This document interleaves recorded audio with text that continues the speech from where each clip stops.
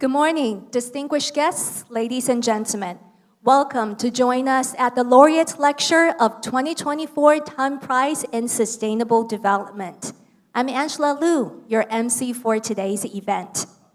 To begin with, we would like to invite to the stage the host of this lecture, Professor Liu Zhaohan, academician of Academia Sinica, to give us the introduction.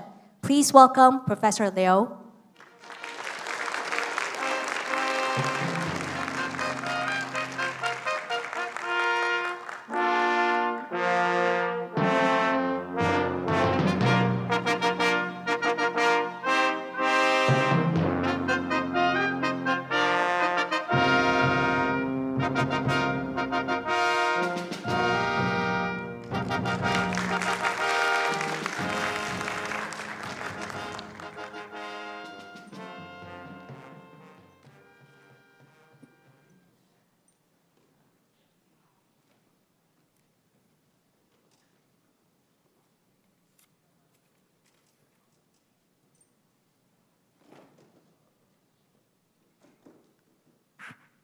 Distinguished guests, ladies and gentlemen, it is a great honor for me to introduce the 2024 Time Prize for Sustainability, the laureate, Professor Omar Yaghi.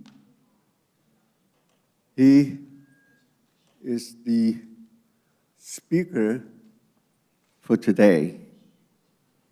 Currently, he is the James and Neil J. Tratter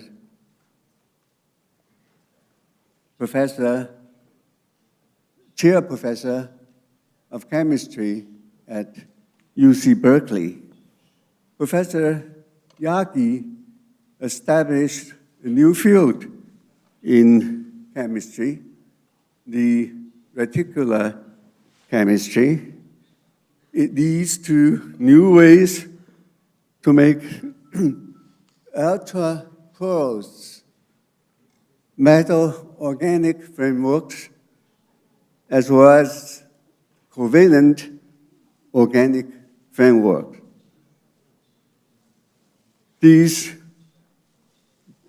Professor Yaghi has demonstrated that these new classes of materials can be tailored for carbon capture, hydrogen and methane storage, as well as harvesting water from desert air. These, of course, will help us build a sustainable future for our planet. Today, Professor Yaghi will talk to us about how the basic science of this new field was established and how this technology was taken from the laboratory to the practical field. He will talk to us on ultraporous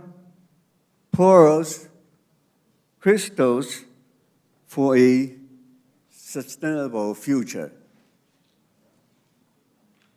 Professor Yaghi, please. Thank you, Professor Liu. Please take your seat.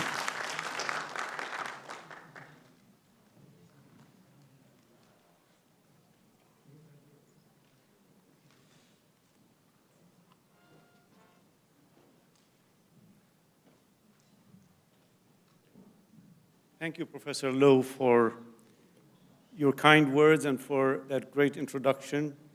I am delighted to be here, and it's really an honor and a pleasure to accept the Tang Prize for Sustainable Development. It's been really a very nice visit to this beautiful place, and also very nice to interact with very hospitable people, including those of the Tang Foundation.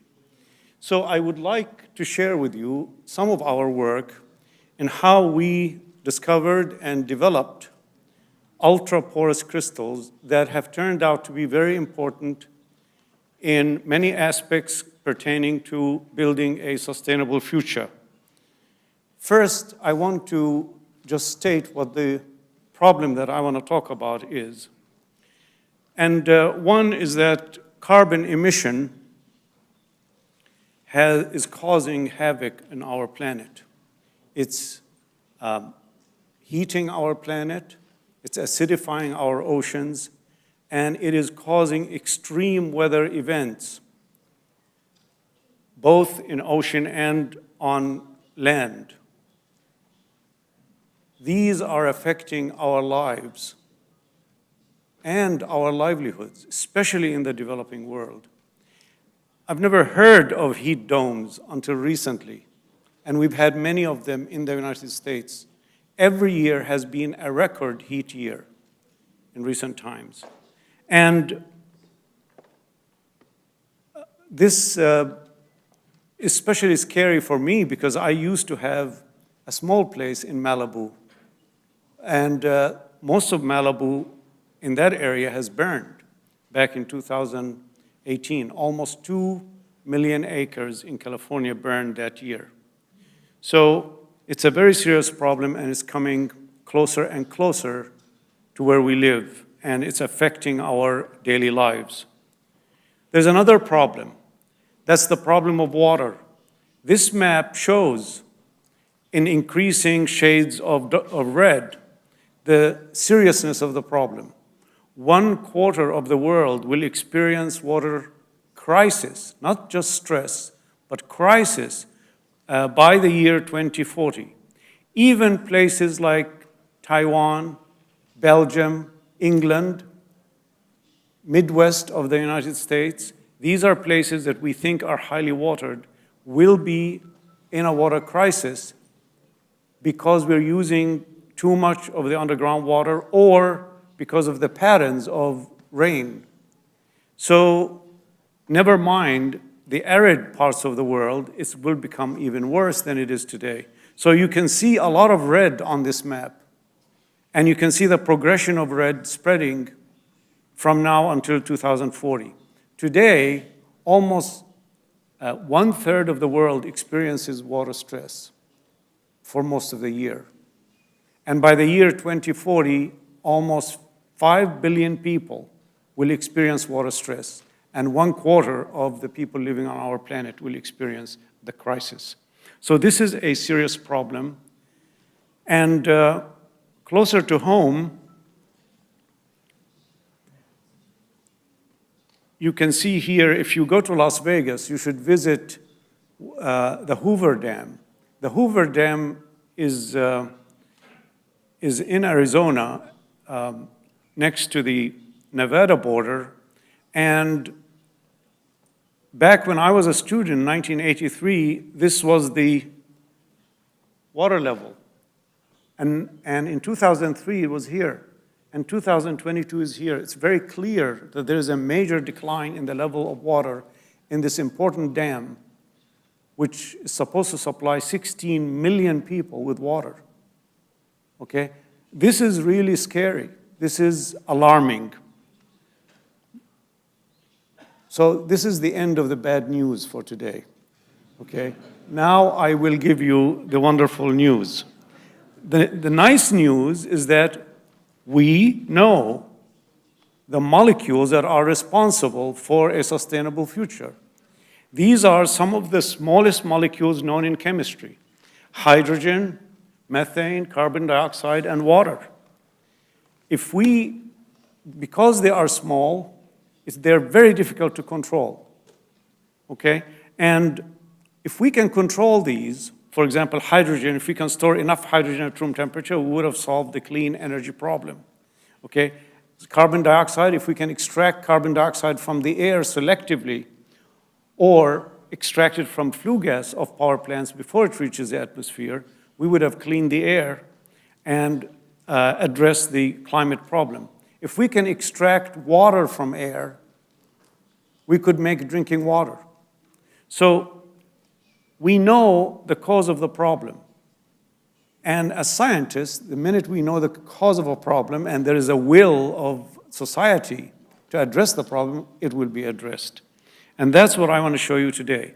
I want to talk about carbon dioxide, and I want to talk about how we can clean the air from carbon dioxide and obtain clean water from air. It sounds like magic. It's not magic. It's really true. Okay, it's real. It's real. So chemists know how to navigate this periodic table. And for the last 100 years, they've been using this periodic table to make molecules, such as drug molecules, pharmaceuticals, right? That's a major contribution over the last century. We have developed a way of taking those molecules and all molecules that you know and putting them together in ways that no one has ever done before to make a large class of materials. Let's say an infinite class of materials with infinite number of possibilities and infinite number of applications. Today I'm going to emphasize the climate-related applications and sustainability. So these materials, they appear to the eye like baby powder or sugar, okay? And if you zoom in to the atomic level, as this movie will show shortly, you will see that they're made from hubs and struts, exactly like a scaffolding, okay? You zoom in on one granule, and you can see very clearly the hubs that are connecting these struts to make a framework, an open framework into which gases, like the ones that I have been describing, hydrogen, methane, CO2, and water, can be incorporated into the pores. So this is a new way of managing these gases and making it possible for us to control them and address the sustainability problem. On the basic science level, the question that we wanted to address was never asked before, in that what happens when molecules interact strongly with each other? What happens if I start taking molecules and stitching them together by strong bonds? That's what we need to do to be able to make these housings, molecular housings of gases. Well, what happens if you're a student back in the 1990s in my lab, you would have gotten something that looks like this, and the physicists and chemists and material scientists in the audience will recognize this is a mess, right? This is really a mess. There is no order to it. You can do absolutely nothing with this. So this is why most people shied away from this area, because we wanted to make something as crystalline and as ordered as diamond. We wanted to make crystals. And diamond puts carbon atoms in an array, in a periodic array. This periodic array is what gives diamond its beautiful properties. So can we take molecules and put them together as they would be in diamond? Well, you need to know how to crystallize materials. Now, it took nature billions of years to make diamond under geologic pressure, geologic time scale, and geologic temperatures. We want to do this in a much shorter time scale. We want to do it within the day, hopefully. So let me explain how we were able to address this crystallization problem. So how do crystals form? Our idea was take building units, take metal ions, and link them with organics. The organic is a strut, and the metal ion forms the hub. Well, notice then that when they come together, they're kind of random. They're not very well ordered. And to make them ordered, you need to control their interactions. You need to find the chemical conditions under which to allow them to combine together and fit together like a jigsaw puzzle. That's not easy because molecules have their own mind. So we have to coerce them and to go against the will of nature to put them together as precisely as you would, with a jigsaw puzzle. Okay, so this is our ordered system, and this is the way these assemble to end up into order. All the chemistry that we developed had to do with how to turn this chaos into order. Okay, and that has to do with controlling the kinetics and thermodynamics of crystallization. And thereby, we have invented a whole new area of chemistry that goes from what people have been looking at, supramolecular chemistry, which is the control of weak bonds between molecules, to the control of the strong bonds, and be able to crystallize frameworks like the movie I just showed you, metal organic frameworks and covalent organic frameworks that are held together by extremely strong bonds, some of the strongest bonds known in chemistry. And thus the birth of a whole new field of chemistry we call reticular chemistry. And I define it as the chemistry of linking molecular building blocks by strong bonds to make crystalline extended structures. Science is relevant to solving societal problems, okay? We want the molecular building blocks because we want to control the materials on the atomic molecular level with precision. We want the strong bonds because we want the materials to be in a power plant for years, not just a day or two. We want them to be there for years without having to be replaced. They need to be stable, and for that stability, we need strong bond, and we need them crystalline like diamond so that all the environment inside the material is homogeneous and it can behave in the same way every time you do a cycle of carbon capture and release. And so the result of this chemistry has been MOFs, metal organic frameworks, and the yellow ball indicates the space within which gases can be incorporated, and COFs, these are all organic compounds that we reported back in 2005 and 2007. And I won't talk about this, but we can also, to indicate the sophistication with which we can control matter on the atomic molecular level, we can also weave, just like in clothing, we can weave on the molecular level in order to transform the mechanical properties of materials. So this chemistry goes beyond just trapping gases in the material, but you can also use them to make mechanically robust materials. So this is how you can do it. It's quite simple. You take a solution of this strut and a solution of what would be the hub, and you put them together under these conditions. These are conditions that organize it like it would be organized in diamond. Make a periodic array, ordered array, and you make what we call a crystal structure here. This is what, if your eye can see on the atomic level, it would see this connectivity. These are the hubs and these are the struts, and this is just a fragment of the much larger structure that extends infinitely. Well, when we discovered this, we knew we had something really important. But we appreciated that importance when we measured the porosity that this framework encompasses. It turns out that the material has about 3,000 square meters for each gram. Okay, think about how many square meters is your apartment? A big apartment. This is a lot more than that, 3,000 square meters. This is as much as a football field for each gram. And so really the inside of the material is much larger than the outside by virtue of the way we have designed them.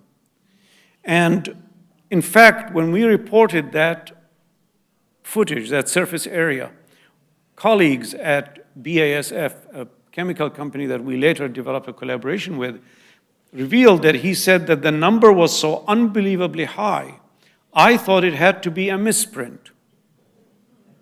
And that began a really nice collaboration with BASF. Back in the early 2000s, we were able to scale these materials up to multi-ton quantities because of this collaboration.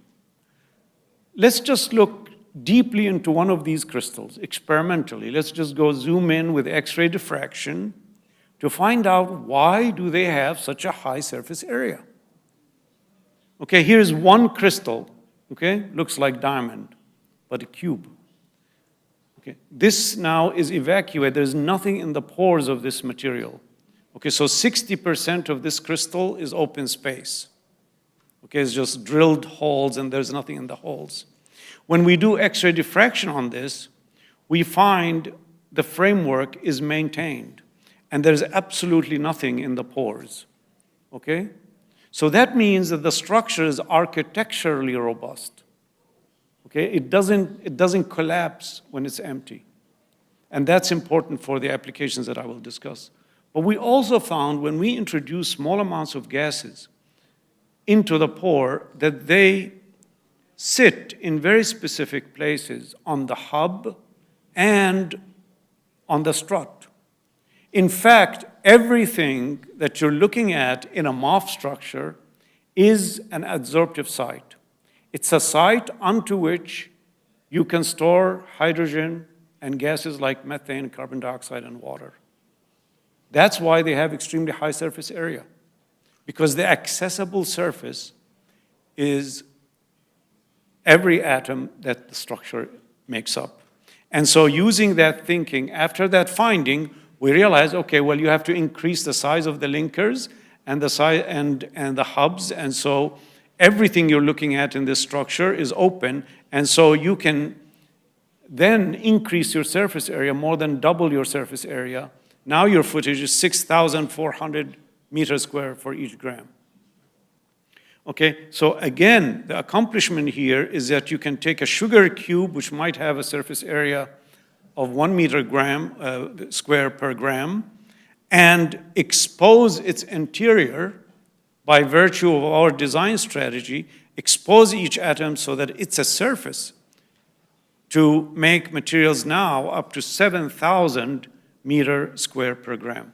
So we open the door on a gold mine of new materials, not just a new way of making materials, but a new way to also modify them, modify the size of your strut, the length, the functionality, the connectivity, the multi-metallic unit or the hub. You can vary the metals, you can vary their connectivity, and you can also tailor the pores in such a way that you can tailor the pores so that the environment inside the pores can be tailored towards a specific application.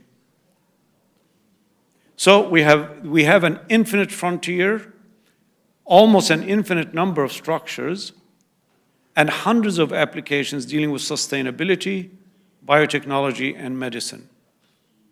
So it was important to take this to the next step, which is let's see if these materials could be scaled up. And BASF a while ago built a plant that produces tons of MOF. This is one of the MOFs.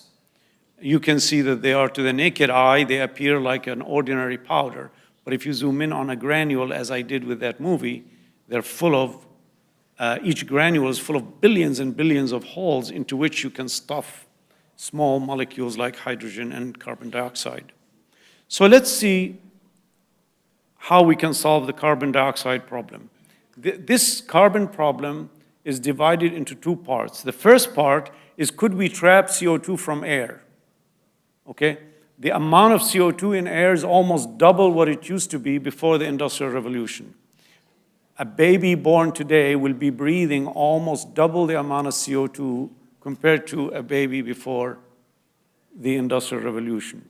So not only it's harmful to the environment, but it's harmful to also humans, and so our health. So the other part is that we need to trap CO2 from point sources before it reaches the atmosphere, such as power plant. If your power plant burns methane, that power plant is emitting 5% CO2 of its by volume, and if it's burning petroleum, you're emitting 16%, okay? So this is the problem stated in numbers. Now, to someone like me who wants to develop a solution, we have to worry about, well, what makes a good carbon capture material? You want a material that has high capacity.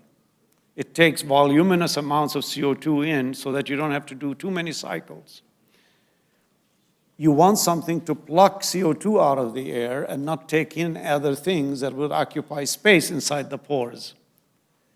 You want the material to be water stable because water is everywhere. And should be also stable to oxygen because also oxygen is everywhere.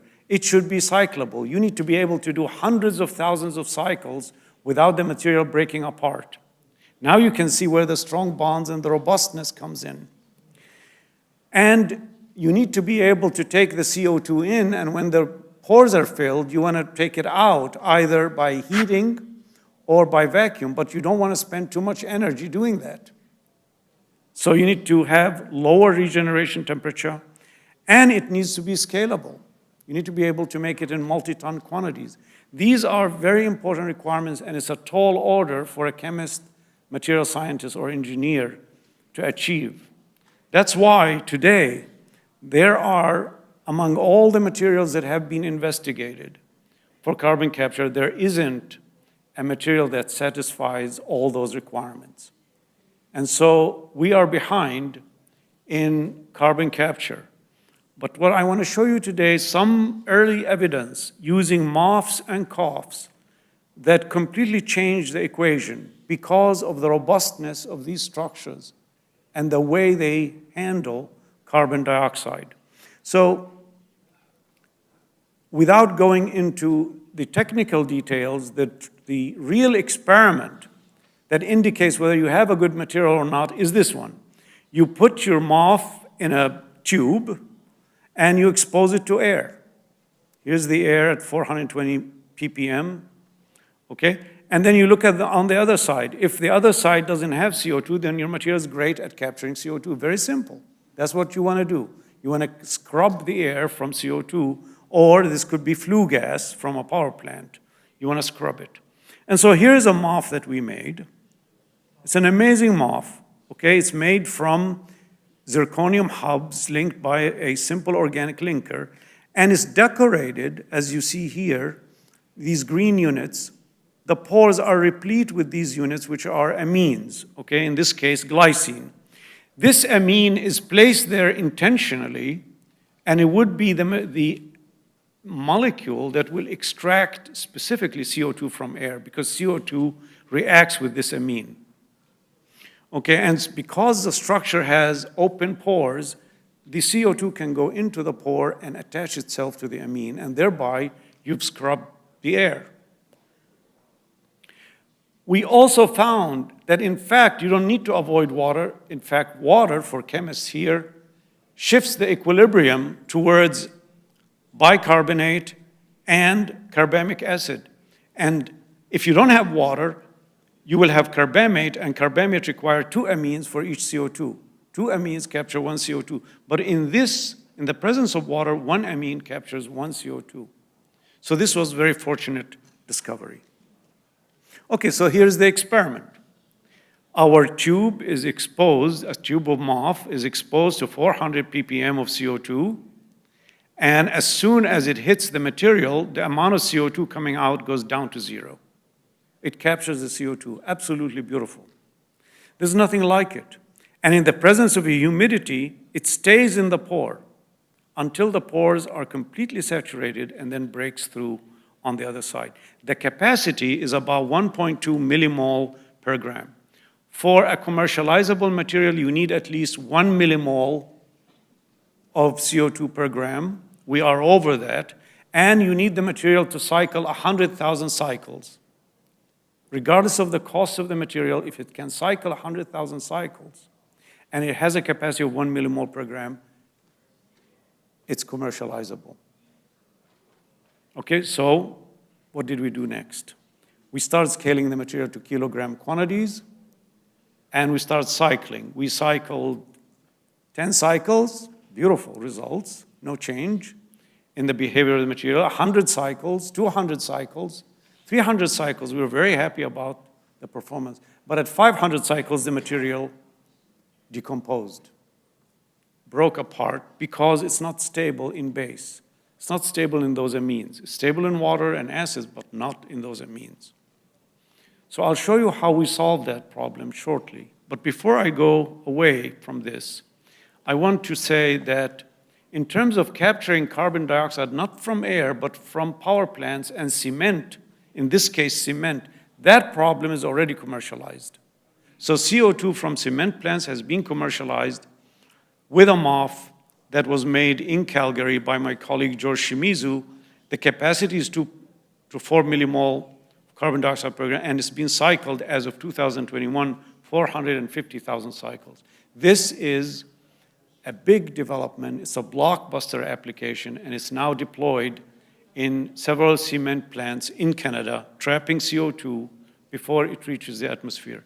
Note here that the flue gas of cement has 14 to 35% CO2. And BASF, back in October 23, announced their partnership with this company and the scaling up of this MOF to 100 tons scale. And it's being deployed, as I said, in those cement plants. Okay, so the problem of capturing CO2 from flue gas that has a lot of CO2, that's solved. I just showed you, it's commercialized. Now we need to solve the problem of taking it out of the air and from flue gas that has smaller amounts of CO2. And for that, we designed COFs. We designed materials that have the same strength of bonds as in diamond. And that's shown here. This in itself is a major development in chemistry. And you can see the stability of the material is unchanged even under the most corrosive conditions, much more corrosive than flue gas or the atmosphere. So I'm very happy to report that, in fact, these frameworks are ideal for capturing CO2 from air. And so here's the backbone of the material in pink and blue. And then we introduce amines. These are the things sticking into the center of the pores. And CO2 comes in and it attaches itself to these blue regions. These are the amine units. Okay, let me show you now a real life experiment.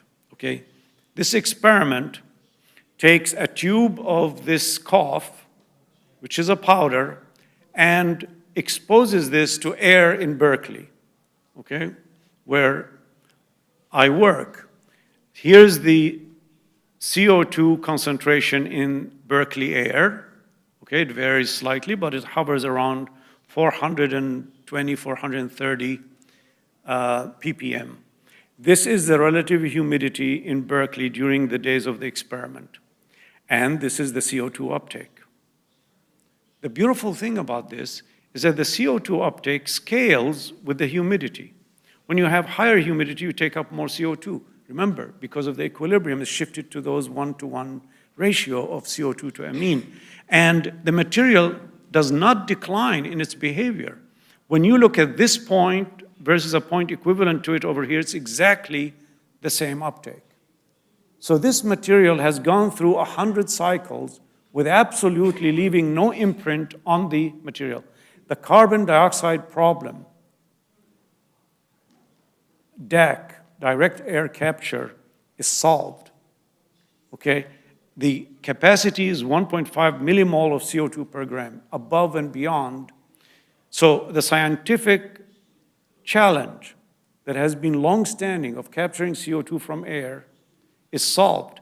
And the same material can be used to capture from flue gas with even better performance in terms of capacity. So what remains is to scale up this cough.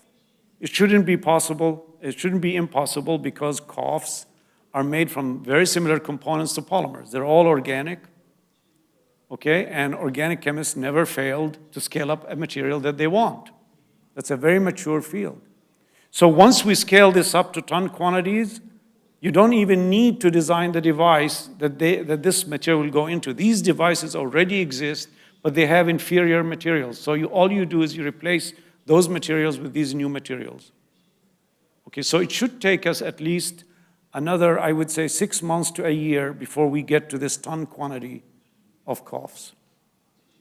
Okay, so this is a real problem. Chemistry, science has come, and we solved it. Now we need to scale it, and we need to basically commercialize it. So now I go to the water problem. The air at any one time contains almost 13,000 cubic kilometers of water. That's much more than we have in rivers on our planet. There's plenty of water in the air. If I was to give each one on our planet 50 liters of water, I would have only used less than 0.01%, okay? 1/100% of the water in the air. So there's no risk of drying the air if we start using air as a source, as a new source of water, which I will show you how we have been able to do that. And it's recyclable. We don't destroy water. Water doesn't get destroyed, just used and then reintroduced into the atmosphere or into the environment. Why is harvesting water from air so challenging? This can be revealed in examining a psychrometric chart. This chart is a plot of how much water is in the air in grams per cubic meter of air versus temperature. And I've colored the watered areas in green and the arid areas, roughly the arid conditions, in brown. And let's say I'm in a city over here, usually a Mediterranean city like Granada or Rome, would be about here. Okay, humidity 20% and temperature 30%. For me to get the water out of that air, I must cool down the air down to 4 degrees Celsius. That's refrigeration temperature. That's very energy intensive. You're not going to make economically viable devices based on this kind of direct cooling. But let's go back to the movie I showed you. Let's imagine that moth could be programmed to pluck water out of the air and compact it into its pores. Okay, so that you're building a water structure, almost chunks of ice at room temperature inside the pore. And then I take this moth that is filled with water and I put it in a container. I close that container and expose it to sunlight. The interior of the component of the box or the compartment will heat up, water comes out of the pores and condenses. So now I have created a humidified environment, and in so doing, I only need to decrease the temperature by a few degrees to get the water out. Okay? Much easier to take water out of humid air than out of dry air. That's exactly what we have been able to do. So here's a moth. I won't describe it, but here's a crystal structure of a moth that is ideal for taking water out of the air. And it's a movie that I'm going to show you. We're going to extract one of these pores out and slice it and show you where each water molecule resides. Okay, and notice that the very first water molecules sit in the most hydrophilic region. And when the hydrophilic region is filled, is saturated, there is next to it hydrophobic region. So really the interior of the moth is a grid of hydrophobic, hydrophilic, hydrophobic, hydrophilic. When the hydrophilic pockets get filled, they bridge over the hydrophobic regions. And so this push of the hydrophilic and the hydrophobic allows you to control the temperature at which water could be evolved from the system. And so I'm going to show you a movie of that. This is a result of X-ray diffraction analysis. So we know exactly where all the atoms are located. And the first water molecule goes into the hydrophilic regions, okay, 3 regions. Then it fills up the hydrophilic region. Now it bridges over the hydrophobic region, okay? And it does it in a cooperative fashion, just like oxygen in our body going and interacting with the hemoglobin, binding to iron. The first water molecule is a seed that allows you to have a cooperative bonding with other water molecules in the atmosphere and bringing them in. Okay, and that's how the pores get filled. Now I have contained water in small volume, and it's almost chunks of ice inside the nanopore of the material. So this works so well in the lab that we wanted to test it in the desert. So the students took it to Death Valley and made a device you see here. It has pancakes of moth. During the night, they're exposed to air. They take up water out of the air. During the day, they close it, and it heats up, and you can harvest the water, okay? This device is no bigger than a briefcase, okay? And already you can see droplets of water that are being harvested. No energy input aside from ambient sunlight, okay? No one has managed to do this ever in the history of humankind. But these new materials are able to take what we call magic and bring it into the realm of reality. And if you like Death Valley as much as I do, you can see here this what is called the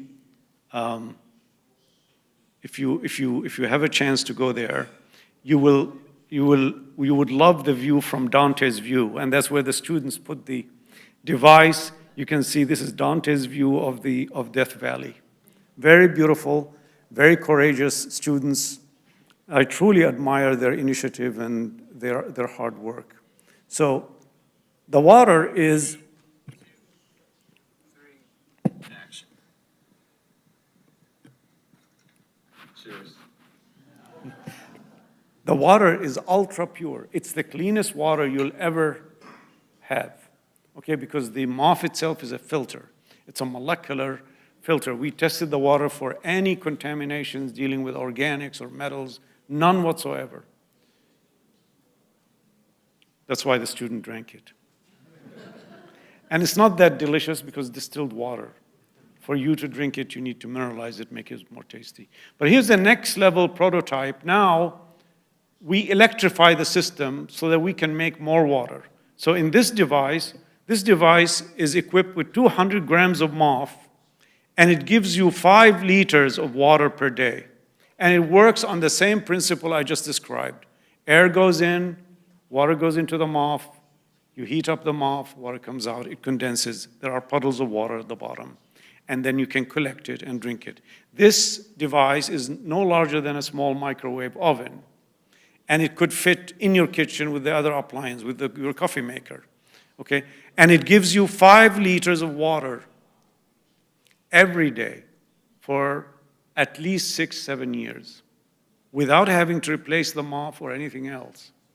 200 grams of MOF, okay? So this is, to me, this is very exciting because now we're beginning to see that perhaps each one of us could have one of these devices, either devices that are attached to electricity or devices that run on ambient sunlight.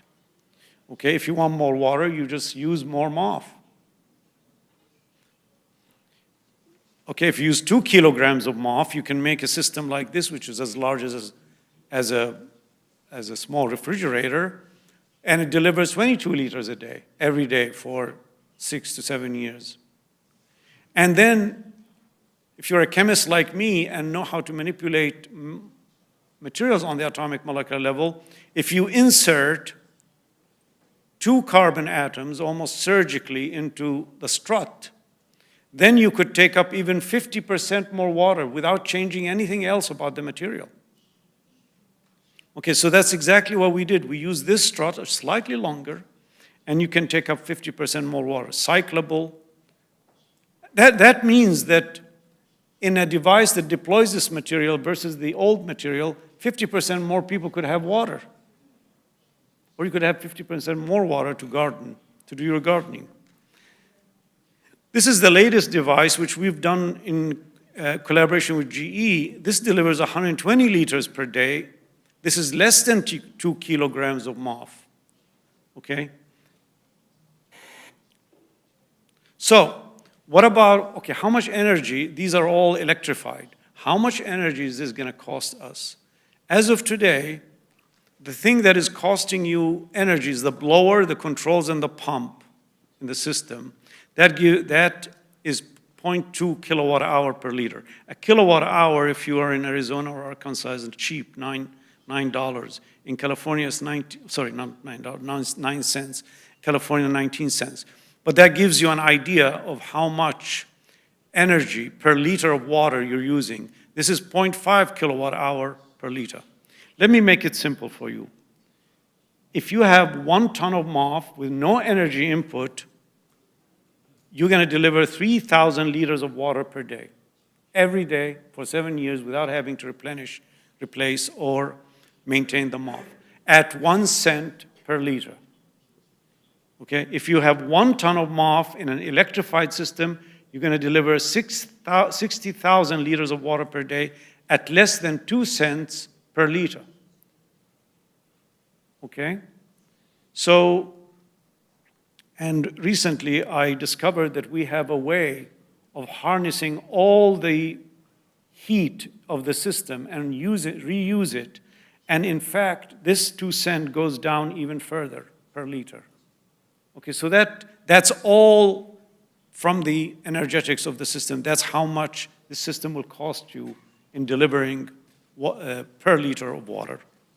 So this was a headline recently: global fresh water demand will outstrip supply by 40% by 2030.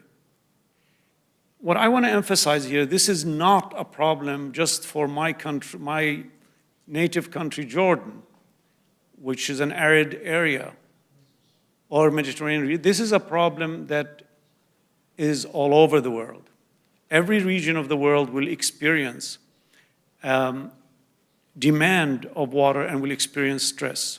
And so if you take our old MOF just for fun, you can see that even with the old MOF 303, that even in the driest deserts of the world, at the driest time of the year, harshest time of the year, you're still delivering water. This is about 7 liters of water per kilogram of MOF per day. Okay, and you can get more in Mojave Desert, which is one of the driest deserts in North America. This is Lanzhou, which is in the western China, Kabul, Riyadh, Baghdad. You see in Riyadh, you can get about 36 liters of water per kilogram of MOF per day, every day, for up to 6 to 7 years. Same thing, you can plot it for New York, Stockholm, Los Angeles, London, Granada, Rome, Perth, Cape Town, Delhi, Dhaka, okay, Chennai. Okay, and when you start thinking about, well, how could this be deployed in society? I went crazy, because it's every aspect of our life involves water. Household use, business, industry, government, remote areas, emergency use, personalized water, real estate, okay, because people are not gonna live in the city anymore. They're gonna want a place outside the city. Now they can have their own water, independent of the grid. Okay, so it's maybe water harvesting is a real estate company, not a water harvesting company. Okay, seriously, we want to give water independence to the world. Water is a basically human right, and I think this technology will give each of us water independence, because we have a device that does not have to be plugged into the grid. And if you really want it plugged into the grid, you can do that. but we can harvest water, and I showed you the numbers, without energy input, just sunlight, or plugged into the wall and getting water that way. So you will have water independence, clean water that could be used for drinking, could be used for agriculture, you don't have to mineralize it, could be used for other things. Well, it took us 25 years to get here. Okay, I've spent, let's say, most of my adult life working on this. Okay, never mind all the hard work as a child. Okay, doing my homework and memorizing poetry and solving math problems and everything since I was 4 years old. So I basically spent my whole life working on this. And it's terrible. Okay, it's terrible. Of course, I enjoyed it, but it's terrible when you think what AI could do, right? The fact is that AI could shorten this span by a lot. So we would be very silly not to invest in AI so that developing the next generation of materials that society needs doesn't take 25 years and somebody's whole life. That we can do it with the aid of AI. So this is now my passion.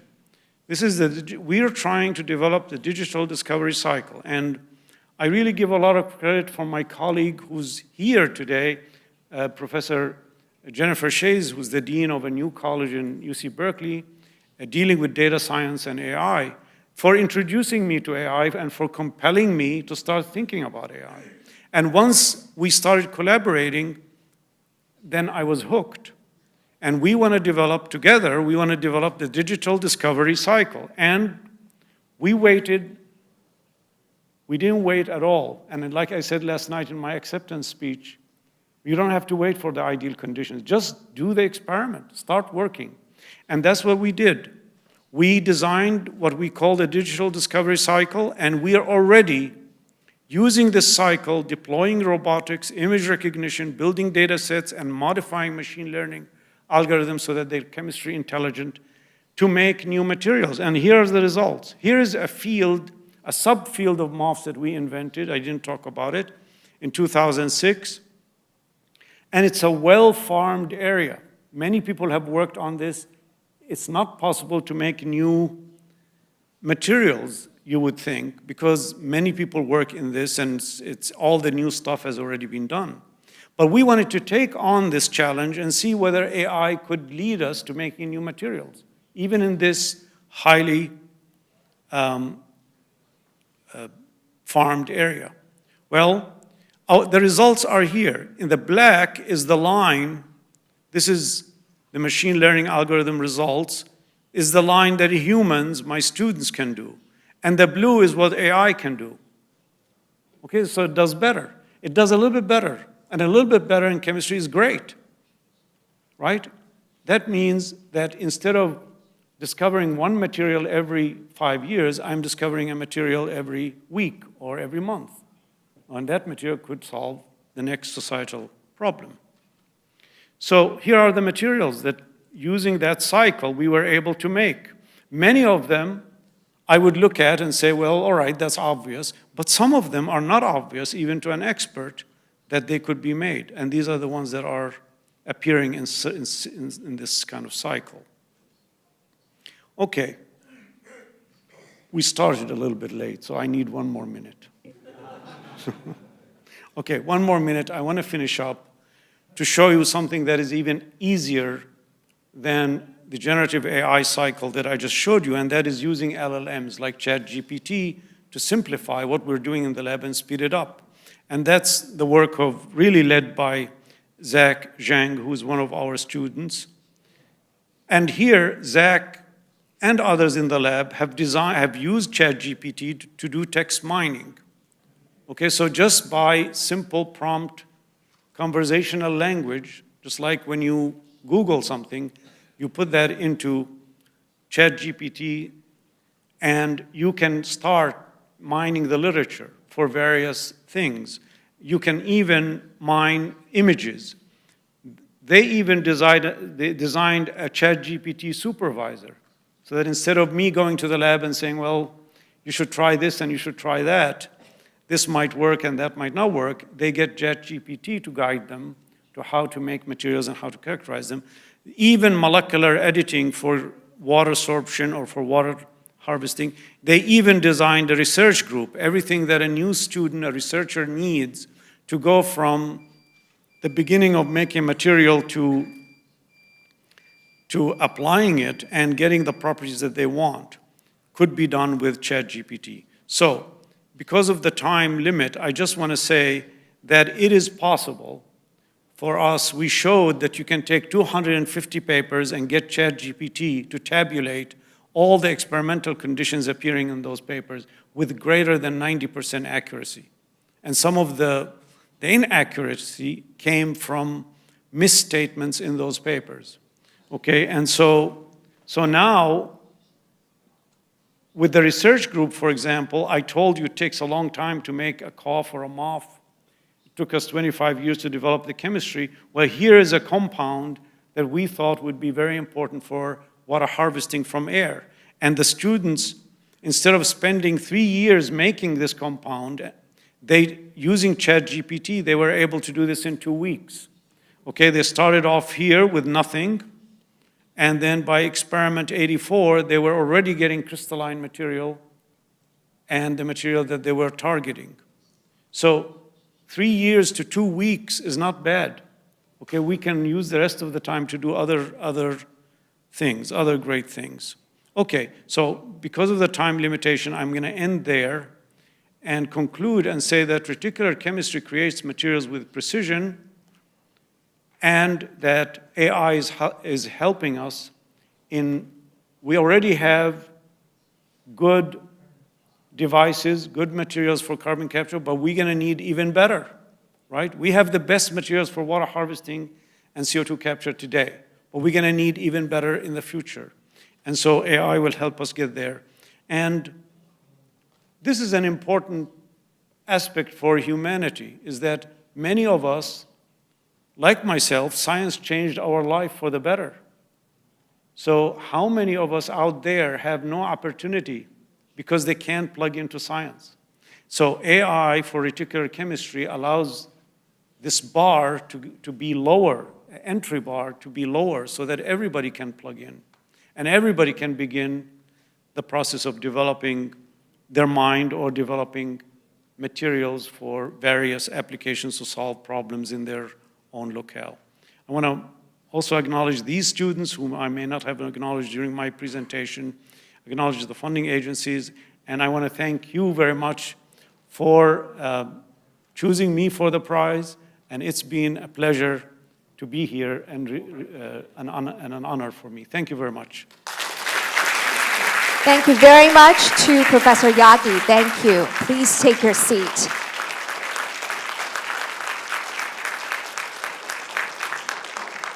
Thank you, Professor Yagi. Thank you. Please take your seat.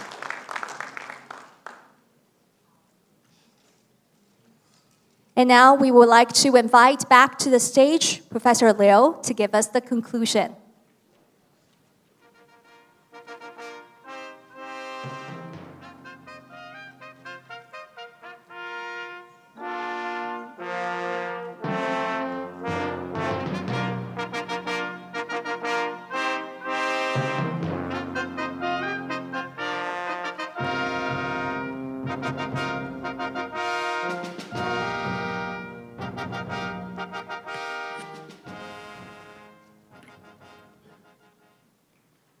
Thank you. Thank you very much, Professor Yagi, for your very wonderful explanation of the basic science behind reticular chemistry, and your explanation, your description of many of the wonderful applications of moths, coughs, which are very important for us to build a sustainable future. And also thank you for reminding us or to give us a sort of new horizon for material research, bringing AI into collaboration with particular chemistry. It is rare that a person, a scientist, invented something and afford his fellow scientists, fellow researchers, to have the confidence to enter the field, to follow him. And Professor Yagi has done it.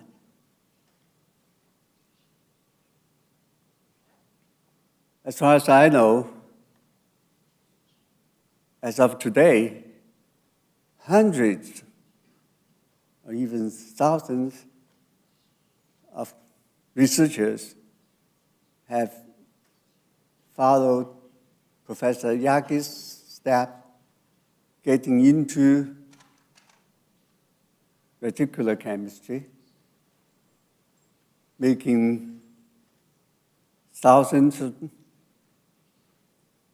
tens of thousands, new moths, calves, trying to solve different problems. That's really a unique situation. And Professor Yagi has accomplished that. Before I end, I like to bring up another aspect of Professor Yagi. Professor Yagi founded a foundation called Berkeley Global Science Institution,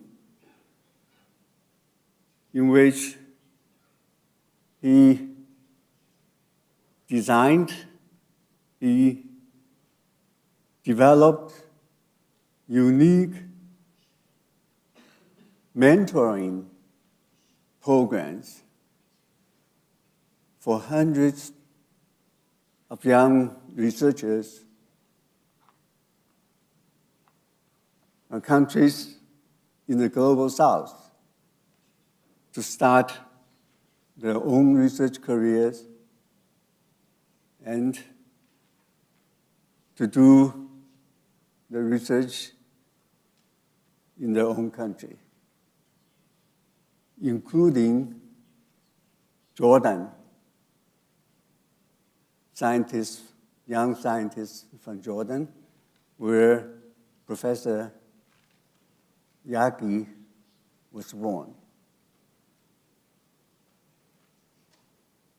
Ladies and gentlemen, this is in the true spirit of sustainable development. Let's salute Professor Yagi.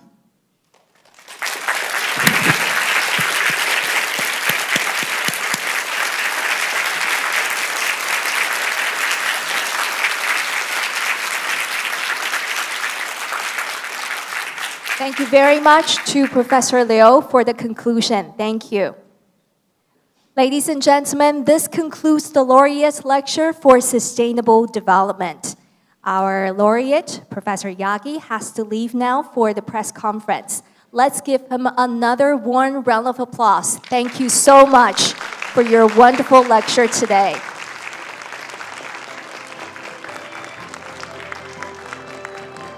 Ladies and gentlemen, thank you for your participation. The next lecture session will be for Rule of Law, which will begin at 11. Please don't forget your personal belongings as you leave, and we wish you a good day. 各位来宾，第6届唐奖得奖人演讲永续发展场到这边圆满告一个段落，非常感谢您的参与，也希望大家都有满满的收获。下一场法治场的演讲将于11点钟开始，欢迎报名参与。离场时，请记得您随身携带的物品，并且归还您所借取的同步口译设备，取回您的证件。谢谢。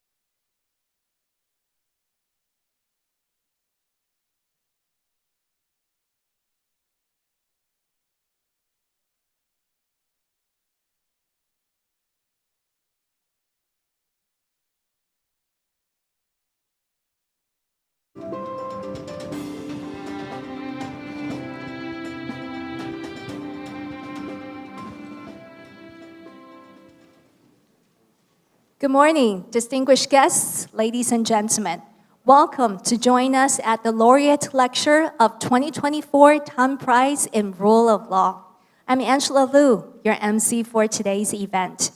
To begin with, we would like to invite to the stage the host of this lecture, Professor Ye Junrong, Chair Professor of National Taiwan University, to give us the introduction. Ladies and gentlemen, please welcome Professor Ye.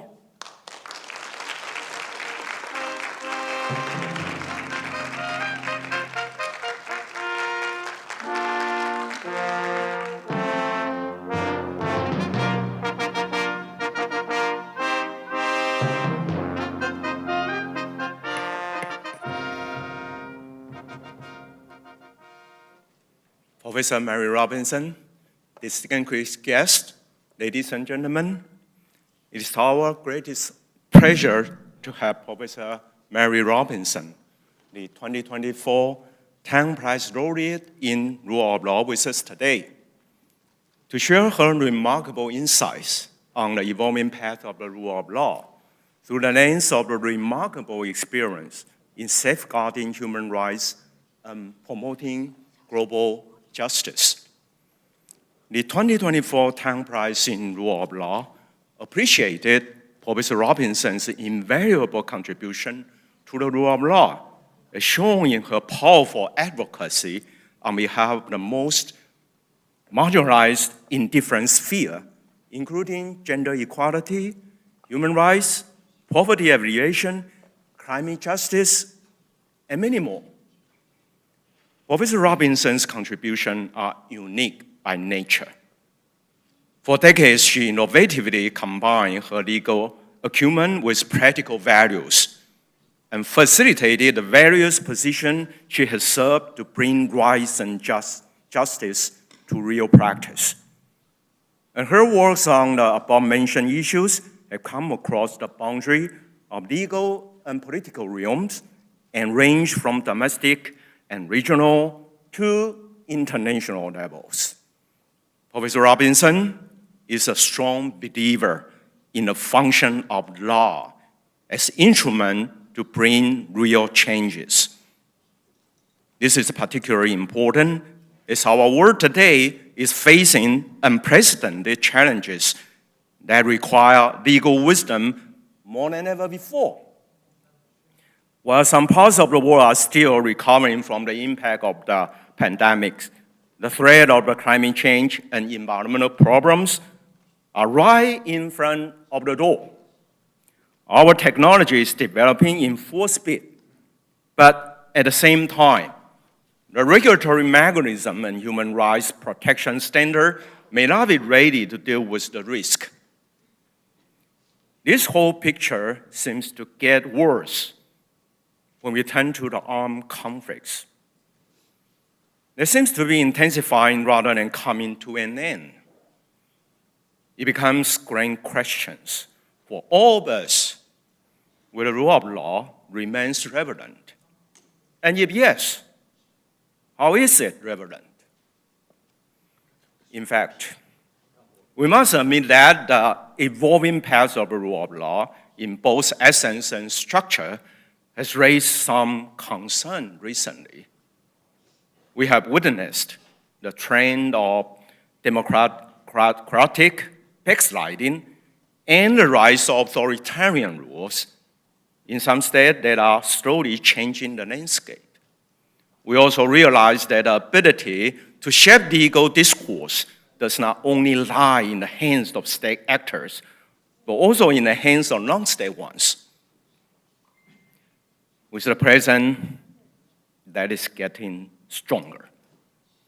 Things are getting complicated with the existence of intertwined norms at local, national, regional, and international levels, enhanced by the trend of globalization, all which have caused the mission to safeguard and promote the rule of law harder than ever before.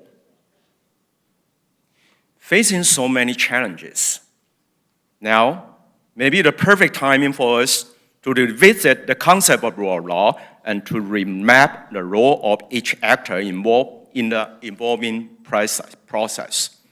Professor Robinson's lecture today, with title, Rebuilding Respect for Rule of Law, an Urgent Task, a Shared Responsibility, will lead us to take a closer look at the factors that work behind the changes, aiming to find practical ways to enhance and promote the rule of law. Ladies and gentlemen, let's welcome Professor Mary Robinson.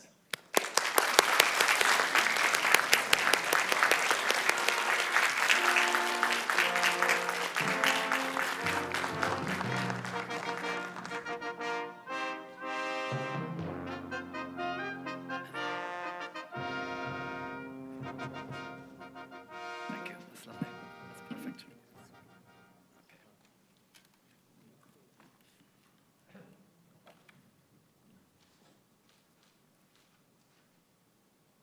Happy Teachers' Day.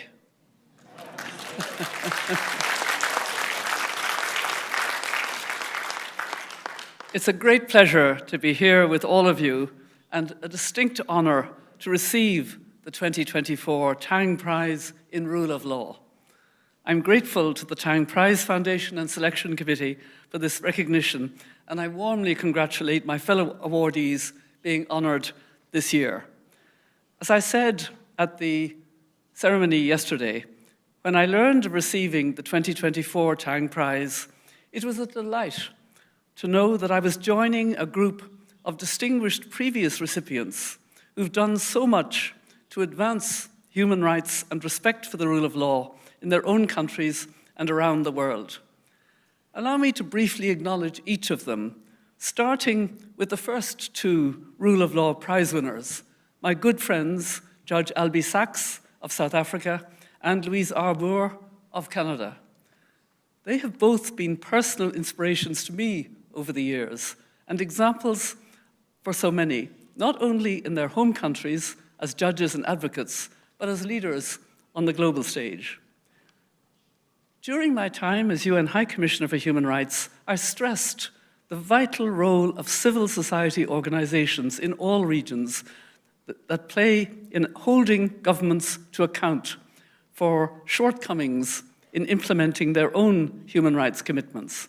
I therefore very much welcome the 2020 Tang Prize being jointly awarded to the Bangladesh Environmental Lawyers Association, the Colombia-based De Justicia, and the Legal Agenda in Lebanon.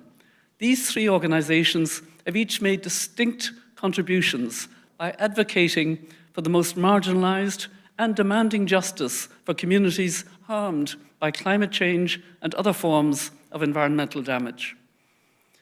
Awarding the Tang Prize to leading academics and thinkers in our field is to be applauded as well. The selection of Professor Joseph Raj in 2018 and Professor Cheryl Saunders in 2022 recognizes the importance of rigorous scholarship in continually assessing progress and pushing for strengthened efforts to uphold respect for rule of law and good governance at all levels. All these previous Tang Prize recipients and their work should serve as reminders that advancing respect for the rule of law is an ongoing task and a shared responsibility that remains crucial today, perhaps more so than at any point in our lifetimes. And this is so for two main reasons. First, because we face multiple global crises, where established as well as still emerging legal standards and institutions are critical to collective responses. Legal systems and governing institutions that fully adhere to rule of law principles play a key role in addressing our most pressing challenges, from halting the climate and nature crisis to tackling the dangers of global pandemics to ending armed conflict and violence in countries around the world. Second, the rule of law is so critical today because living up to the tenets of this principle is a prerequisite for healing divided societies, for rebuilding a fractured world order, and for forging consensus on how to bring about human security for all.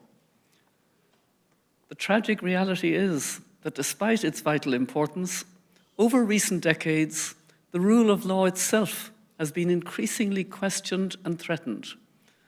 As we all know, a growing number of authoritative and divisively nationalist leaders have taken steps to undermine or dismantle rule of law norms as a way to strengthen their own position and weaken accountable and inclusive governance at home and internationally.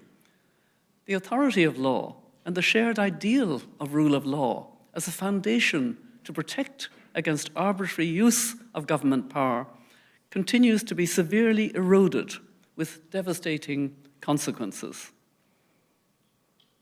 Regaining greater respect for adherence to rule of law will require real changes in how power is exercised in our world.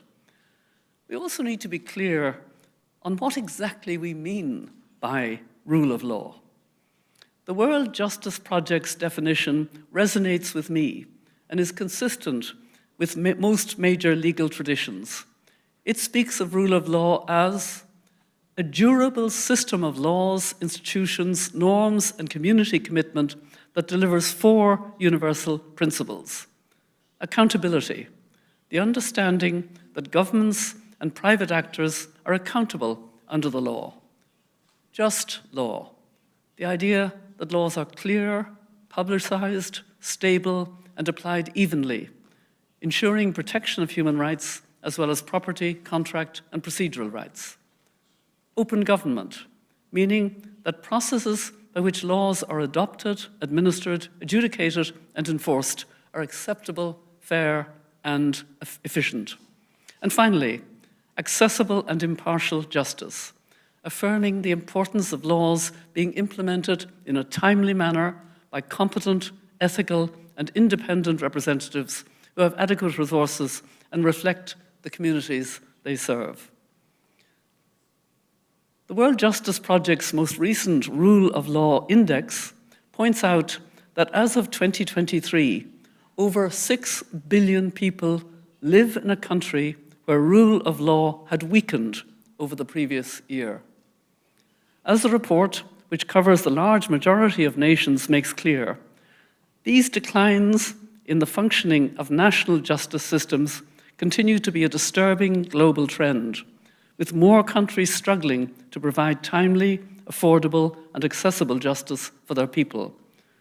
And as we marked the 75th anniversary of the Universal Declaration of Human Rights in 2023, the Rule of Law Index concluded that during less than a decade, key human rights indicators have also declined at an alarming rate, most notably with civic participation falling globally by 83%, freedom of assembly by 81%, and freedom of expression by 78%.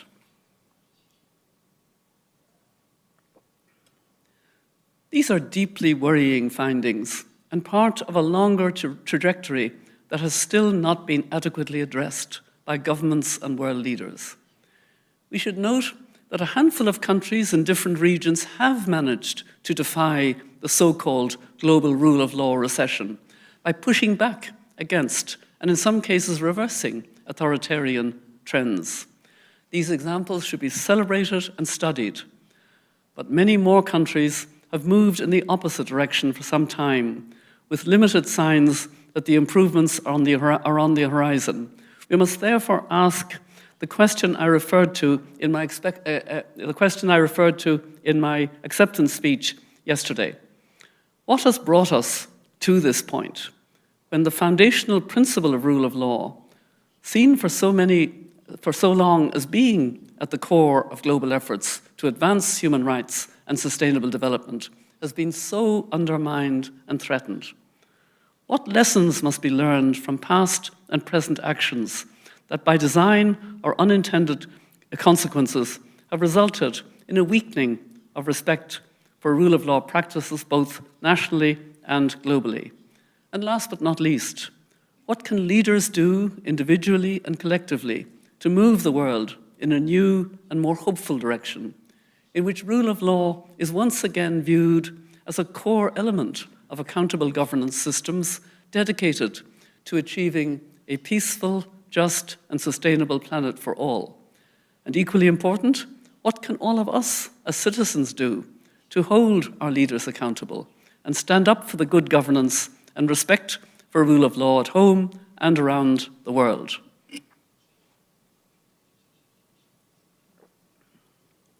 These are big questions, to be sure, with no simple answers.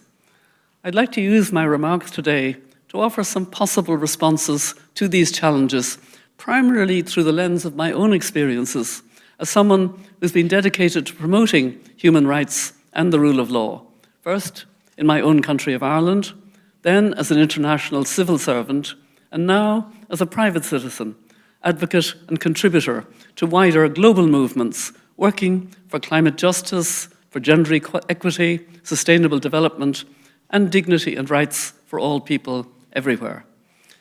I hope my reflections will help make the case that despite this perilous moment, we shouldn't underestimate the enduring moral power of good governance norms or their importance in meeting urgent challenges, and that we shouldn't ignore or forget the histories of countries from different legal traditions and cultures who have made significant progress in fostering societies where individuals and communities are able to live lives in larger freedom.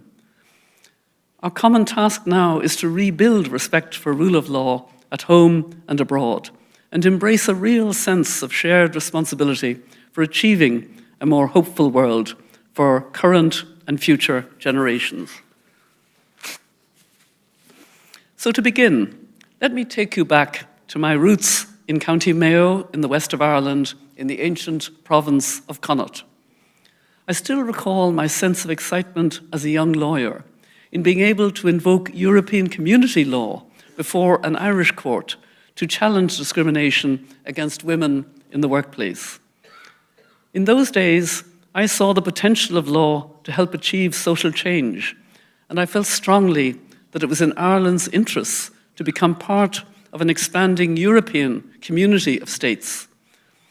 At a personal level, I was beginning to fully realize the sense of being both Irish and European, and of being comfortable with both identities. But I also recognized that reaching outside of Ireland could be frightening for many. Forging bonds beyond local communities and the nation needed to be about more than identities as consumers or workers. We had to be clear about the shared values that united peoples across national borders as part of a wider Europe and as members of one human family. The progress we've made in Ireland and in Europe in the years since is evident, but the work of building and maintaining bridges between peoples is never finished. We see once again today how renewed uncertainties about the future are at the heart of many fragile and fractured societies.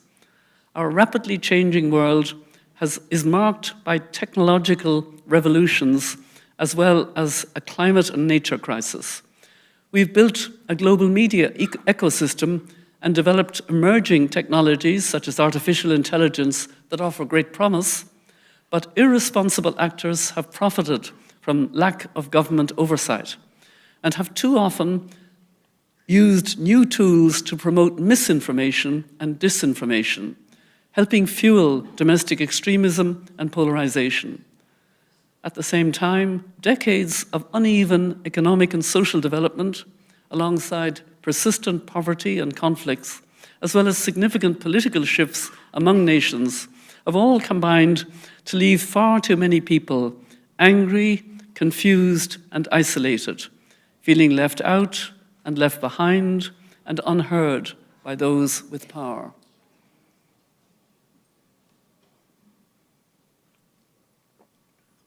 Such deep unease helps explain why faith in the legitimacy and effectiveness of our legal systems is widely challenged today. These vulnerabilities have been used by politicians and other influential voices to stoke divisions within and between societies. In many countries, minorities or migrants continue to be blamed for wider societal problems and portrayed as threats to national security. Again and again, regional and international institutions, civil society organizations, human rights defenders, and journalists are attacked as being foreign, or even worse, labeled as enemies of the people. I saw these troubling developments begin to take hold following the terrorist attacks on the United States in 2001. At the time, I was serving as UN High Commissioner for Human Rights and witnessed how, in the days and weeks following the horrific attacks of 9/11, the values and processes associated with the rule of law were being questioned by many government leaders. I was asked, sometimes honestly, but often for more cynical political reasons, whether new threats to human security and public order, from terrorist groups to mass migration, from the proliferation of weapons of mass destruction to climate change, could be adequately confronted without rethinking or indeed putting aside rule of law, norms, and practices. At the time, my UN colleagues and I stressed that it was precisely such dangers and the changing, more interconnected world we live in that made strengthening respect for the rule of law so important. Why?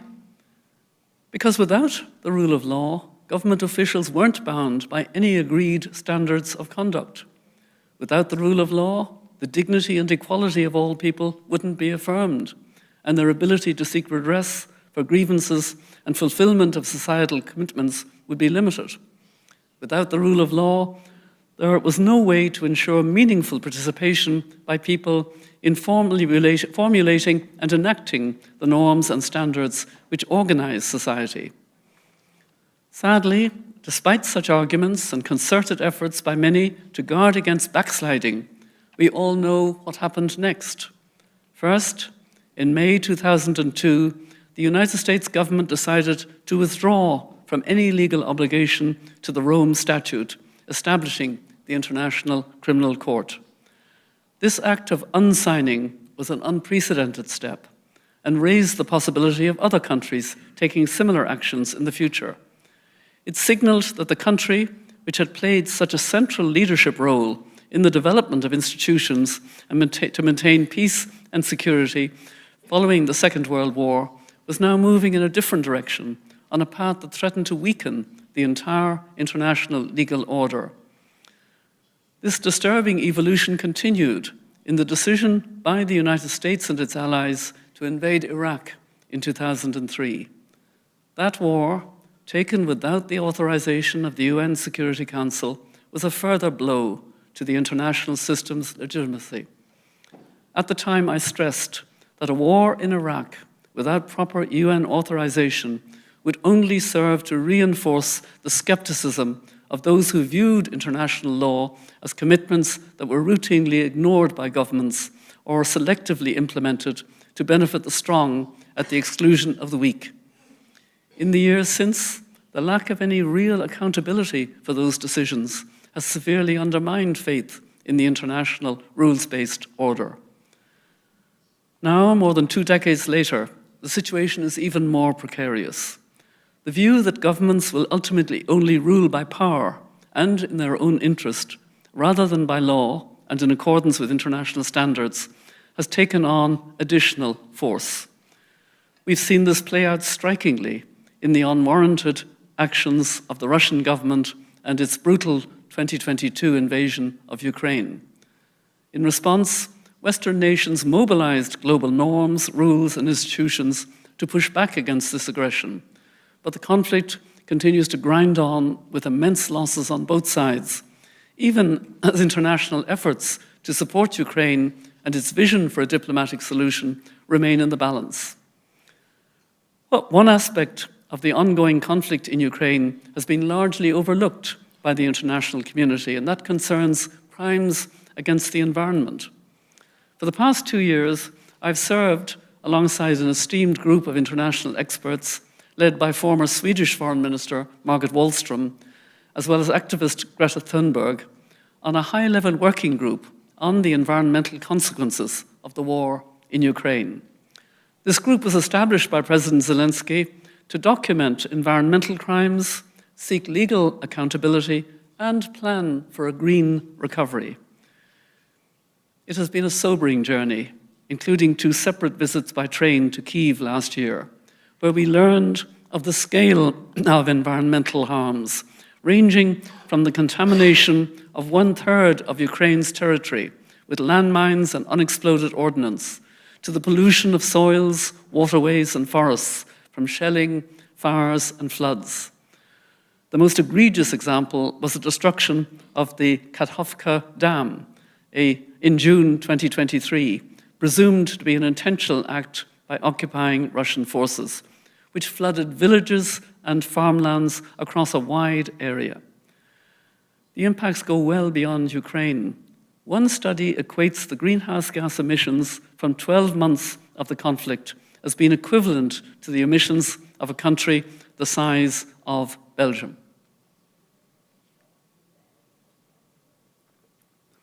Yet another painful reminder of ongoing conflict, in which rule of law norms continue to be openly flouted, is found in the scale of the disproportionate response by the Israeli government in Gaza to the unspeakable Hamas terrorist attack of the 7th of October 2023. As we're all aware, the scale of human suffering is intolerable, and death tolls have reached shocking levels. Over 41,000 Palestinians now reported killed by Israeli forces. Prospects for a ceasefire hang by a thread, even as fears of a wider regional war in Lebanon and perhaps beyond continue to build. The recent advisory opinion of the International Court of Justice concerning Israel's occupation of the Palestinian territories, alongside a separate case brought by South Africa, alleging that Israel is committing genocide in Gaza, was a landmark. As legal commentators have noted, the content of the opinion wasn't unexpected. The court essentially reconfirmed established international law by concluding that all these territories are under Israeli occupation and that the ongoing occupation is unlawful and should be brought to an end, in quotes, as rapidly as possible. The advisory ruling stresses as well that all states are under obligations, and I quote, not to recognize as legal the situation arising from Israel's unlawful presence and not to render aid or assistance in maintaining the situation created by the continued presence of Israel in the occupied Palestinian territory. At the end of July, 38 UN independent human rights experts appointed by governments in the Human Rights Council issued a joint statement supporting the ICJ advisory opinion. The experts made their own calls for an arms embargo to cease the sale, transfer, and diversion of arms, munitions, and other military equipment to Israel, as well as targeted sanctions on an international protective presence and investigations and prosecutions of those involved in crimes in the Palestinian territory.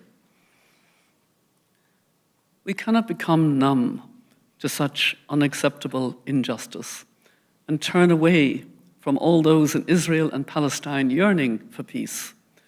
We must acknowledge that the lack of effective action over a long period to help resolve this conflict and bring an end to Israel's offensive in Gaza has fed perceptions of Western hypocrisy concerning the fair and consistent implementation of international law. This real sense of double standards has been even more damaging in creating a permission structure for leaders wishing to undermine or disregard their own country's human rights commitments, as well as their legal obligations in a range of other areas, from trade to climate change to arms control. We now face a moment in which the legitimacy of the rules-based international order that has been so carefully built up over more than 75 years could be on the verge of a complete unraveling. As UN Secretary-General Antonio Guterres has starkly put it, and I quote, "We are at grave risk of the rule of lawlessness."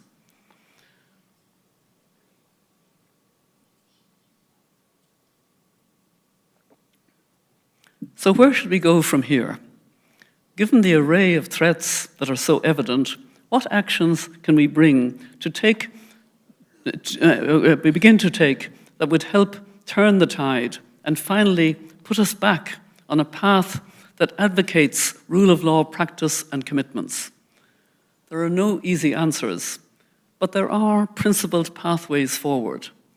Let me offer 3 broad areas that I believe should be part of wider efforts to move in a more hopeful and rights-respecting direction. First, we must renew our shared commitment to achieving the internationally agreed roadmap that is already in place, that if followed with political vision and courage, can deliver a fairer, more just and peaceful world. In 2015, the UN Sustainable Development Goals were agreed upon by a record-breaking number of governments around the world. Goal 16, for peace, justice, and strong institutions, commits nations to ensuring access to justice for all and reaffirms a shared goal of promoting the rule of law at the national and international levels. And I wear the STD badge at all times. These commitments, reaffirmed last week at the UN Summit for the Future, must be backed up by adequate resources and practical actions, beginning at the local and national levels. I've seen throughout my career, and today as chair of the Elders, the group of leaders founded by Nelson Mandela in 2007, that there are individuals and organizations in all regions and at all levels who are working to advance these goals. I've watched as women leaders have made breakthroughs around the world, resulting in greater gender equality and access to justice. They know the rule of law is a critical component in rebuilding public trust and giving people renewed confidence that institutions at all levels are working in their interest. We must ensure their voices are heard and see to it that all committed to positive change have seats at the table where decisions are made. Speaking of young people, we must give much greater attention to the issues of intergenerational justice and rights of future generations. The recently concluded UN Summit for the Future adopted, as you know, a declaration on future generations, which for the first time recognizes the need to protect those not yet born. Second, we must reaffirm that the rule of law is essential in addressing complex transnational challenges that are currently blocking efforts to achieve sustainable development. And then we must address the art of the possible. For example, over recent years, we've seen how a rights-oriented understanding of the rule of law has informed the development of international environmental law, including climate change law. But there is still much to be done. It has been greatly encouraging to see that more than 100 states have recognized the right to a healthy environment at the national level through constitutional or legislative provisions, and that this right has now been recognized internationally and incorporated into numerous regional human rights agreements and environmental treaties.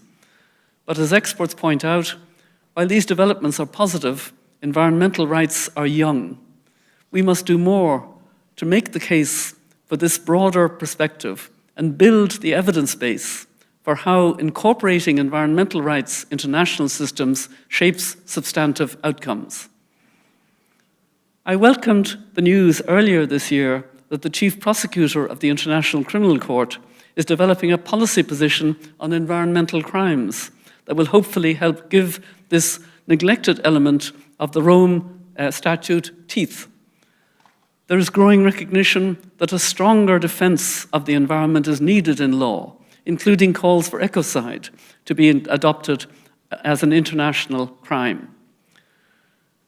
The continued rise in climate change litigation is also encouraging, as citizens assert their rights and hold governments and corporations to account via the courts, including the recent case involving Swiss pensioners, Swiss grannies, at the European Court of Human Rights.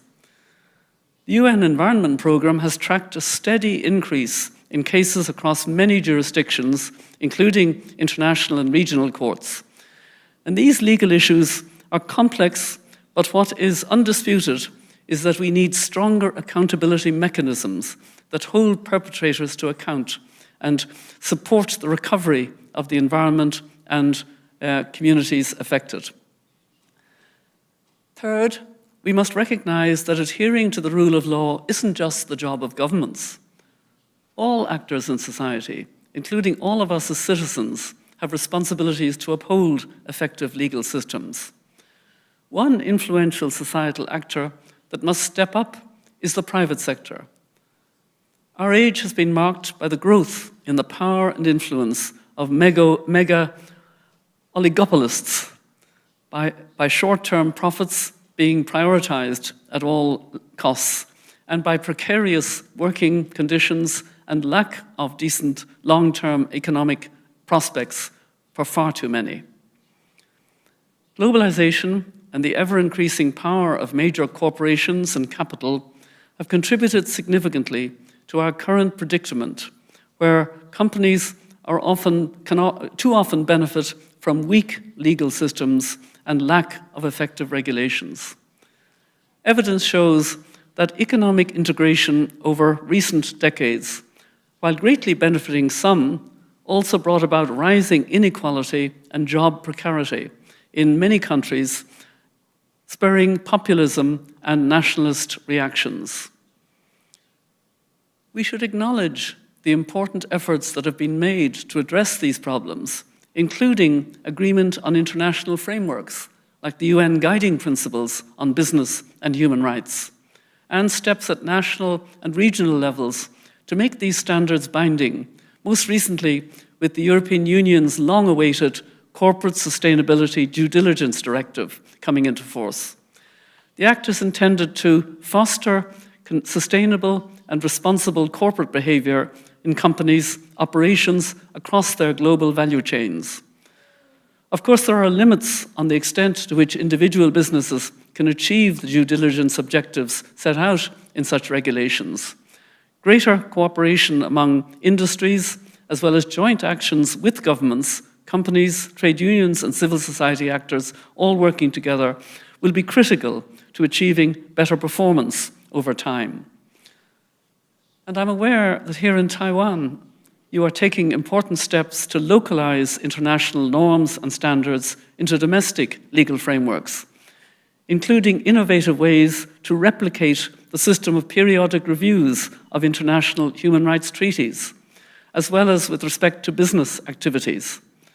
I was pleased to learn from my colleagues at the Institute for Human Rights and Business about the inaugural Taiwan International Business Forum held earlier this year, aimed at increasing corporate awareness on human rights and environmental due diligence. Taiwanese businesses and international brands with value chains in Taiwan are all have responsibilities to respect human rights in line with international standards. Ongoing actions in this area should be welcomed, and these efforts should continue, including following up with the second version of Taiwan's National Action Plan on business and human rights, and working with partners to make further progress.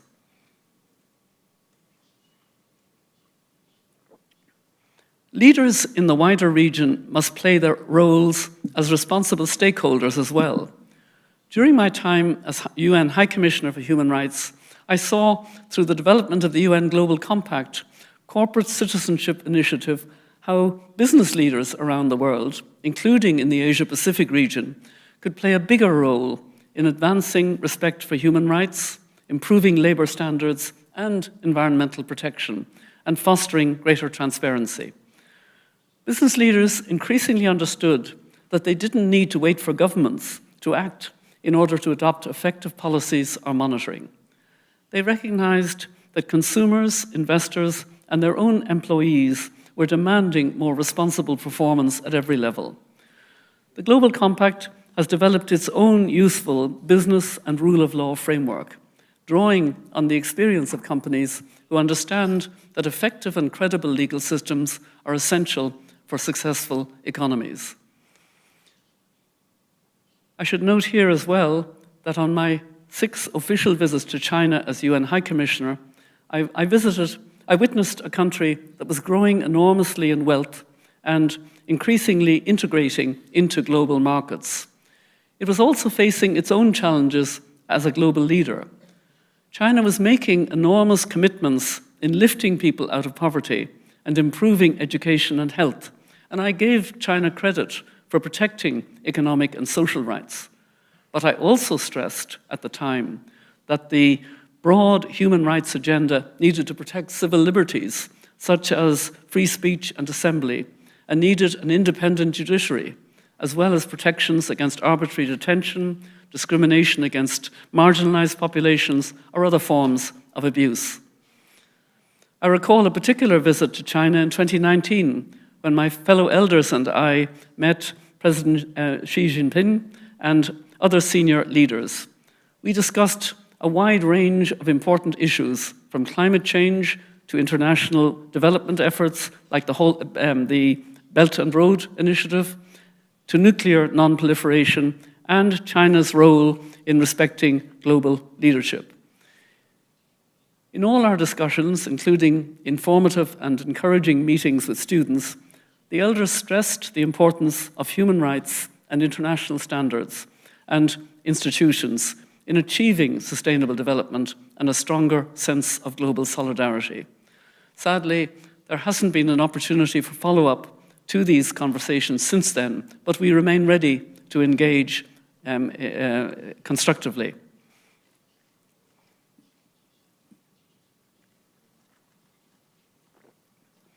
All of this is to stress that in addition to making sure that their own activities do not harm the rights of workers and wider communities, business leaders around the world should recognize their power to serve as influential advocates for social change and do more to make the case for the importance of rule of law in healthy societies.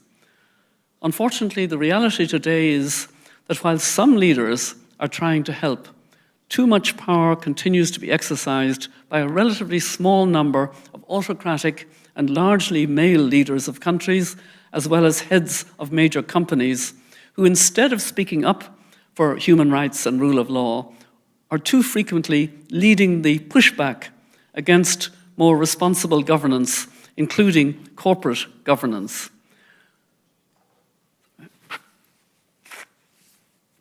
We can see this in the continuing backlash against environmental, social, and governance, or ESG, integration in investing, coming from a group of influential politicians and business people.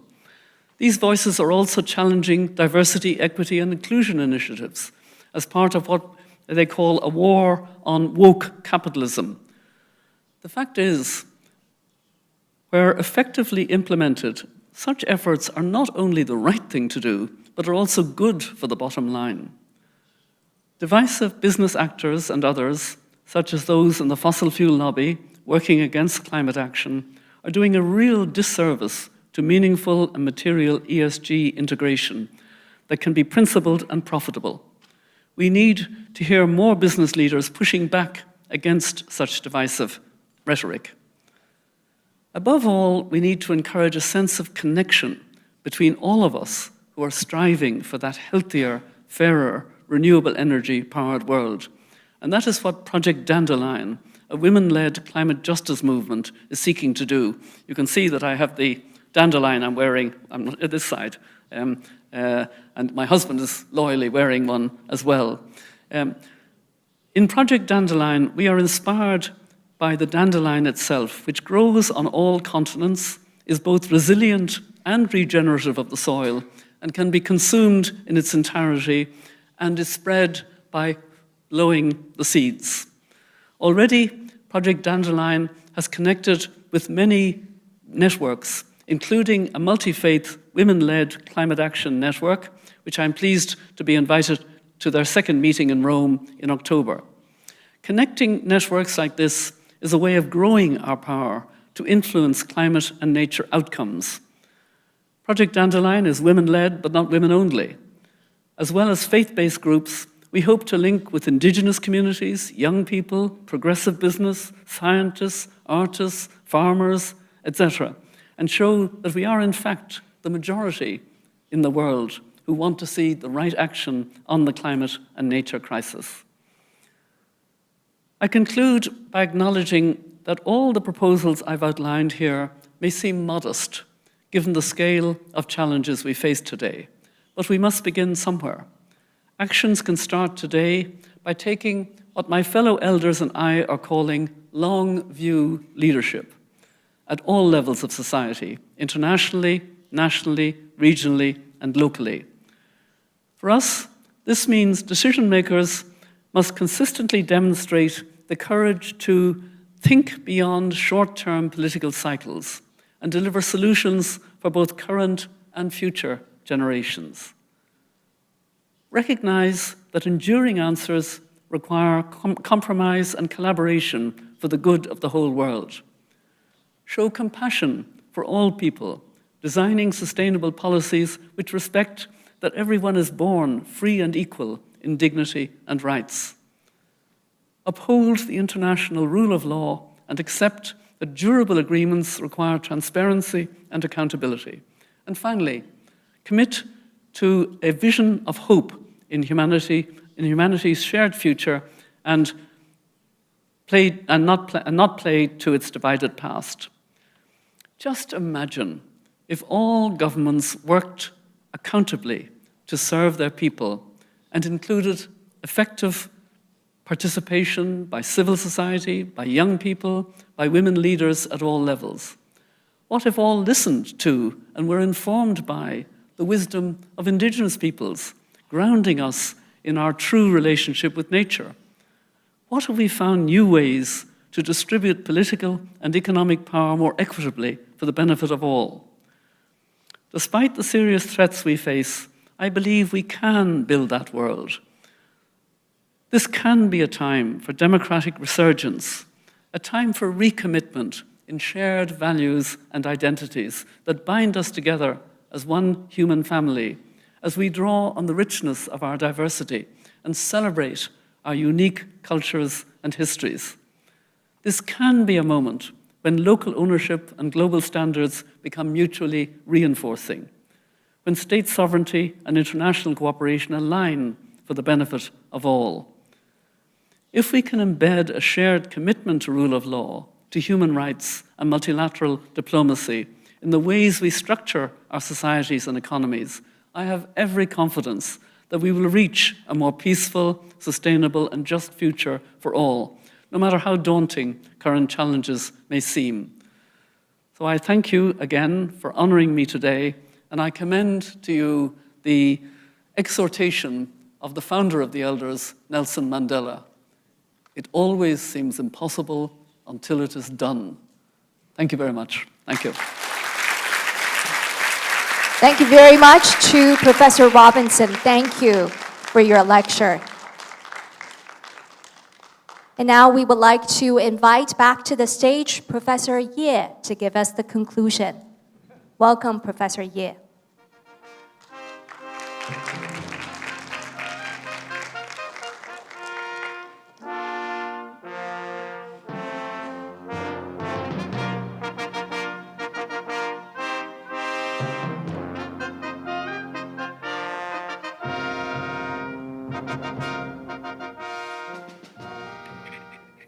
Well, thank you, Professor Robinson, for giving us such an insightful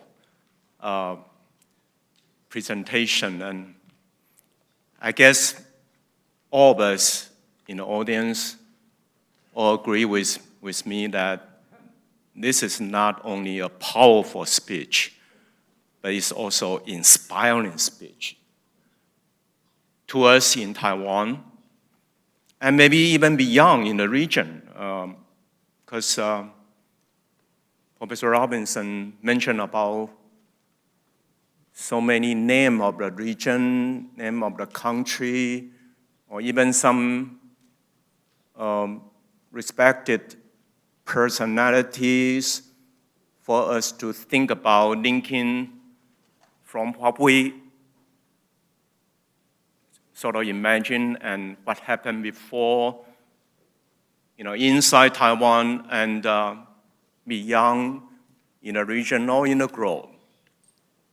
So it's a journey while you are talking. It's a journey for us to think about the trajectory of rule of law, but even beyond that, humanity, environment, sustainability, or even current generation and next generation, as you emphasized so much. So the depth and width of that has actually very well taken. Thank you so much. We all know that the concept of rule of law is not a static one.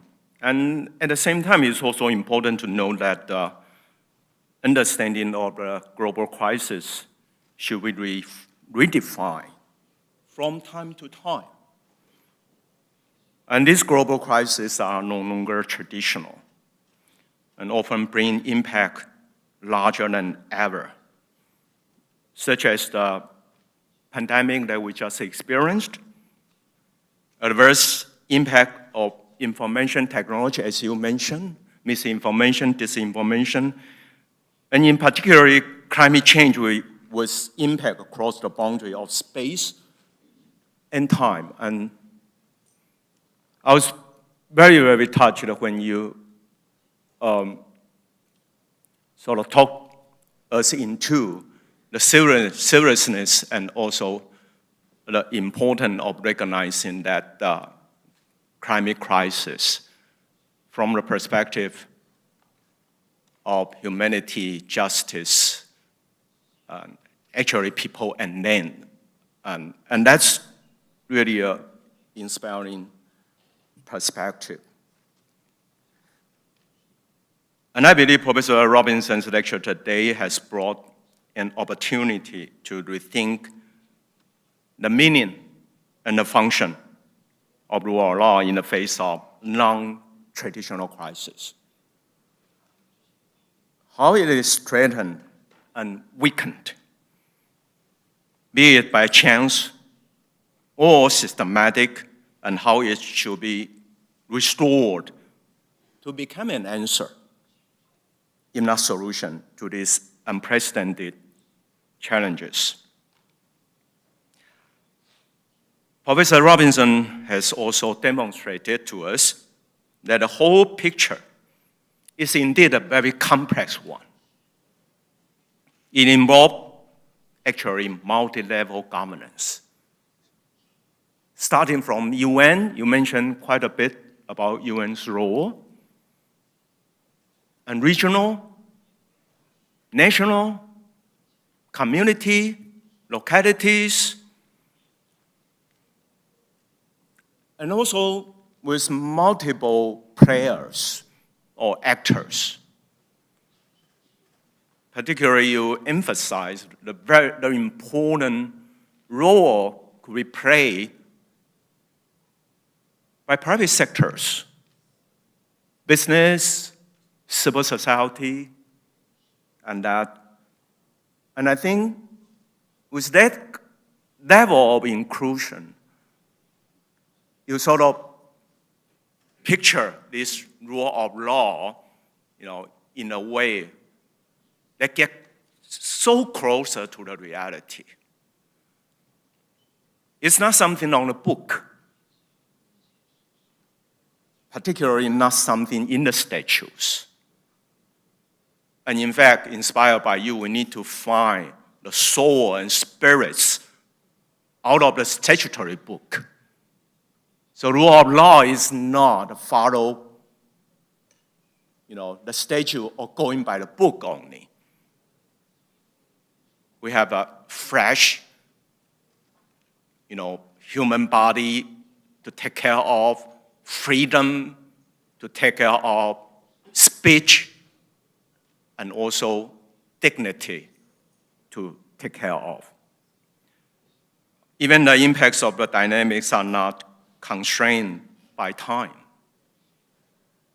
So,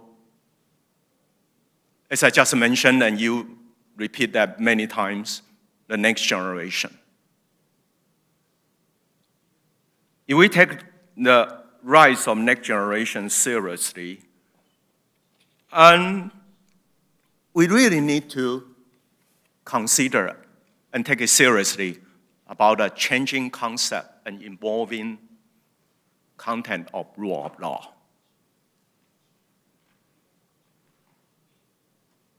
And another important takeaway from Professor Robinson's lecture is the importance of local context that works together with shared values. As we all know, the world could be divided by many lines, depending on what kind of line you are drawing. But there is one line which is really sort of demonstrate the complexity of the global landscape. On the one hand, we may have universalists trying to argue the world are going to be the same, follow the same standard, and it's going to be there, and these international human rights covenants are going to rule the world once and for all. But we also have, as you term, domestic extremists. They try to lock themselves into the local context, arguing the importance or the seriousness of the salient feature of the locality. Your talk actually brings about a possibility that we go in between these extremes and try to build up a world of just and also look into the future with meaningful dialogue supported by transparency and credible information. So those are what we need to do and require civil society to gain the final role and muscle in the landscape of democratic governance. I also want to repeat what you just said, one sentence which is very strong. You say, in this troubled global world and political conflicts, there are different kinds of practice of rule of law in the world, and we should hold national leaders accountable. And I heard that, I found this is really courageous and also you just hit the nail on the head. As now, if we take care of global justice seriously, there are many, many national leaders, they are not live up to their promise to the people. And the international human rights standard must be applied. And also not only resort to that kind of legal or monolithic appeal. The international community need to have something and really come up with something. If we don't have that right now, and we really need to come up with something, if we think we happen to be born in one country, that you happen to be born in Ireland and I happen to be born in Taiwan, but we are world citizens. We really care about humanity. And I think you have illuminated that kind of global thinking very well to us. And in Taiwan's context, aside from government's consistent effort, civil society also actually play an essential role in bridging international and domestic norms. And through actions, dialogue, and discourse in public and private domain,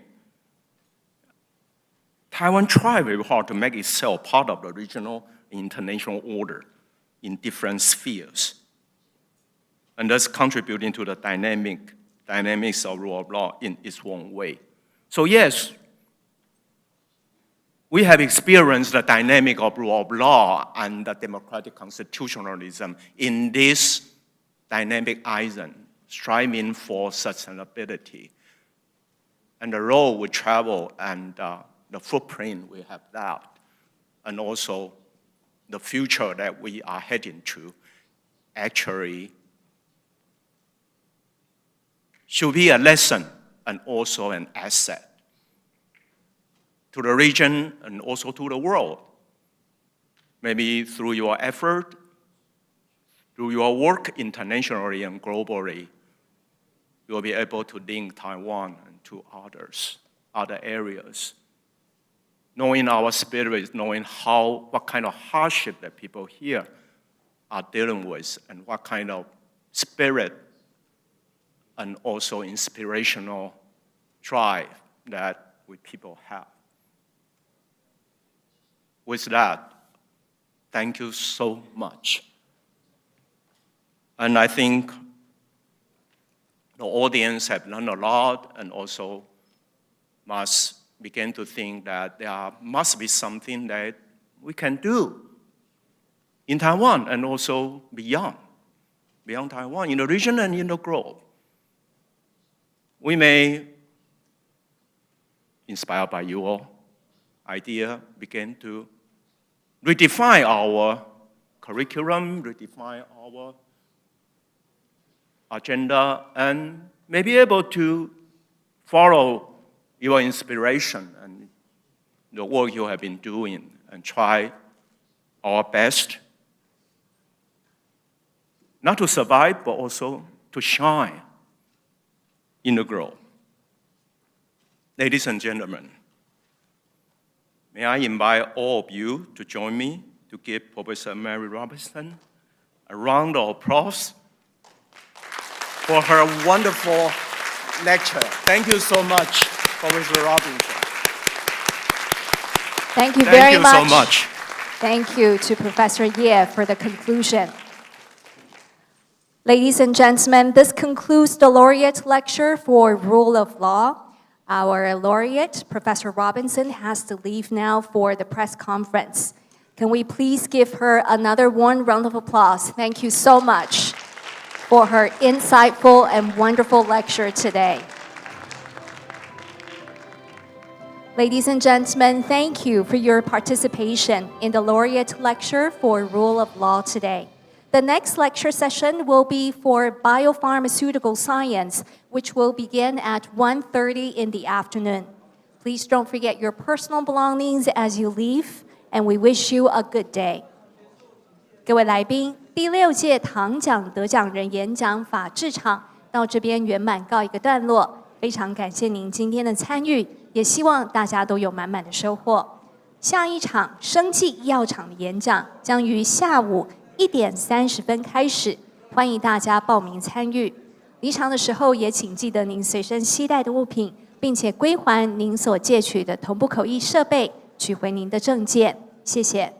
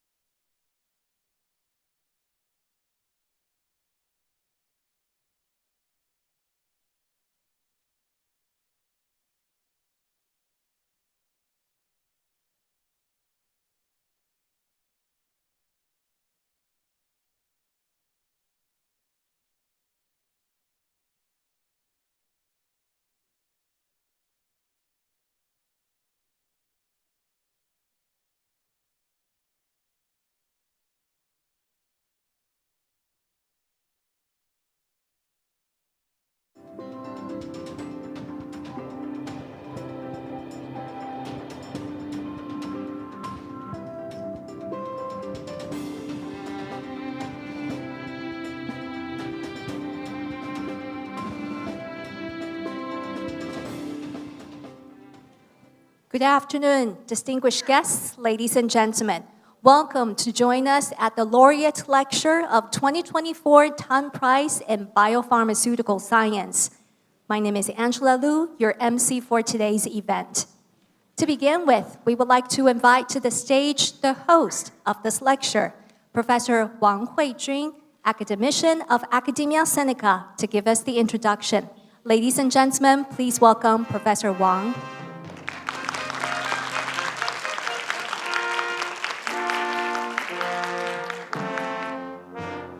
Good afternoon. My name is Andrew Wang. I'm the host of this lecture here. We have three great scientists to give lectures in this biopharmaceutical science in Tan Prize laureates. And first of all, I'd like to mention that today is a very special day. It's Teachers' Day in Taiwan. So we are all teachers. So the students usually give us a lot of blessings and so on. But sometimes they give us some gifts, so that's nice. But anyway, today, I think we invite three laureates to give us their contribution in this big prize here. Is on the discovery of GLP-1 7 to 37 as an insulinotropic factor and the development of GLP-1 7 to 37. That's a very unusual number, 7 to 37, based anti-diabetics and anti-obesity drugs. As many or some of you know that this GLP-1 industry is blooming, and the company who developed this, Novo Nordisk, in Denmark, right? Yeah. So its market price, I was just told by Chi Hui Wong, our former president, that it's even bigger than Taiwan's GDP. So one drug can make a lot of money.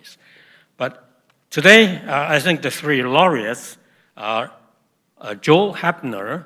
Joe was my actually friend in the early 70s when he was a junior physician at MGH, and he came to MIT to do some basic research, so we sort of overlap a little bit. And Joe is now retired from MGH, but he made his very early discovery on GLP related biology, and that led us to this very important discovery in this GLP-1 7 to 37 drugs. And during the early 70s, Svetlana Moisov, she was the director of a core facility at MGH and Howard Hughes Medical Institute there. So she worked on the peptide synthesis, and as you will hear from her talk, that she described how she discovered the 7 to 37 is very important. And last but not least is Jan's host from Denmark, and he independently worked on the GLP-1 from a real biological species and discovered similar things, that it can induce some insulin effects. So without further ado, I think we'll have three lectures consecutively. The first two, I believe, is in video because they could not come to this event. And then finally, Dr. Host will give a lecture in person. And after that, we'll have a very short summary. Thank you very much. Thank you very much to Professor Wang for the introduction. Thank you. Please take your seat. And now, ladies and gentlemen, let's give our full attention to Professor Hapner. Good morning, everybody. I'm pleased to be here. and this lovely day, and to talk about my favorite subject, glucagon-like peptide 1. So we can just start with the first slide. The next slide is a preview of what I'm going to talk about for the next 30 minutes or so. And that's the discovery and the utilization now of GLP-1, the innovation moment. It's GLP-1 is a 30 amino acid peptide incretin hormone made in the intestines and secreted with meals. It stimulates glucose-dependent insulin secretion, lowers blood glucose in type 2 diabetes, and delays gastric emptying, and thereby promotes weight loss and obesity.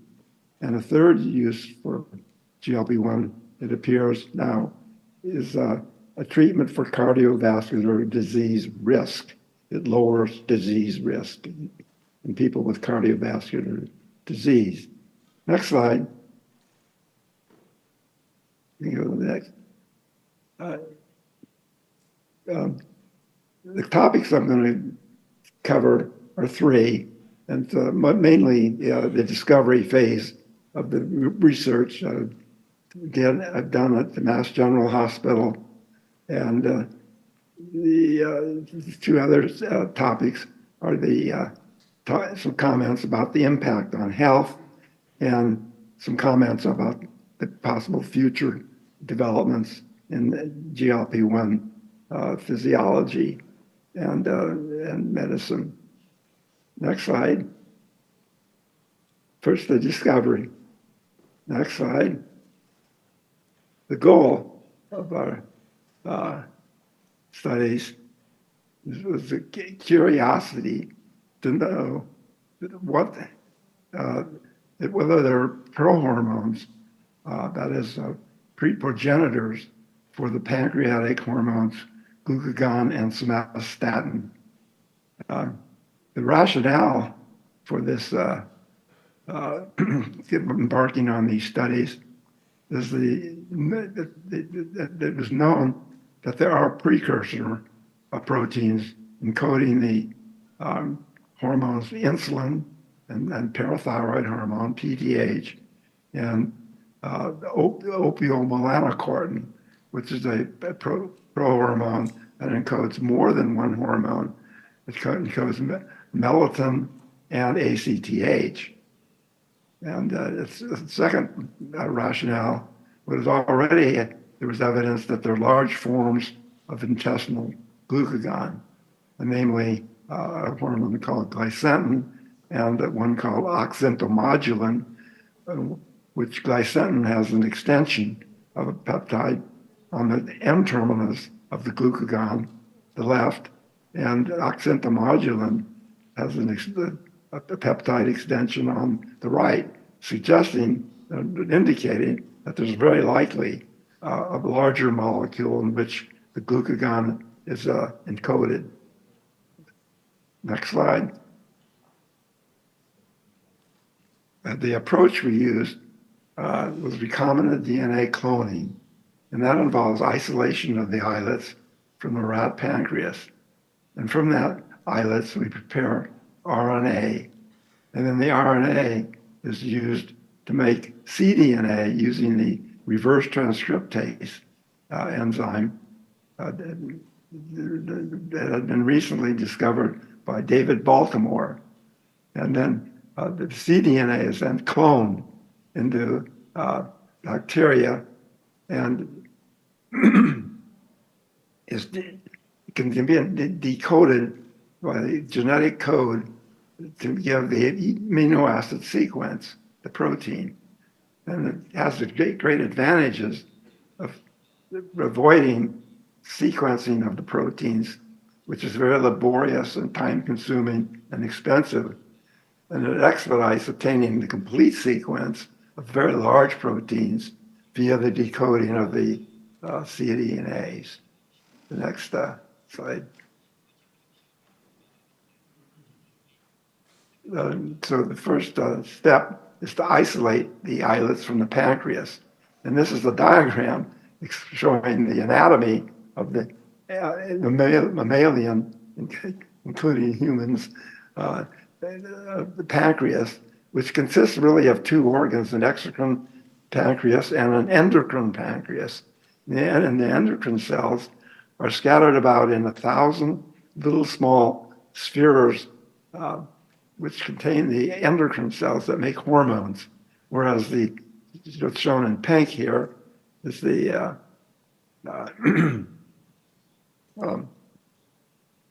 islets. They call them islets of Langerhans, which contain the endocrine cells, which are three major types.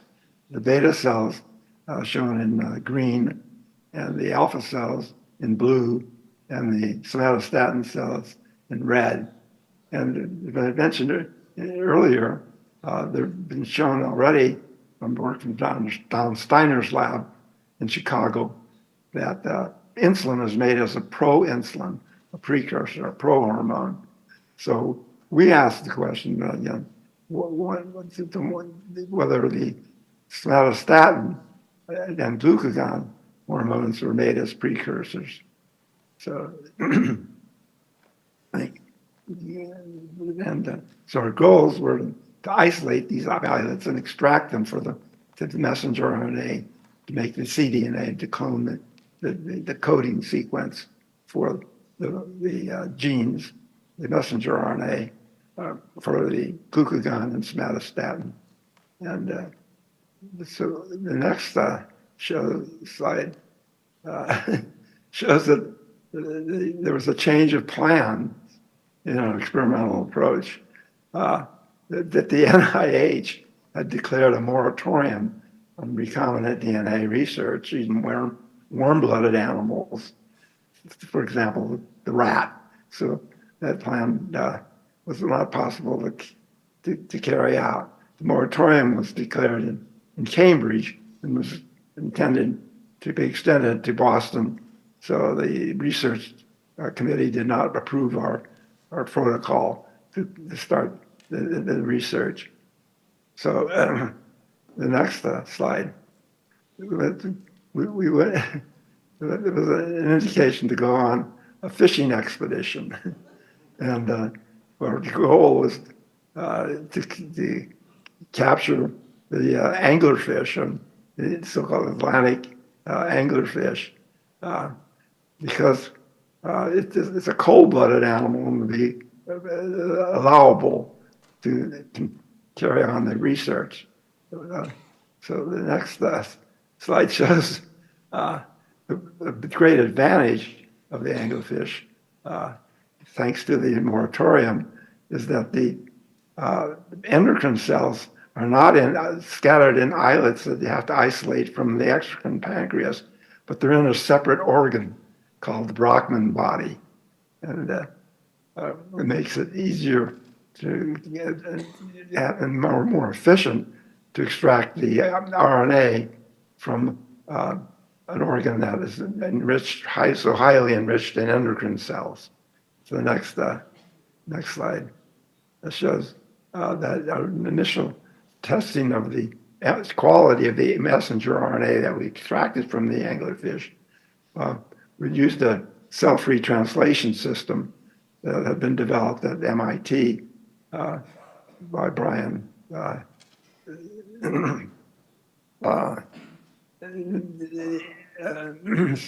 and used the antiserum to glucagon and somatostatin to immunoprecipitate the protein products of the cell-free translation, and found that it's very promising that the precursors, the proteins and translated by the messenger RNA were, for both glucagon and somatostatin, were much larger than the hormones they encoded.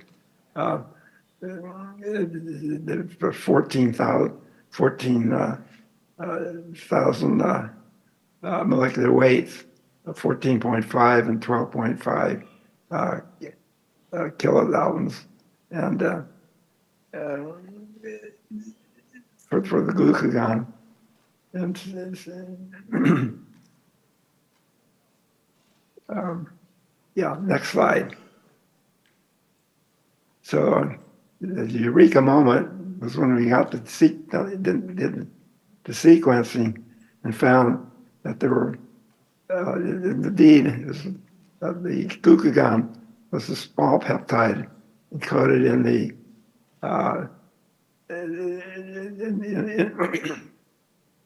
the middle of the so-called proglucagon, and the sequence of glycine was clearly displayed there.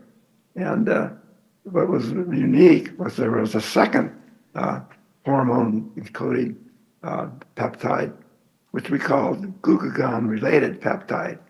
It was structurally within the glucagon superfamily of hormone peptides. And and these various peptides are cleaved at two basic residues, as shown by the arrows, either arginine or lysine, and arginine-lysine pairs, and suggesting that this is a prohormone that's giving rise to more than one peptide. It's at least two called the glucagon and the glucagon-related peptide. And the next slide shows that the sequences of the GRPs. There was actually two GRPs, non-allelic genes, two genes for the proglucagon, and we call them GRP1 and GRP2, and they're very similar, but the similarities in the hormone family that's encoded in that make up the glucagon superfamily of peptide hormones. They most closely resemble the hormone called gastric inhibitory peptide, which is shown at the bottom. And it has the sequence of 60% or so similar to gastric inhibitory peptide, which is already of interest because the next slide shows that the GIP was shown previously by Werner Creutzfeldt in Germany to be an incretin. Then the incretin concept suggested that it showed that there's a factor secreted from the intestine that augments glucose-stimulated insulin secretion, and that the incretin effect was shown by Creutzfeldt to be and predecessors that an oral glucose load is a more potent stimulus of insulin secretion than is an equivalent glucose load given systemically by intravenous. So, and that it's further shown by immunoneutralization experiments in the Creutzfeldt lab that the gastric inhibitory peptide was an incretin. It augmented glucose-stimulated insulin secretion, but only partially. It didn't account for the full incretin effect. The next slide just shows you what the incretin effect is. And the top panel is the glucose given either orally or systemically, so that you give an oral glucose to a patient or subject volunteer and measure the glucose level, and then mimic the same identical glucose level in the blood by an intravenous infusion, and then measure the insulin response to the glucose infusion, and one see that the oral glucose is much more efficient at stimulating insulin secretion than is the systemically intravenous dose of glucose. So that's called then the incretin effect. And it's now been shown in humans the effect of GIP and GLP receptor agonist, that glucose is 25% of the stimulus for insulin secretion, and gastric inhibitory peptide and GLP-1 are 45 and 30% respectively. And so the total incretin of contribution to the incretin effect of GIP and GLP-1 is 60% and 40% respectively. Next slide. Subsequent to the identification of the glucagon-related peptide in the fish system, we went on, as many others in the field, and including determining the sequence of the proglucagons or pre-proglucagons that for mammalian species, and we worked on the rat protein and isolated the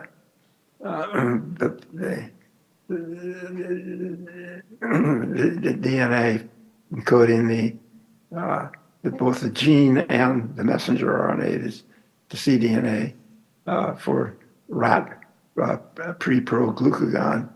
And interestingly, the hormonal and functional components of the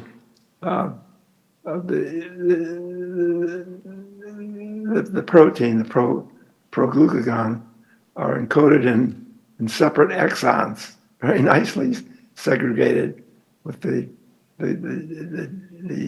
GRPP, the glucagon-related polypeptide, glucagon, GLP-1, and then a second GLP called GLP-2, which turns out to be a growth factor for small intestinal stimulus for small intestinal growth. The next slide.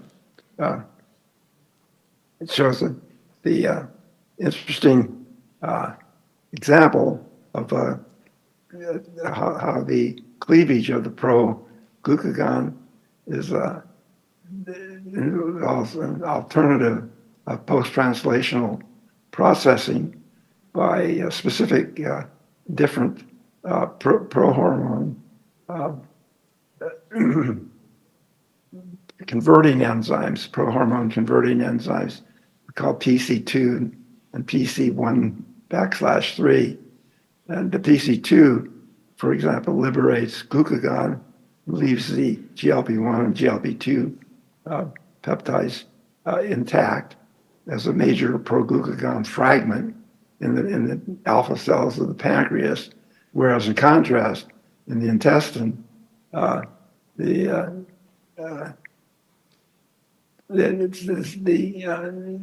separate prohormone convertase is expressed and envelops and cleaves the proglucagon into the liberating the GLP-1, just shown in the red, and leaves the N-terminal sequence, the glucagon-related polypeptide and glucagon intact as the glycentin moiety. And so the two hormones have different functions. The GLP-1 is an insulinotropic function that's involved in feeding behavior, and the glucagon is it's an anti-insulin hormone involved in fasting. It stimulates glucose production by the liver, raises blood glucose, whereas the insulin made in the pancreas stimulates disposal of glucose and lowers blood sugar. So next slide shows an interesting conundrum that we encountered after identifying the GLP-1 peptides, that there's a possibility to show that there are two possible sites where GLP-1 might begin in its translation of the messenger RNA, because there are two basic residues, lysine and arginine, K and R, and it's cleaved at between the arginine and histidine, which should be the much preferred cleavage site based on the understanding that double basic residues were involved in sites of cleavage by the prohormone convertases. But then there were 6 amino acids later. There was another single arginine and again a histidine that would begin the translation of the glucagon-related, the glucagon-like peptide. But it's unexpectedly, as I'll show you in our studies, they collaborated with Dr. Moshav, Svetlana Moshav, and we found that the active peptides are the peptides that are cleaved at the single arginine, and so at 7 to 36 and 7 to 37 are the active peptides. And I should mention that the C-terminus comes in 2 versions. One is an arginine amide, and the other is a glycine extended. So it's a simple amidated and a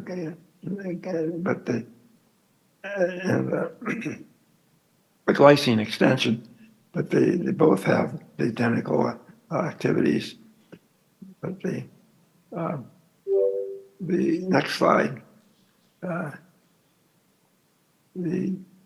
are two studies that were done that really determined which was the active peptide, and one was using insulinoma cells in vitro that are a good model for endocrine pancreas cells, and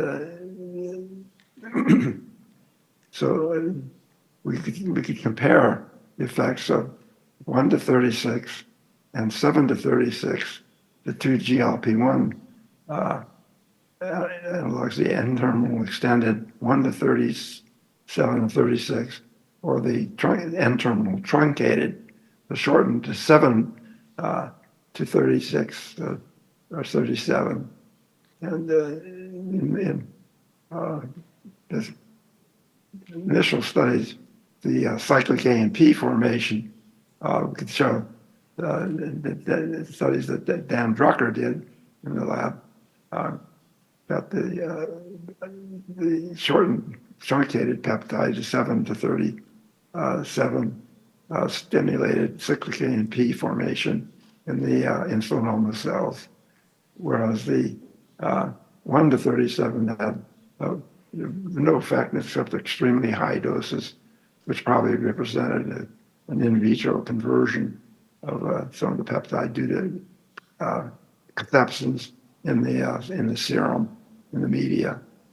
And but importantly, the 7 to 37 peptide both stimulated proinsulin messenger RNA levels and, importantly, insulin secretion.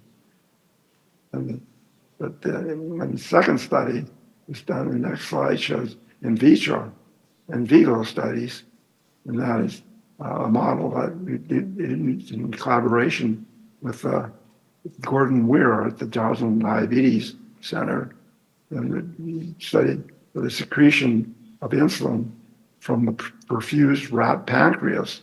So it's sort of an in situ, in vivo model of insulin secretory dynamics.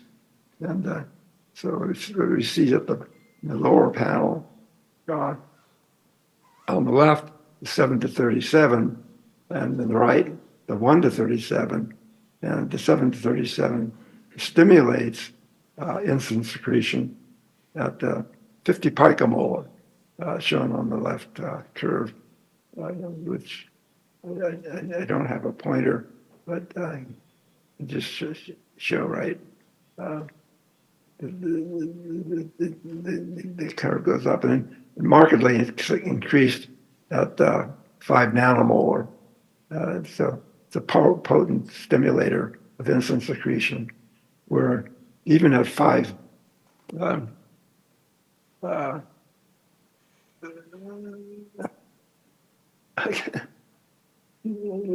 nanomolar, which is 100 times higher concentration than 50 picomolar.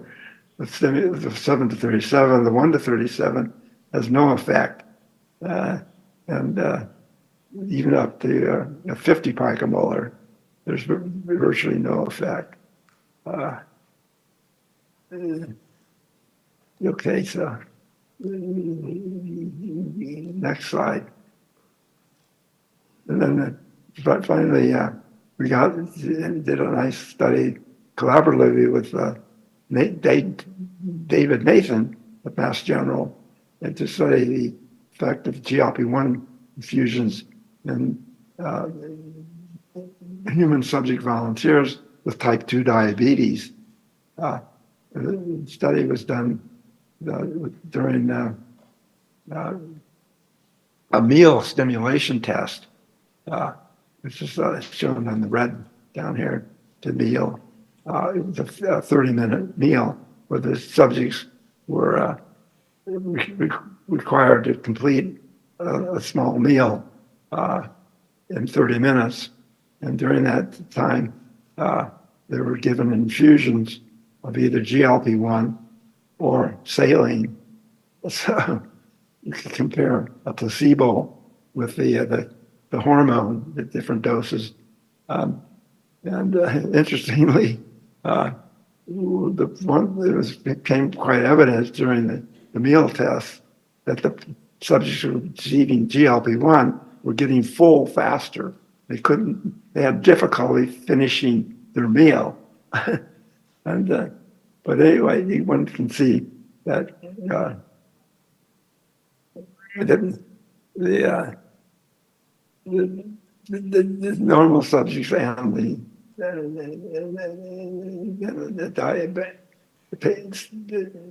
type 2 diabetic subjects had quite different responses in glucose, in that the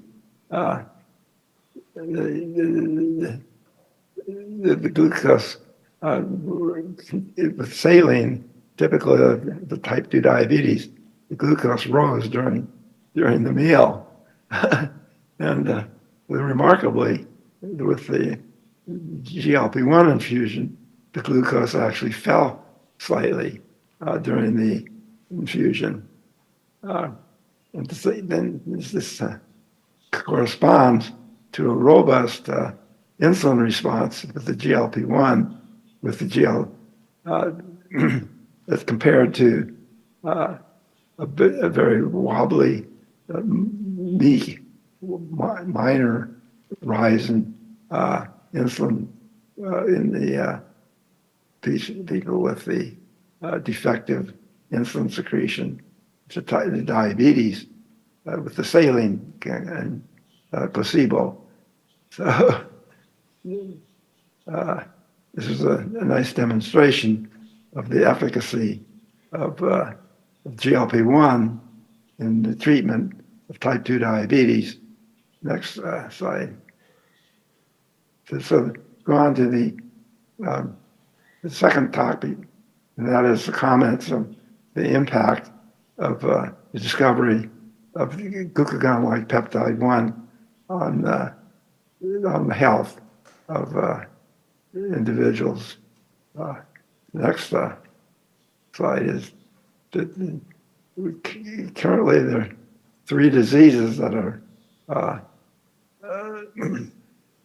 approved for treatment with GLP-1 receptor agonists, and that's diabetes, obesity, and recently now approved is cardiovascular disease. Next slide. The mechanisms which was alluded to, how the GLP-1 receptor agonists are effective in treatment of diabetes and obesity and the cardiovascular disease. And diabetes, it stimulates glucose-dependent insulin secretion and reduces postprandial glucose excursion, so that the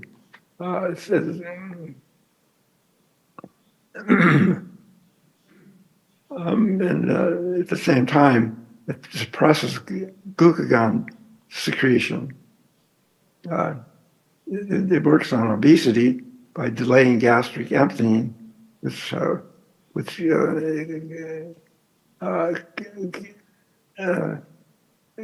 people get full faster than they can. They don't eat as much. It curbs appetite, probably by a central effect as well as causing feeling of fullness. But the two combined reduces food intake, and as one can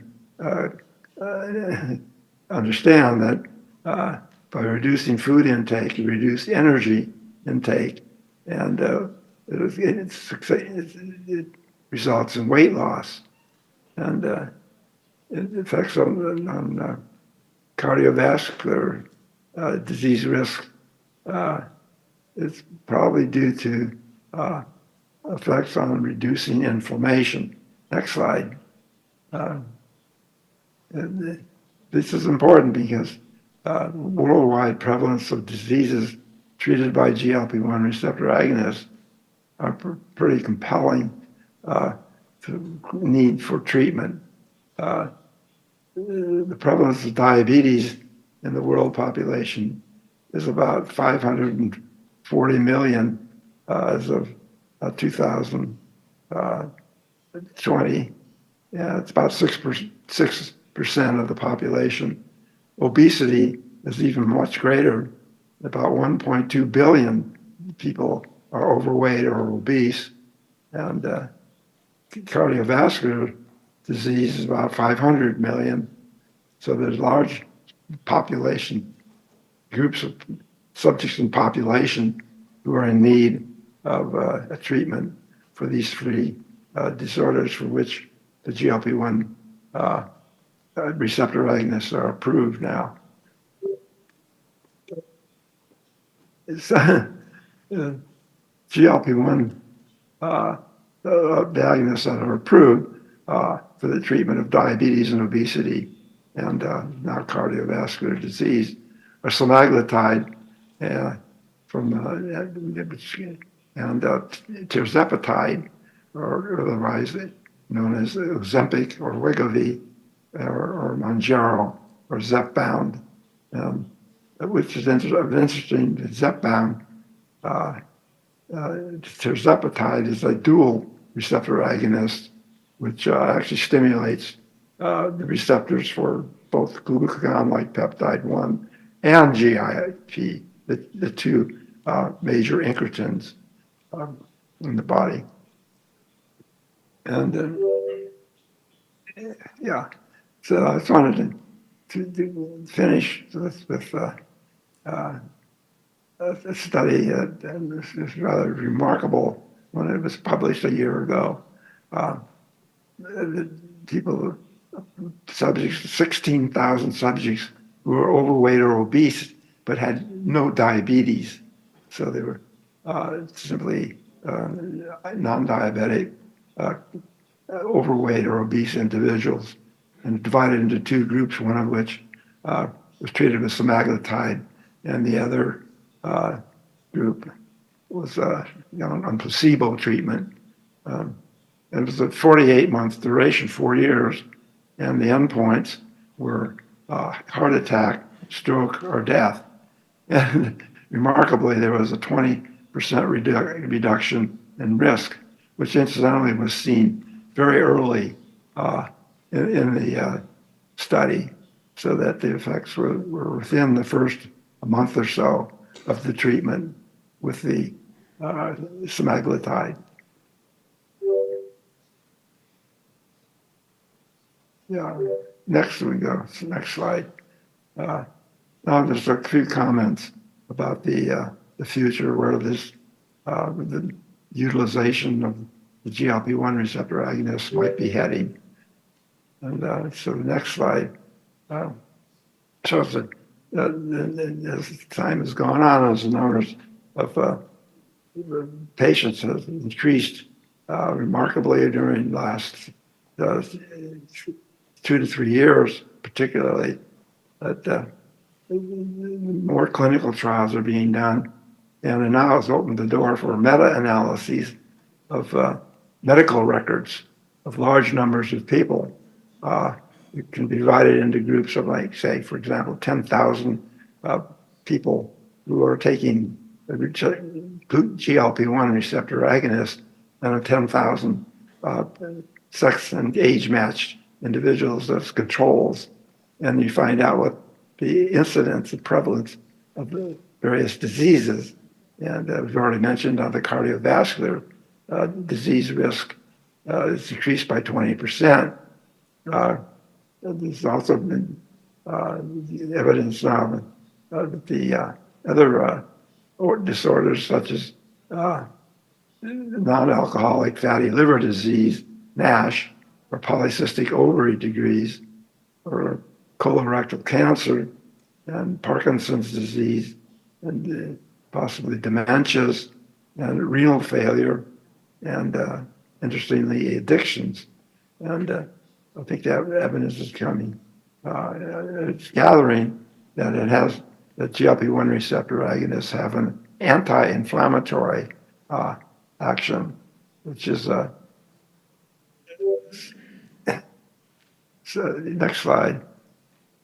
Yeah, and so much needs to the studies will continue to understand how these different effects are mediated. Just to say, I'm deeply indebted to the multiple people. I think something like 140 postdocs, visiting professors, students, and have participated in the work over the numbers of years that we've been involved in studying on the aspects of GLP-1, physiologic, biologic actions, and genetic gene expression and control. And particularly with the early discovery phase of the existence of GLP-1, I think my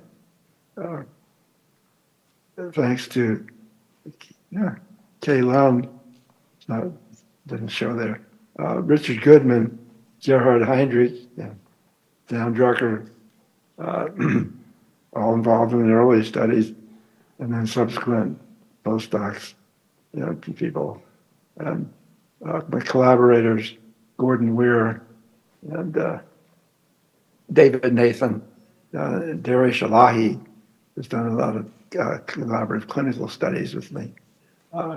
And special thanks to John Potts, and then for support, I'm particularly indebted to the Howard Hughes Medical Institute, who supported my work for 31 years, and the participation of other the National Institutes of Health. So Thank you, and thank you very much for your attention.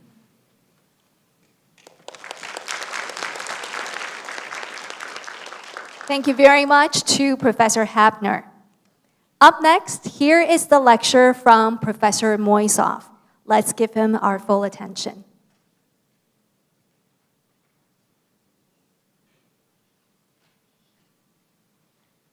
I am very honored to receive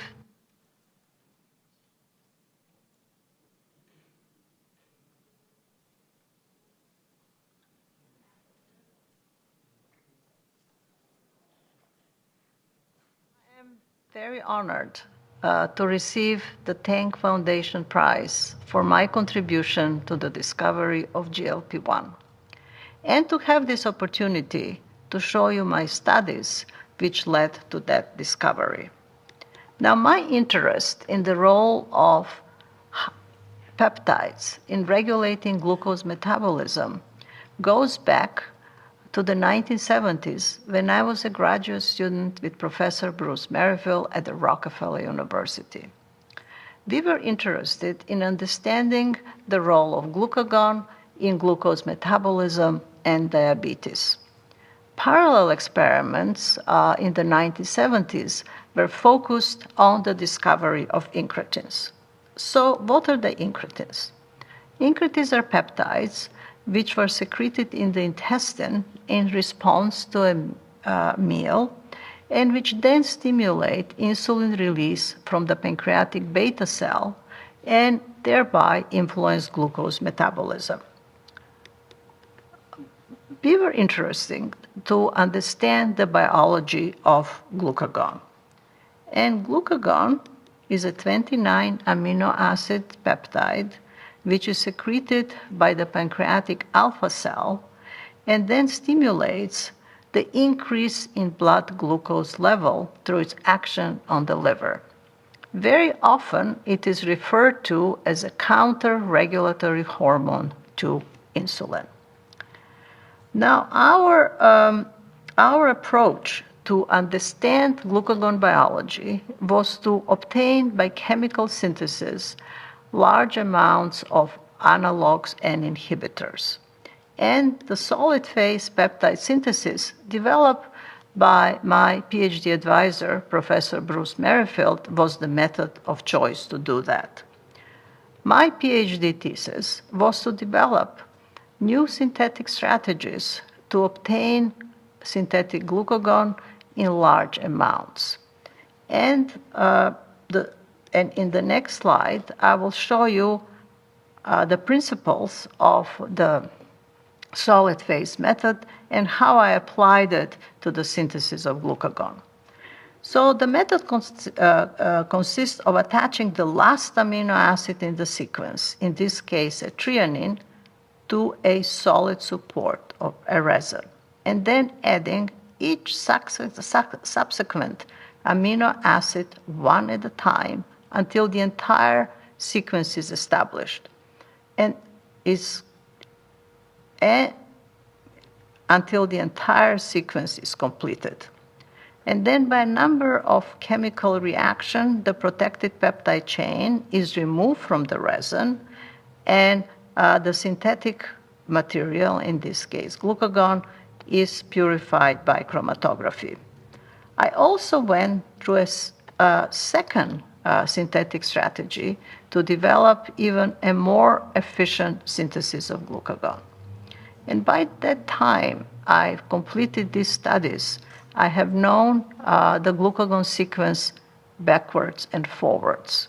And this knowledge of glucagon sequence and its biology were critical in my discovery of the active sequence of GLP-1, as I will show you later.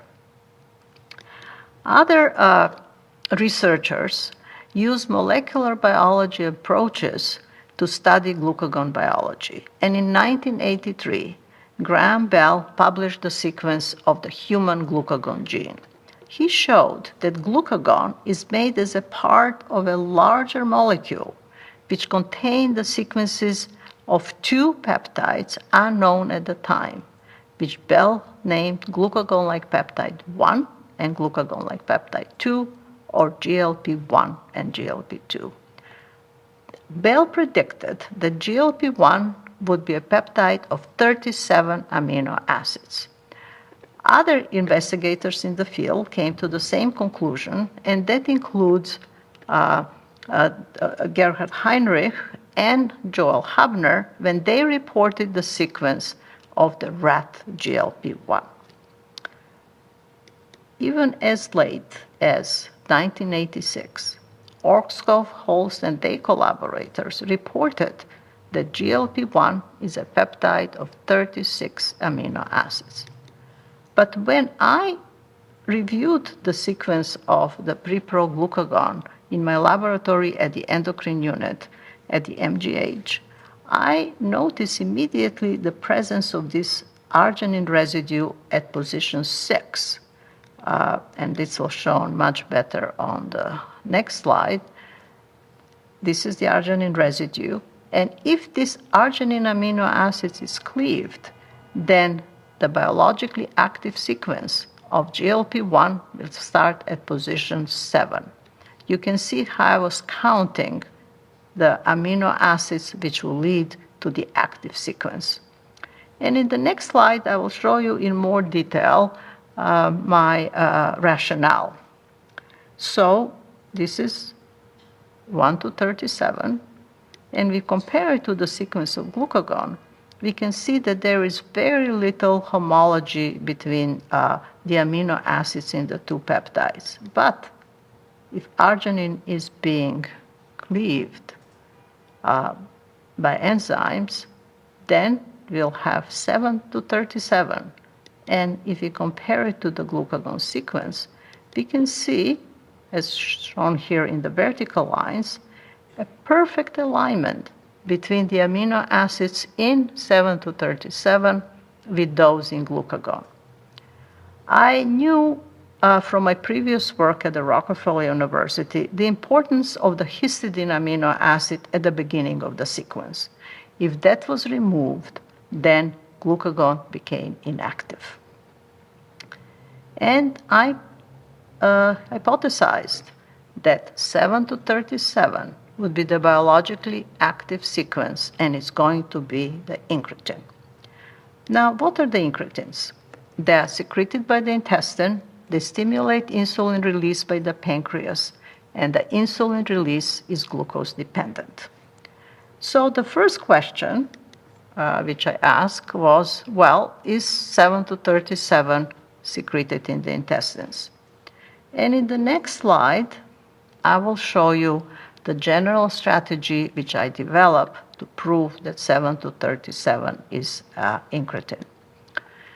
So the first step was to develop, to obtain by the solid phase synthesis large amount of 7 to 37, and to use that synthetic material in all the subsequent studies, which included to develop methods to detect 7 to 37 in intestines, and to use and to characterize its biological effects. For its biological effects, we used the perfused rat pancreas to measure whether 7 to 37 stimulates insulin release. I also collaborated with Dr. Joel Hubner's group and his postdoctoral fellows, Dr. Dan Drucker and Jacques Philippe, to study GLP-1 expression and biological effects in cell lines. But those experiments were not conclusive, and I will not show them. And then finally, we used the synthetic 7 to 37 in clinical studies. So let's start. So the first step was to obtain synthetically 7 to 37 and 1 to 37. I used both peptides in all the experiments. And to do that, I used the manual shaker, which was invented by Professor Bruce Merrifield.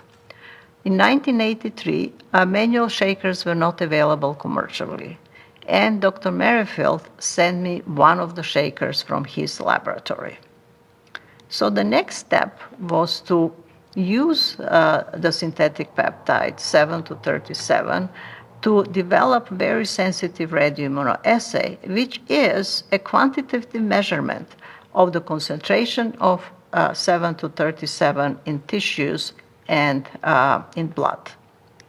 The next step was to develop sensitive chromatographic methods to separate 1-37 from 7-37 and from other peptides which are present in the intestine.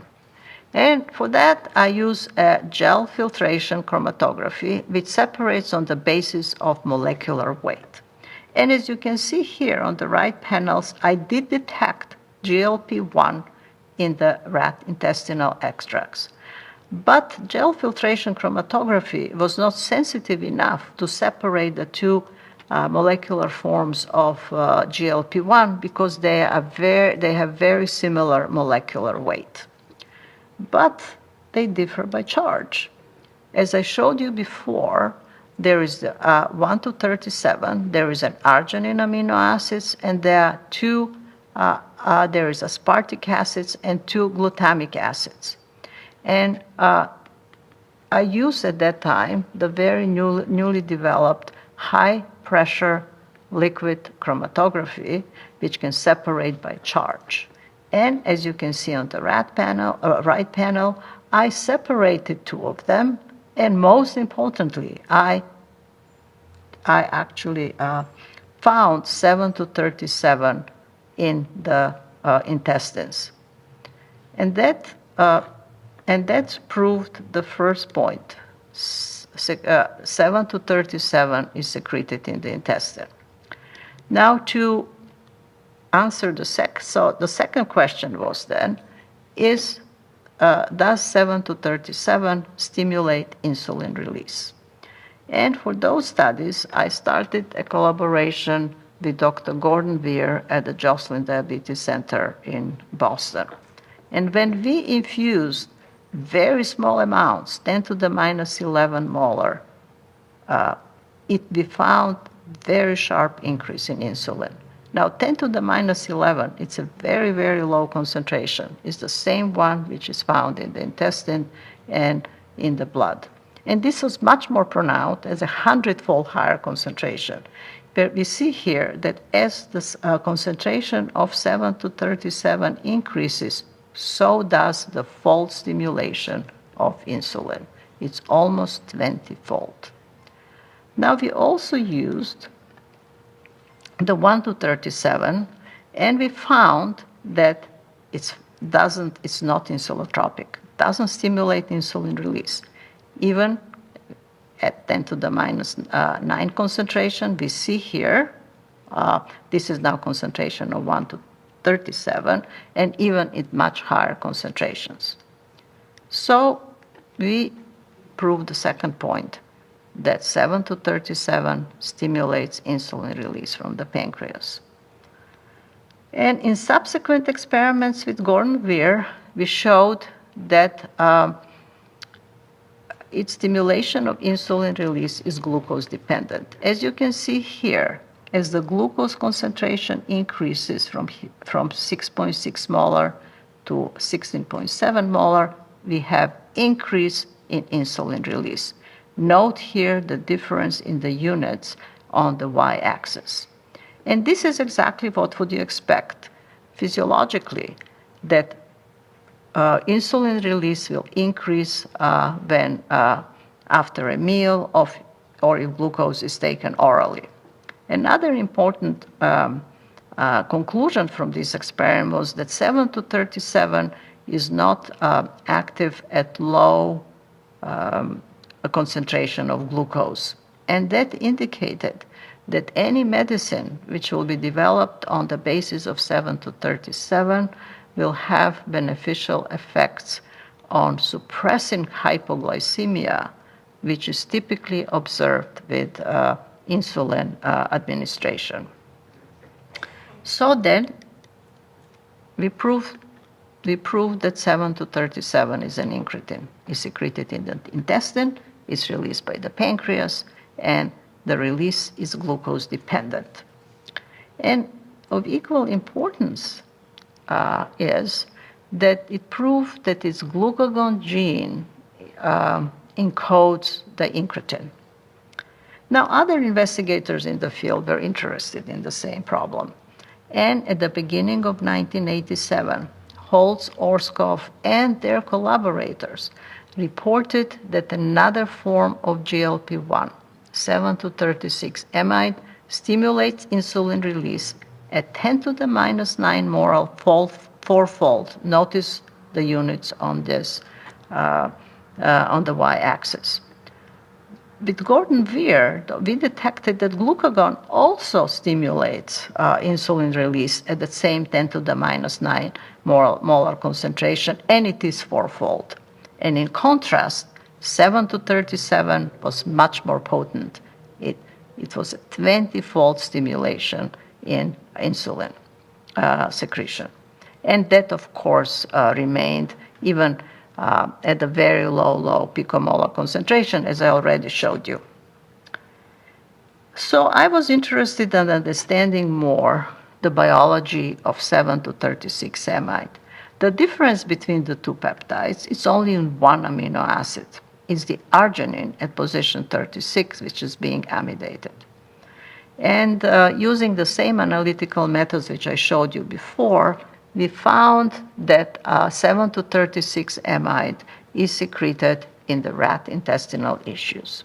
And then, in collaboration with Gordon-Weir, we showed that 7 to 37 and 7 to 36 amide are equally potent in stimulating insulin release at these very low concentrations. Gerhard Heinrich, working independently in Habner's lab, showed that identical pre-pro-glucagon messenger RNAs are shown in the pancreas and in the colon. But the northern blot analysis is not sensitive enough to show which peptide are released in these tissues. One needed the analytical methods which I developed to show that in the intestine we have a secretion of different forms of GLP-1, the two active forms, 7 to 37 and 7 to 36 amide, and the second glucagon-like peptide 2.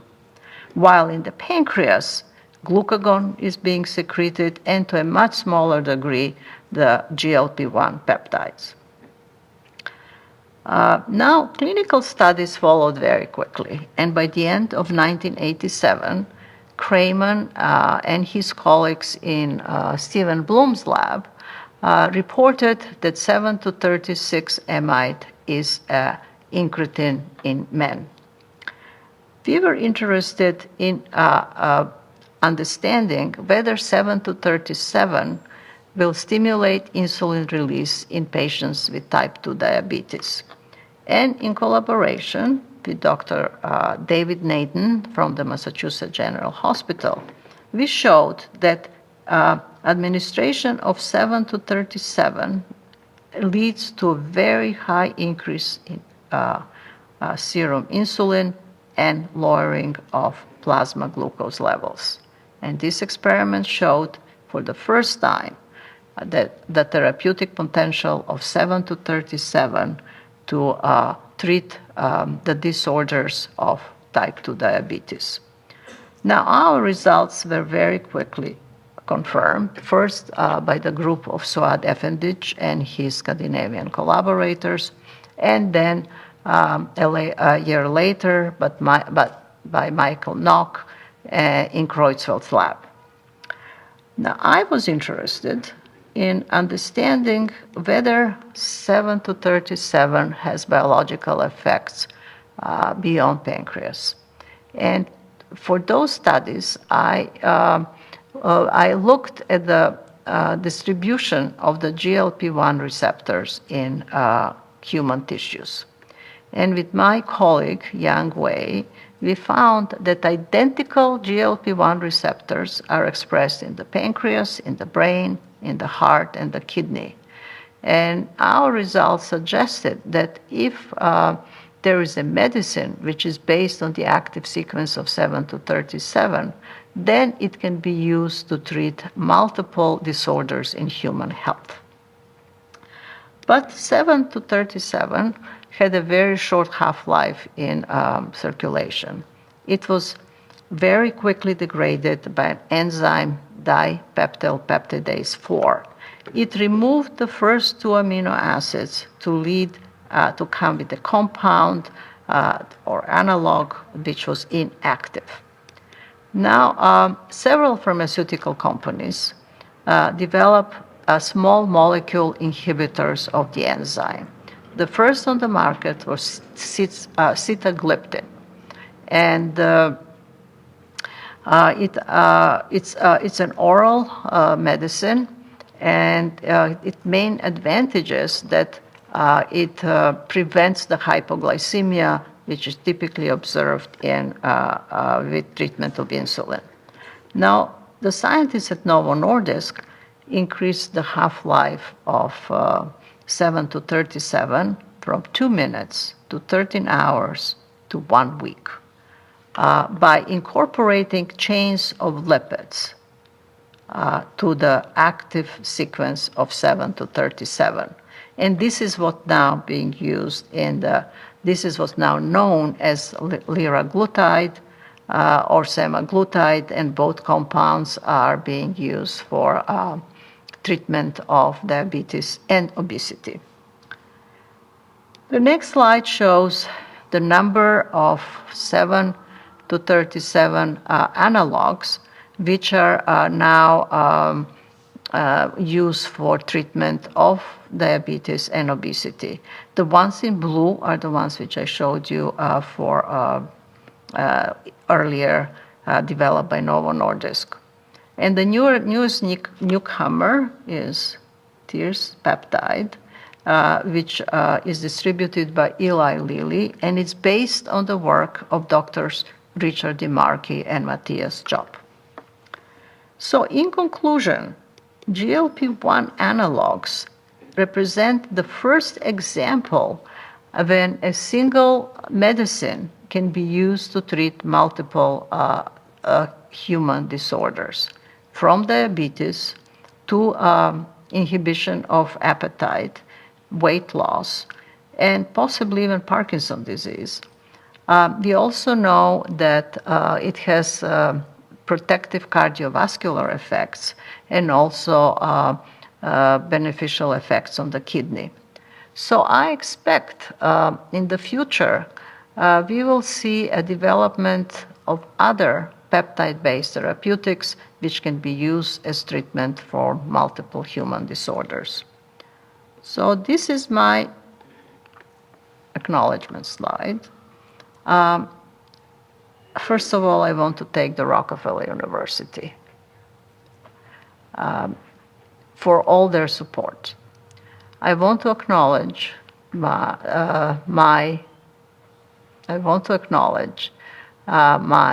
mentors, the late Dr. Bruce Merrifield and late Ralph Steinman.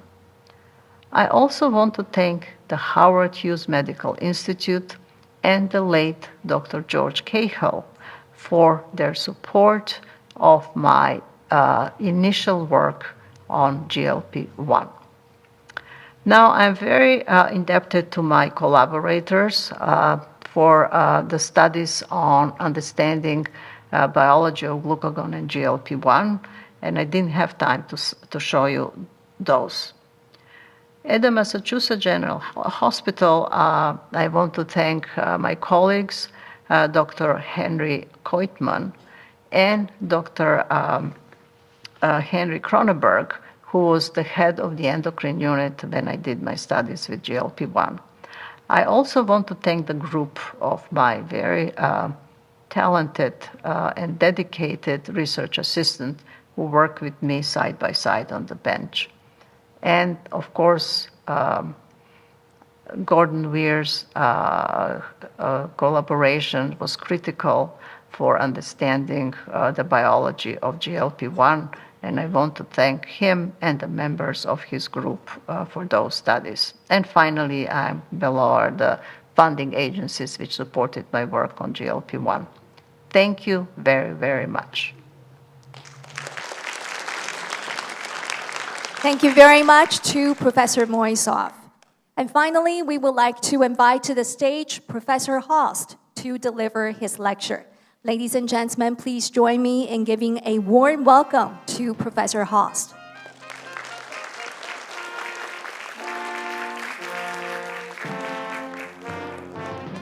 So now you will see a live lecture.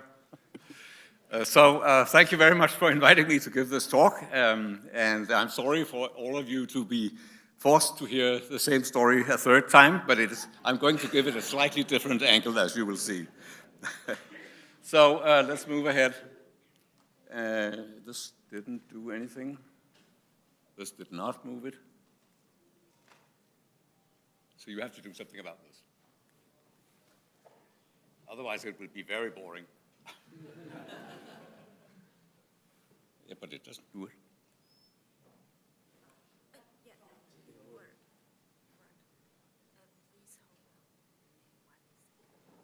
Okay.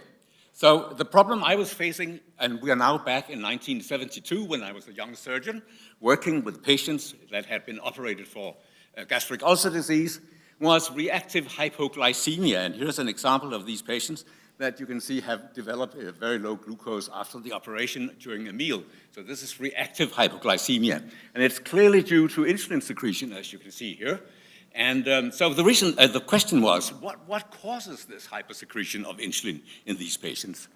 And of course, the incretin effect that you've already heard a lot about could be a possible mechanism, and it could be one of the incretin hormones. The problem was that the incretin hormones were not known in those days.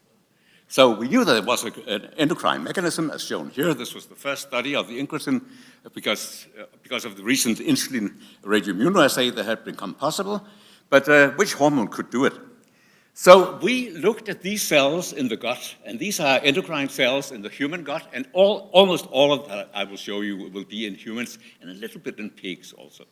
So these cells are found in the human body, and they react with antibodies against glucagon. And that's, of course, ridiculous because glucagon is supposed to be in the pancreas and not in the gut. So glucagon was interesting if it's really in the gut, because glucagon in these patients with reactive hypoglycemia, if you inject it, would stimulate insulin secretion to a large degree. So could it be they released glucagon and could therefore explain the reactive hypoglycemia? So it turned out when we looked a little bit closer, that there were two sorts of glucagon antisera. So some of them would react with extracts from the gut, as indicated before, and you can see here's a radioimmunoassay curve where the extract from the gut reacts very strongly in the assay, but some of them were very specific and would not react. So there was something different between the two sorts of glucagon, that in the pancreas and that in the gut. And if you use these antibodies for radioimmunoassays against in human meals or glucose tolerance tests, as you can see here, those reacting with the gut extracts would show a big increase, and those that only reacted with the pancreatic glucagon would show a decrease. So there was obviously a big difference here. So we hypothesized, and this was in 1973, that this material from the gut glucagon, was actually responsible for the reactive hypoglycemia. And you can see here, we have the insulin responses in these patients, the hypoglycemia, and also the secretion of this gut material. So we thought that this was a good idea. This might be the responsible factor. We started to look for it, and it took about 10 years to find out what it was. And eventually we found out that this was glycensine. Glycensine is shown here, and in the middle it has the entire glucagon sequence, as you can see here. It's a peptide of 69 amino acids. And we looked at it and said to ourselves, okay, this is really interesting, because these bits and pieces that are outside glucagon, we could also find them in the pancreas. And we could also, using a tool I had developed, the perfused porcine pancreas, we could also show that they were released from the pancreas. So exactly the same structures were released both from the pancreas and from the gut. So we said, okay, glycentrin is likely to be the precursor of glucagon, the pro-glucagon molecule. It's just processed differentially so that glycentrin is produced in the gut and glucagon in the pancreas, plus the little bits that are sticking out here.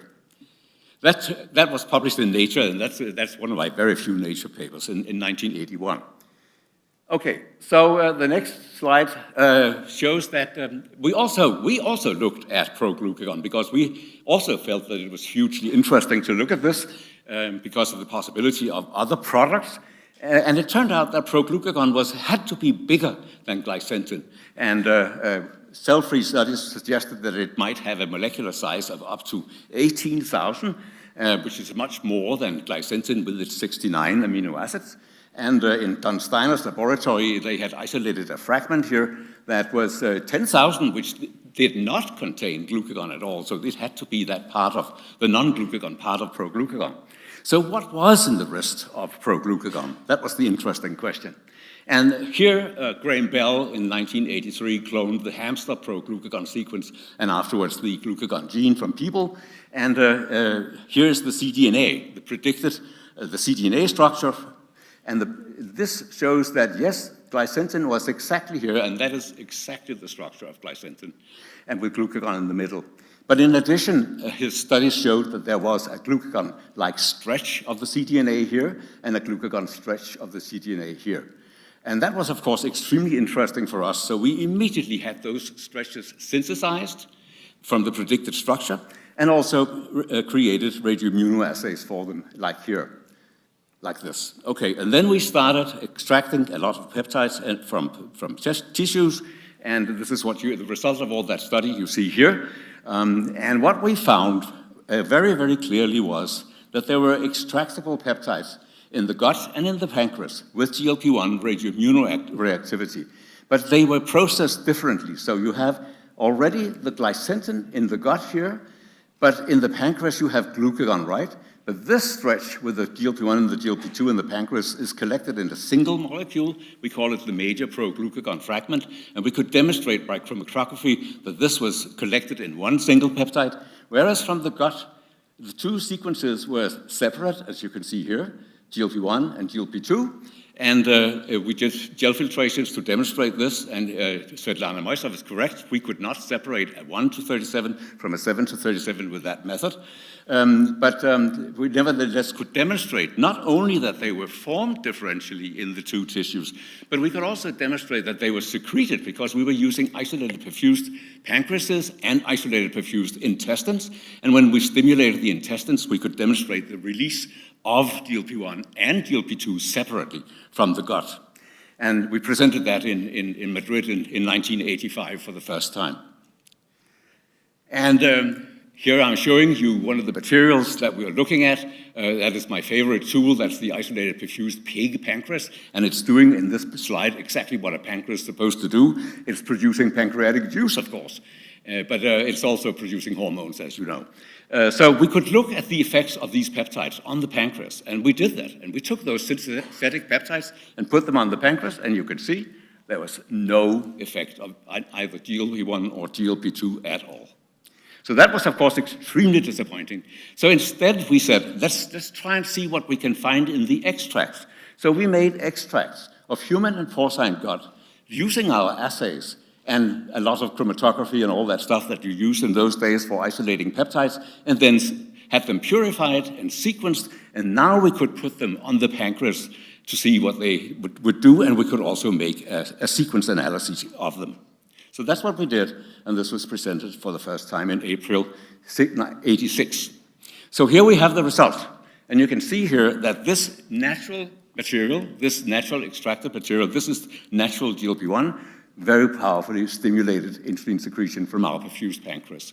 So this was really the day of the discovery. And here, and we just published that, we presented it at the EASD in Rome in 1986, and you know, you had to send it in before April to have them accepted, so this is what happened. So eventually we were able to map precisely all the products of pro-glucagon in people, in man, and as you've already seen, the peptide that was found in the natural form was the truncated peptide GLP-1 78 to 107 amide. And now you've been confused about this amidation business, but it turns out that in people, almost all the GLP-1, more than 90%, is amidated. It doesn't matter terribly much, but it's very important for the measurement of GLP-1 because most best assays use this amidated form for measurement, so it's pretty important anyway.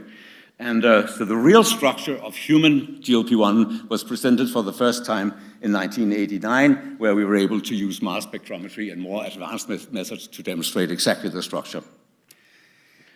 Here you see, again, insulin secretion from the isolated perfused pancreas with GLP-1, and you can see here at different glucose levels that at low glucose levels it doesn't do anything, at normal glucose levels, stimulation, and then the increasing responses in a very nice dose-response relationship here with increasing glucose concentrations. But that was not all, because there were many peptides that could stimulate insulin secretion these days, so it was not really that exciting. And anyway, you know, the incretin effect didn't work in people with diabetes, and GIP was inactive and all that.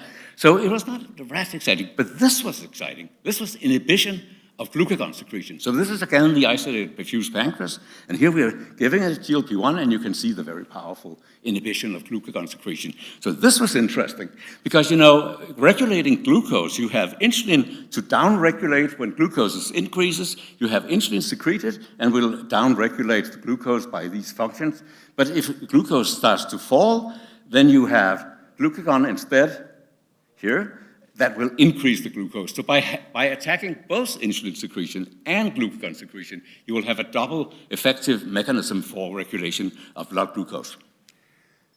And this is exactly what you see in people if you infuse them with small amounts of physiological amounts of GLP-1. You can see here that glucagon is decreasing, that insulin is increasing, and as a result of that, you have a decrease in the hepatic glucose production because of these two changes. And because of that, you will see plasma glucose starting to fall. But it doesn't fall very much. It only falls about 1 millimoles. Then the glucose dependency sets in, and there's no more any effect on insulin secretion and no more any inhibition of glucagon secretion. So it's self-limiting. So this is exactly what happens in people. The story about the reactive hypoglycemia, let me complete that, because it turns out that the exendin 9 to 39 is a very effective blocker of the GLP-1 receptor. And if you block the GLP-1 receptor and then look at these people with the reactive hypoglycemia, you can see that you can completely prevent it, and you can also prevent the insulin secretion. So that story was correct. It was GLP-1 that was responsible for the reactive hypoglycemia of our patients. Okay, so we were able to identify GLP-1 as an incretin hormone. Could it have additional physiological, you know, you're standing there with a white powder in your hand and you're asking yourself, what does it do? So insulin secretion was, of course, one thing. So in the following decade, we mapped all the actions of the new hormone in people. So here you have the first effect that we were able to see. That is the inhibition of gastric acid secretion. This is the emptying of the stomach. And you can see with GLP-1, there's a strong delay of gastric emptying in people. And here you're looking at acid secretion. And again, you can see that it will inhibit acid secretion very strongly, particularly together with PYY, but that's a different story. Here's the control experiment. So it's a very potent inhibitor of acid secretion. And that was really interesting in these days because you were interested in acid secretion. And interestingly, it is particularly effective on vagally stimulated, neurally stimulated acid secretion. And that means that the effect is exerted via the brain, via the central nervous system. And that's really interesting. So here is another important effect that we found. That is inhibition of food intake. So here you see the inhibition of appetite between two meals. So satiety is increased, hunger is decreased, and as a result, you eat less at a subsequent ad libitum meal. So this was the first demonstration of the inhibition of food intake in people. And here you have a dose-response relationship from a meta-analysis that we did a couple of years later. And you can see that the more you infuse people with GLP-1, the less they will eat. So there's a clear dose-response relationship here, which is important, as we will see later. So is it a physiological action? We can again look at the effects of the GLP-1 receptor blocker. And you can see here, if you block the GLP-1 receptor, you will eat more, which indicates that you have been inhibiting, that the hormone has been inhibiting food intake in the control experiment. So how does it do that? Is it a direct effect on the stomach because of the inhibition? No, it's not. Could it be a central effect on the brain? Yes, we think it is. And even more importantly, it could be interaction with sensory afferent neurons. And so how does it look? This is a GLP-1 cell in people again. And you can see that it sits here in the bottom of a crypt. And out here you have a red structure, and that's a capillary. And that capillary is stained with this enzyme, which is called dipeptidyl peptidase 4, that cleaves GLP-1 molecule. And you see here what's happening. So these two amino acids are cleaved off, and this remaining part is completely inactive. And we found that this happens with an incredibly fast half-life. So you have a half-life of GLP-1 in the body by 1 to 2 minutes. So what really happens is this. You have the GLP-1 here, the cell. GLP-1 is secreted and crosses across the lamina propria here to the capillary, meets the enzyme, and is destroyed. Only about a quarter of what is released makes it to the liver. In the liver, there's again DPP-4 that will cleave half of what arrives at the liver. So now you're down to 12% of what was released. And there's also a circulating DPP-4 that will degrade some of that. So very, very little reaches the pancreas in the intact form. But what can happen instead is that GLP-1 may interact with vagal sensory afferents here, they do express the GLP-1 receptor, send signals to the brains, to the nucleus of the solitary tract up here, and either signal further on to the motor nuclei of the vagus or directly up to the hypothalamus, where we have the appetite controlling centers. So this is what may happen. Can we demonstrate that this happens in people also? That's, of course, a little bit difficult, but we had these tools and we had these patients with truncal vagotomies, so we could look at them and see what would happen if we were cutting the vagus nerves. So we did that. So here is an experiment where we're looking at gastric emptying in these patients, and in healthy controls, you can see this is the normal emptying curve, and this is with GLP-1, and again, you see the very powerful inhibition of gastric emptying with GLP-1. In those that had vagus cut, oops, I'm sorry. This is what I should do, yes. In those that had the vagi cut here, there's absolutely no effect on gastric emptying. But more importantly, if we look at something that is really dependent on the vagus, that's the pancreatic polypeptide response. Every pancreatic polypeptide cell seems to receive a cholinergic fiber from the vagus. So you can see the response here to the meal, here, before, and after GLP-1 completely obliterates the response. In people with vagotomies, there's absolutely no effect of GLP-1. And then comes the food intake experiment, of course, where we in the controls can see the inhibition of food intake, whereas in those with vagotomy, there was no effect. So again, this supports very strongly that GLP-1 also in people acts via the vagus nerve.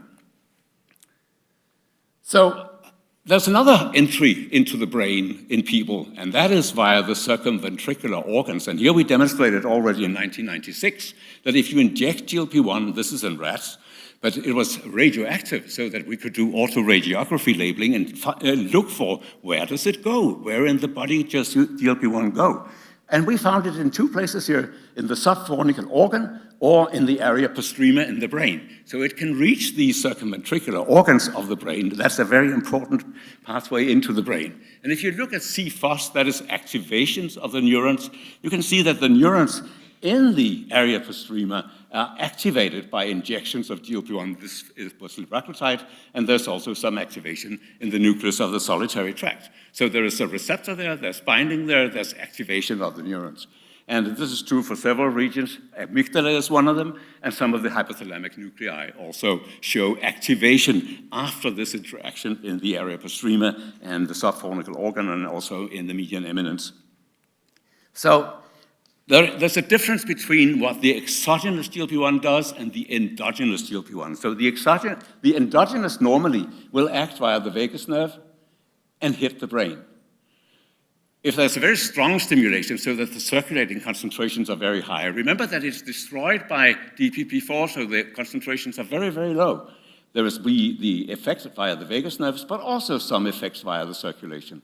But the injectables, the agonists here, they will mainly work via the circulation and then reach the receptors in the brain. So putting everything together, we have a peptide here that will regulate and improve all aspects of beta cell function. It may even impair or it may even act on the reduced beta cell mass. It will regulate glucagon hypersecretion. It will regulate overeating and obesity. We'll come back to the complications, and it will also counteract insulin resistance. So it was really, really interesting to see what might happen. And here we have the experiment. This is the experiment. This is when Michael Nauk was able to, together with us, to infuse GLP-1 intravenously for 4 hours in patients with rather severe diabetes. They came to hospital with a glucose concentration of 13 millimolar.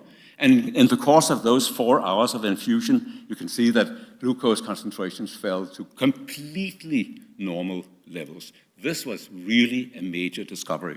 And this was because of stimulated insulin secretion, as you can see, and inhibited glucagon secretion, and they returned nicely as glucose concentrations were normalized.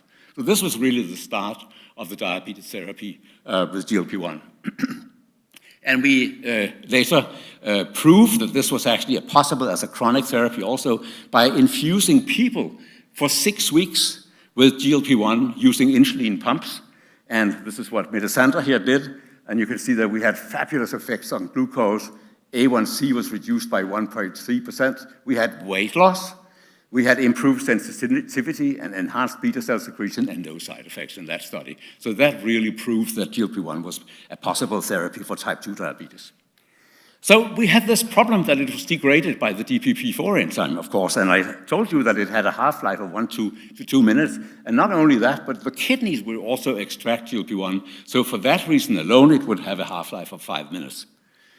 So this is what happens if you inject people subcutaneously with GLP-1 at the highest tolerable dose. You can see that very, very little survives in the active form, and most of it is degraded, just a few percent survive.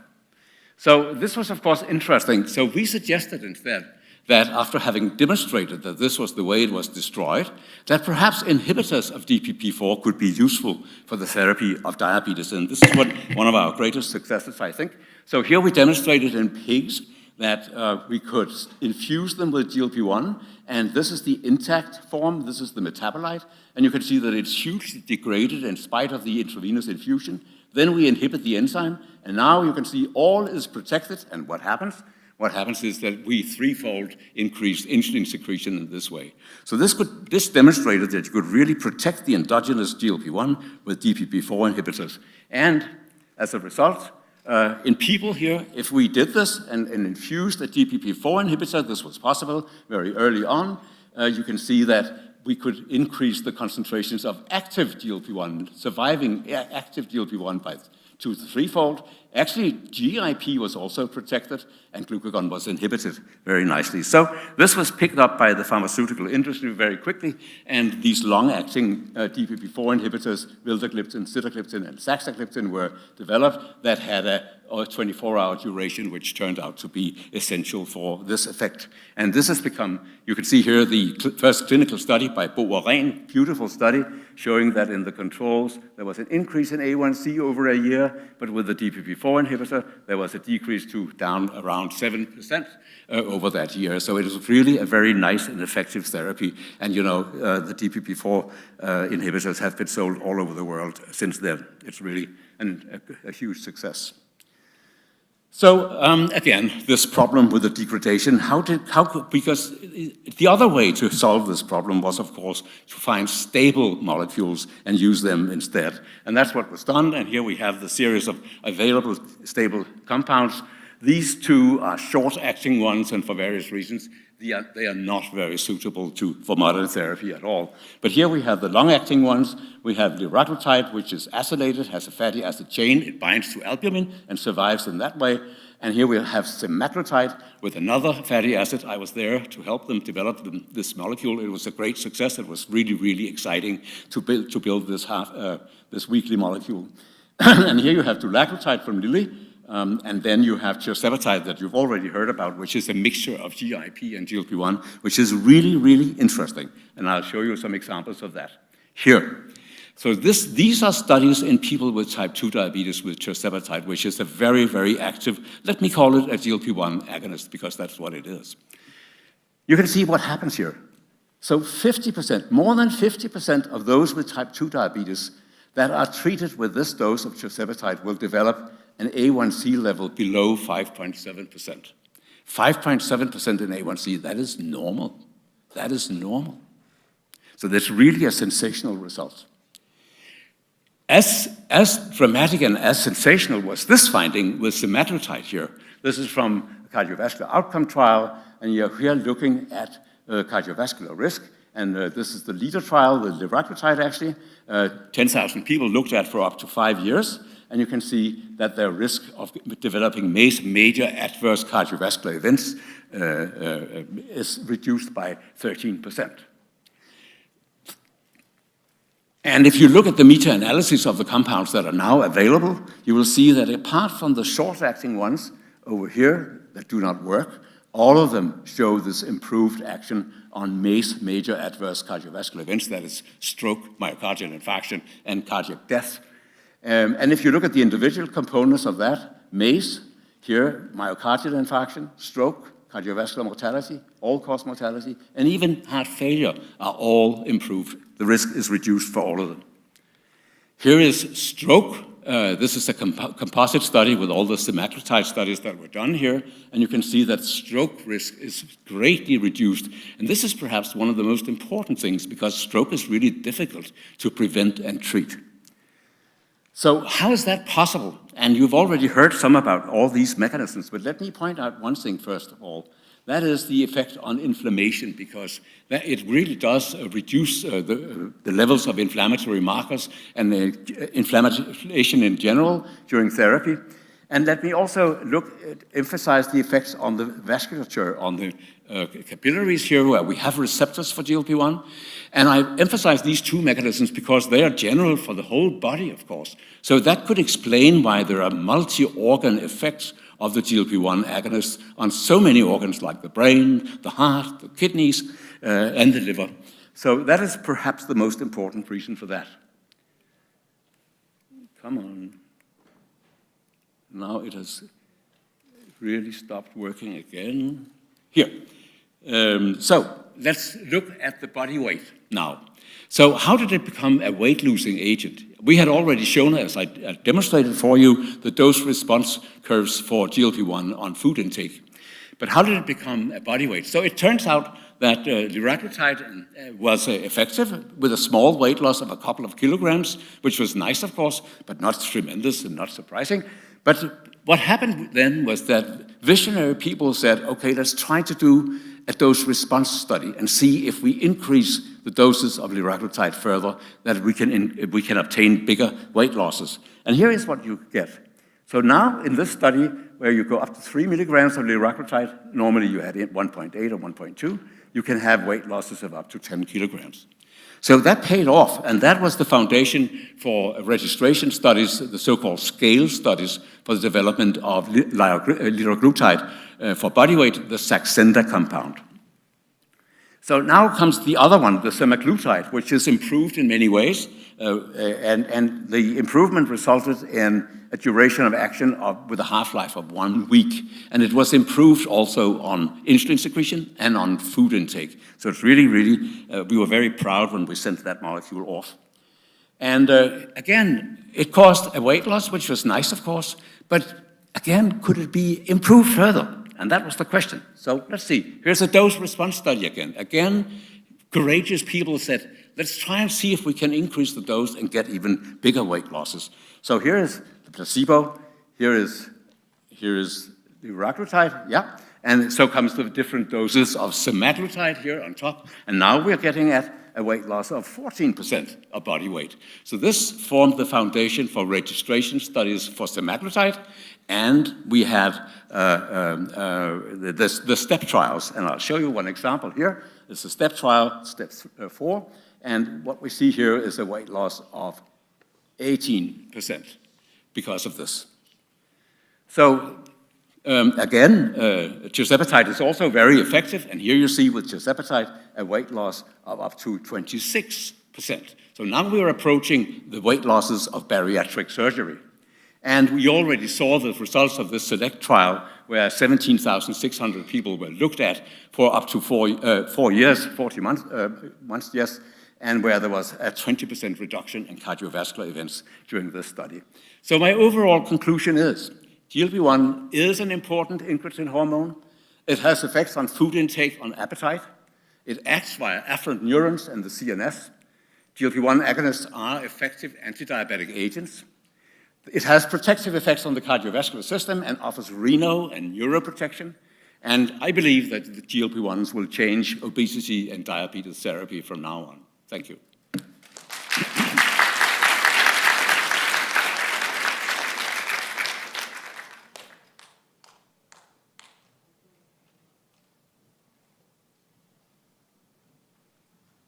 Thank you very much to Professor Haas. And now let's invite Professor Wang back to the stage to give us the conclusion. Welcome.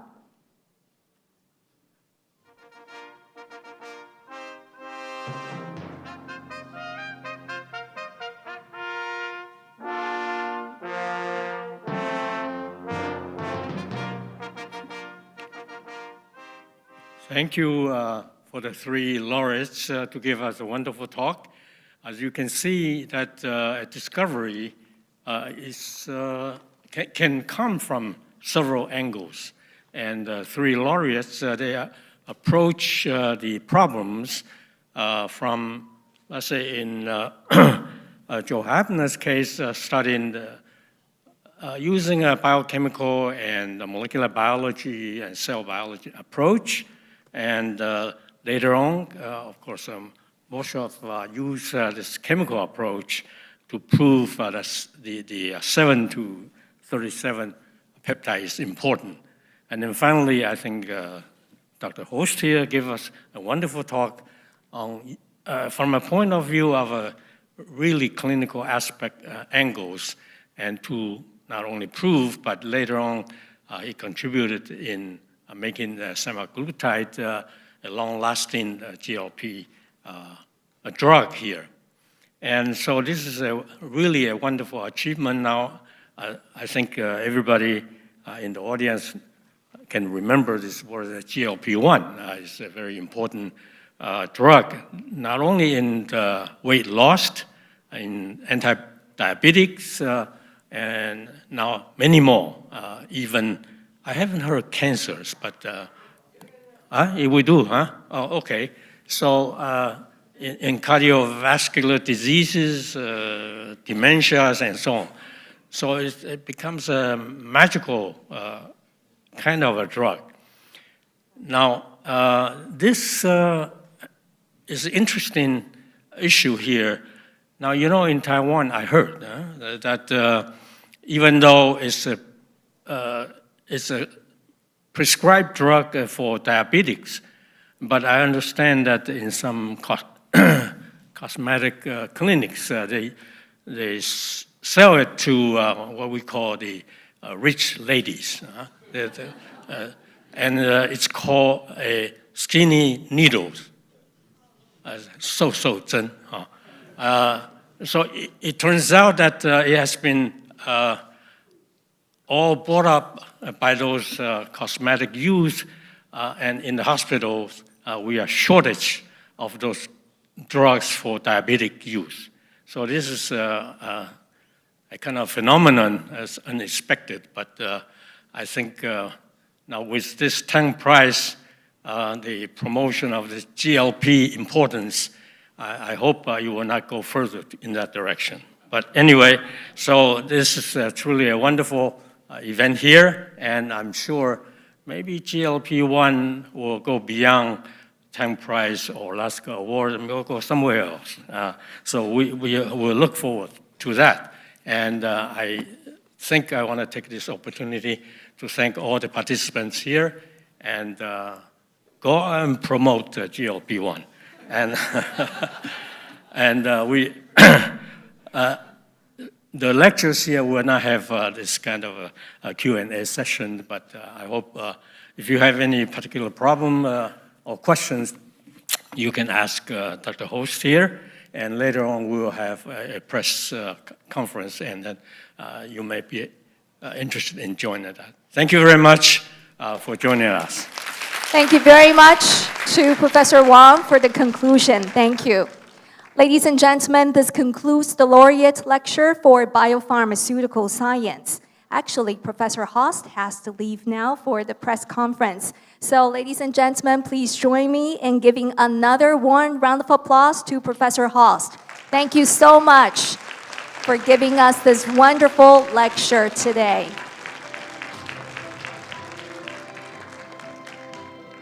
Thank you. Ladies and gentlemen, thank you for your participation in the Laureate Lecture for Biopharmaceutical Science. The next lecture session will be for Sinology, which will begin at 4:15. Please don't forget your personal belongings as you leave, and we wish you a good day. 各位来宾，第6届唐奖得奖人演讲生技医药厂到这边圆满的告一个段落，非常感谢大家的参与，也希望大家都有满满的收获。下一场是汉学场的演讲，将于4点15分开始，欢迎大家报名参与。离场的时候，请记得您随身携带的物品，并且记得归还您所借取的同步口译设备，取回您的证件。谢谢。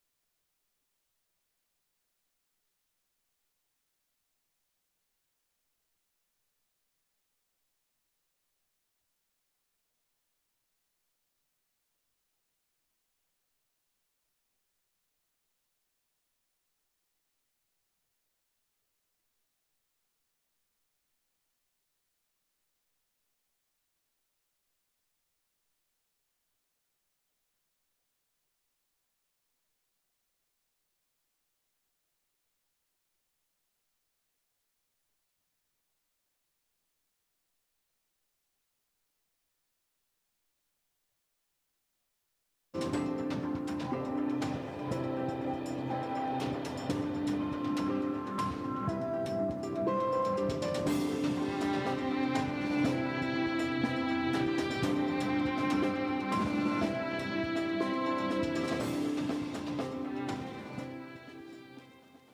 位贵宾以及在线上的朋友，大家午安！欢迎莅临唐奖第6届得奖人演讲汉学场，我是今天的司仪 Angela 卢怡君。活动一开始，让我们邀请主持人中央研究院院士王德威教授上台为今天的演讲引言，请大家以掌声欢迎王教授。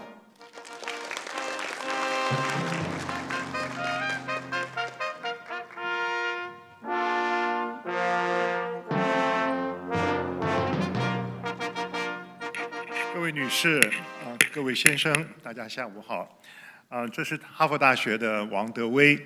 那么今天呢，非常的荣幸能够为许卓云院士那么得奖的这一场大师论坛呢做引言。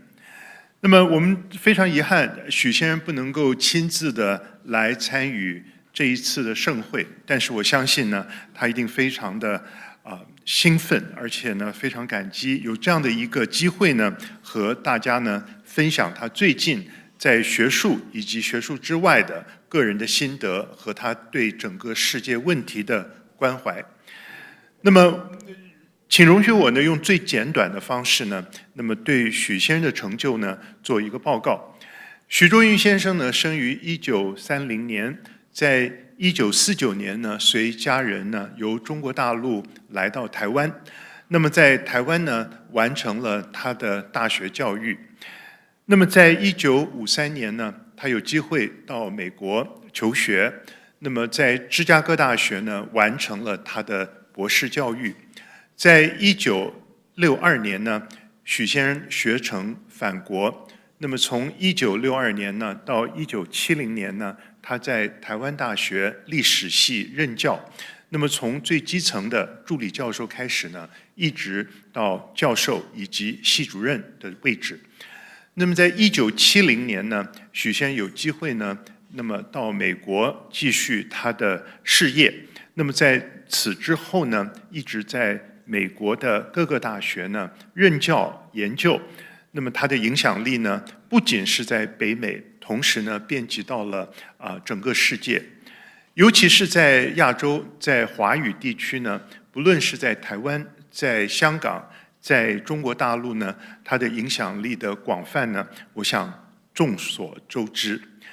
那么许先生呢，他的专业呢是中国的上古史。那么除了在他的专业范围之内，他引领了一个时代的风潮，将社会科学的各种样的方法和理论呢，引进到对中国的早期的各个不同面向的研究。那么不论是从制度史、从农业史、从整个的官吏的整个的变迁，到交通以及渠道、水利的运用等等呢，它融合成为一种所谓的一个全面式的对于中国早期历史的探勘以及发现。那么在近年呢，他对于中国历史的关怀呢，可以说是上下5000年。那么这并不是一句这个形容词而已。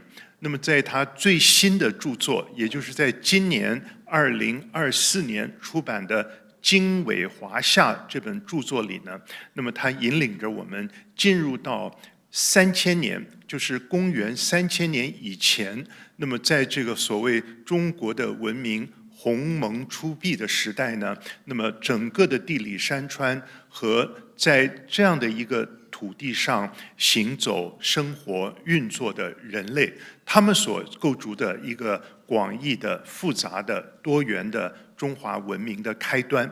而这个开端呢，如何经历了5000年的流变呢，一直到今天呢，深深地影响着在这个区域里面的华人社会，他们各种样的文明发展的不同的脉络。所以像这样的一种格局，这样的一种历史的洞见，这样的一种对于上古时代的整个方位以及文化发展的想象力呢，我们可以说是前所未见。那么除此之外，许先生呢，不只是对广义的中华文明呢有他的关怀和见识，同时呢，他也将他的个人的关怀和见识呢，广及到整个世界文明的关怀以及见识上。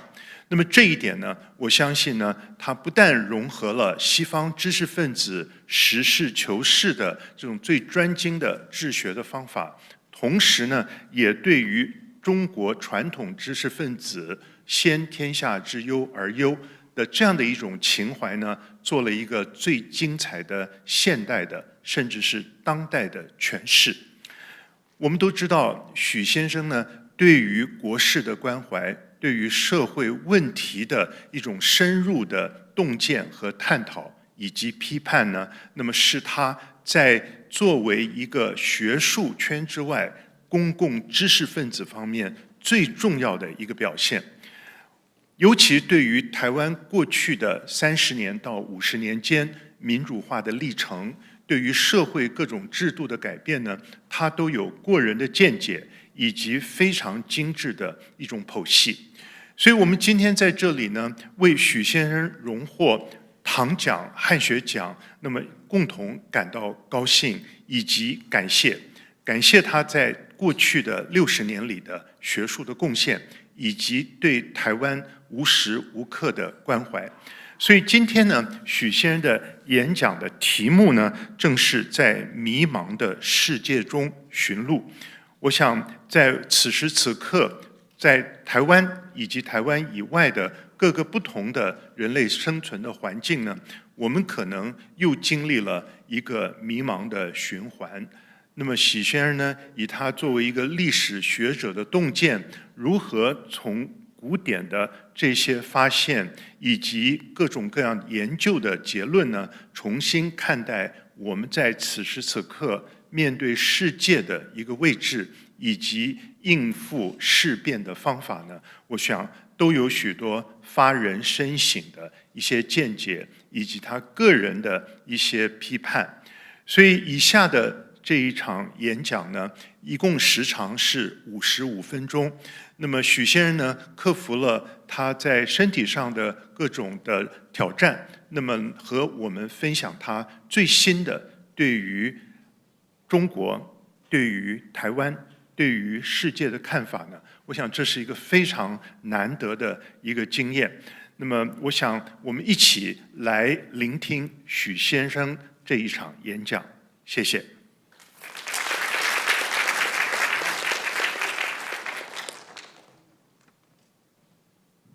非常谢谢王教授的引言。接下来呢，就让我们一起来聆听得奖人许卓云教授的演讲。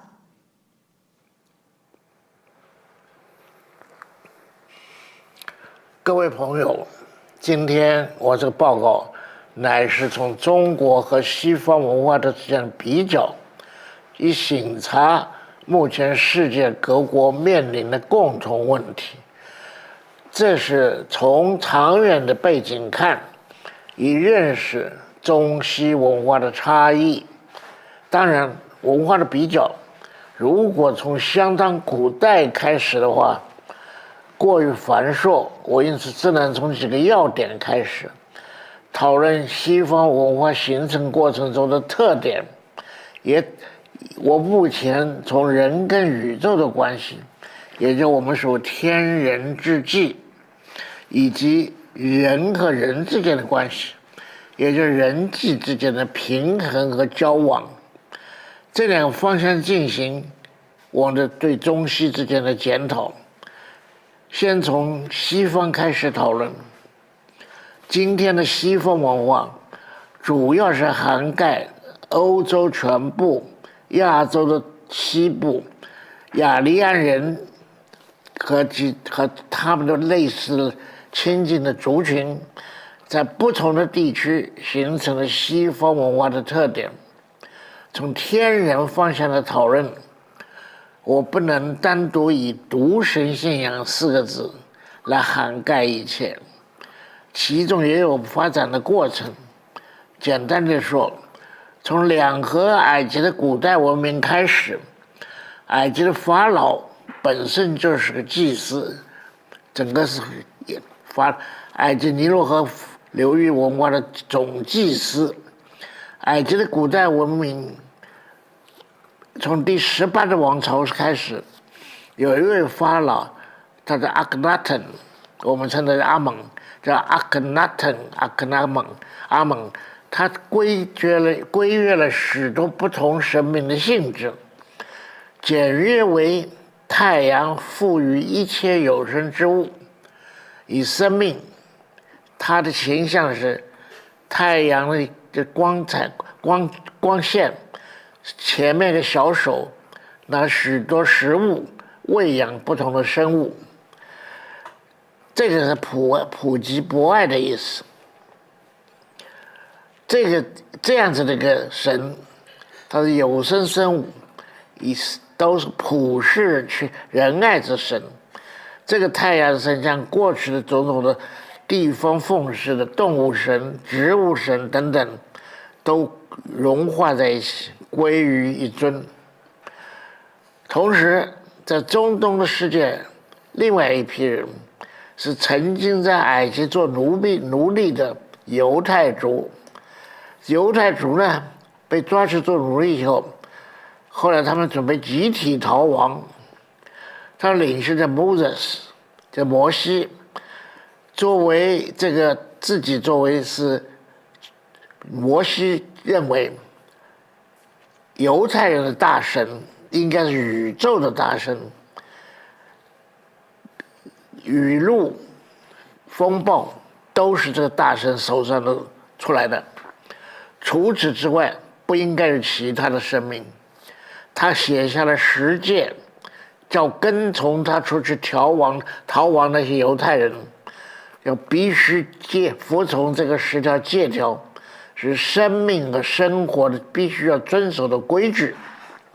这个说实话是古代信仰里面第一次严格的拿行为和信仰归结为一条路。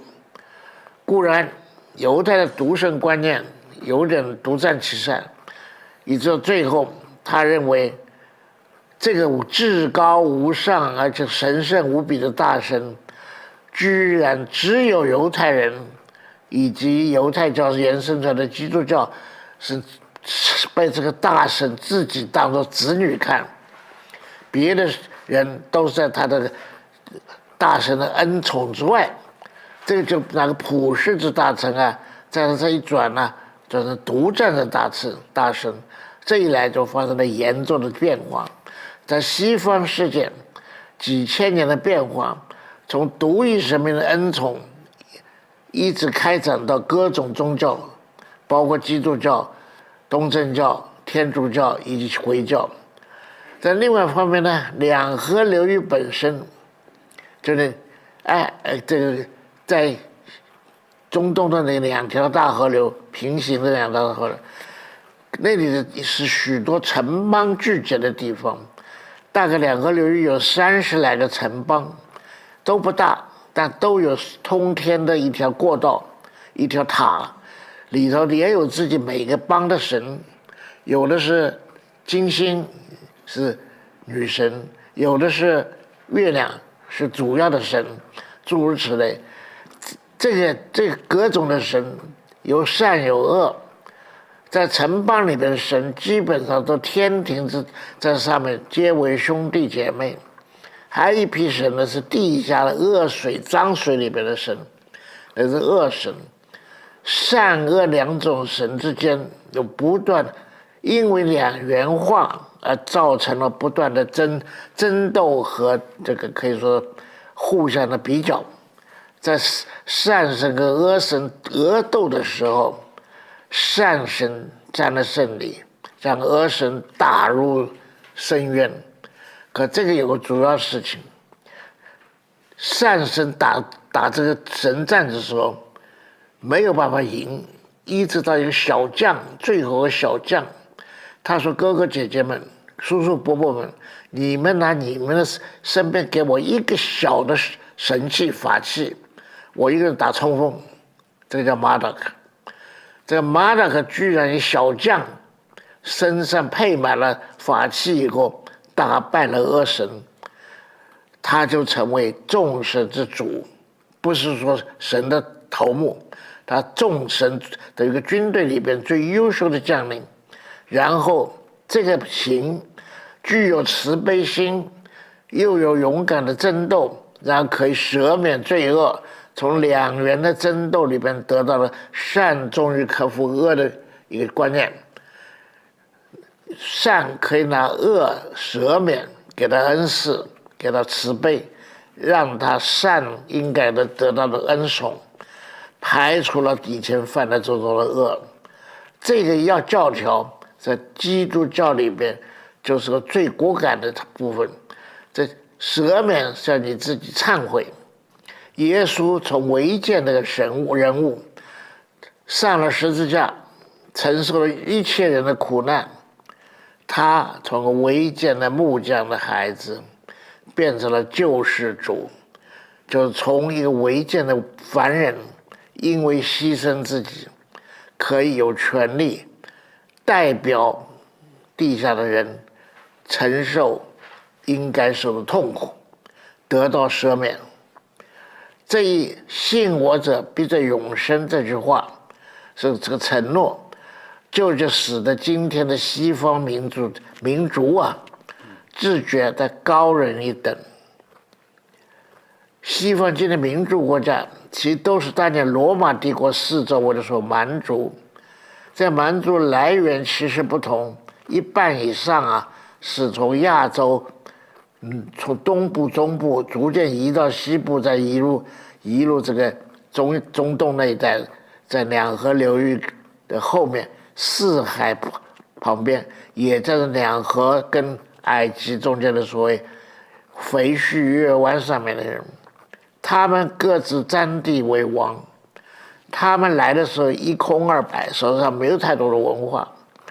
等到他接受了罗马文化转给他们的基督教以后，这个就变成是他们的主要的信仰。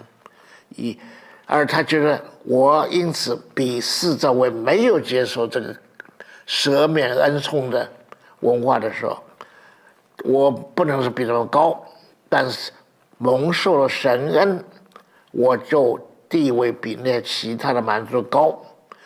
这些蛮族的一大批从高加索山地区逐渐进入中东的地中海，然后分布在四海之四周围，加个注解，四海就是黑海、里海等等的一串海，从了四海四周围一直扩展到小亚细亚，扩展到这肥畜月地。这个他们进入了本来古代文化的福地，他们要求生存，他们没有耕地，他们也不会耕种，他们就以争斗掠夺为生，在马上骑马的跟着驼队运输四方，取得利润，也顺便有弱的团队伍的话，他就拿着抢夺据以为有。有的以长船从小港口很快速的，就像我有华语龙船那只船，很快速的在地中海里横行霸道。曾经古代历史上经常有好几千条长船在地中海四周的领域，在这个插空就出来掠夺一个城邦。这种的情况使得他们既是自以为这个得到恩宠，又确实是欺负别人。他拿这个两个合在一块儿，他说我能够抢得到，就因为上帝带我的路。这种夺取而征服的行为，他认为上帝给他恩宠。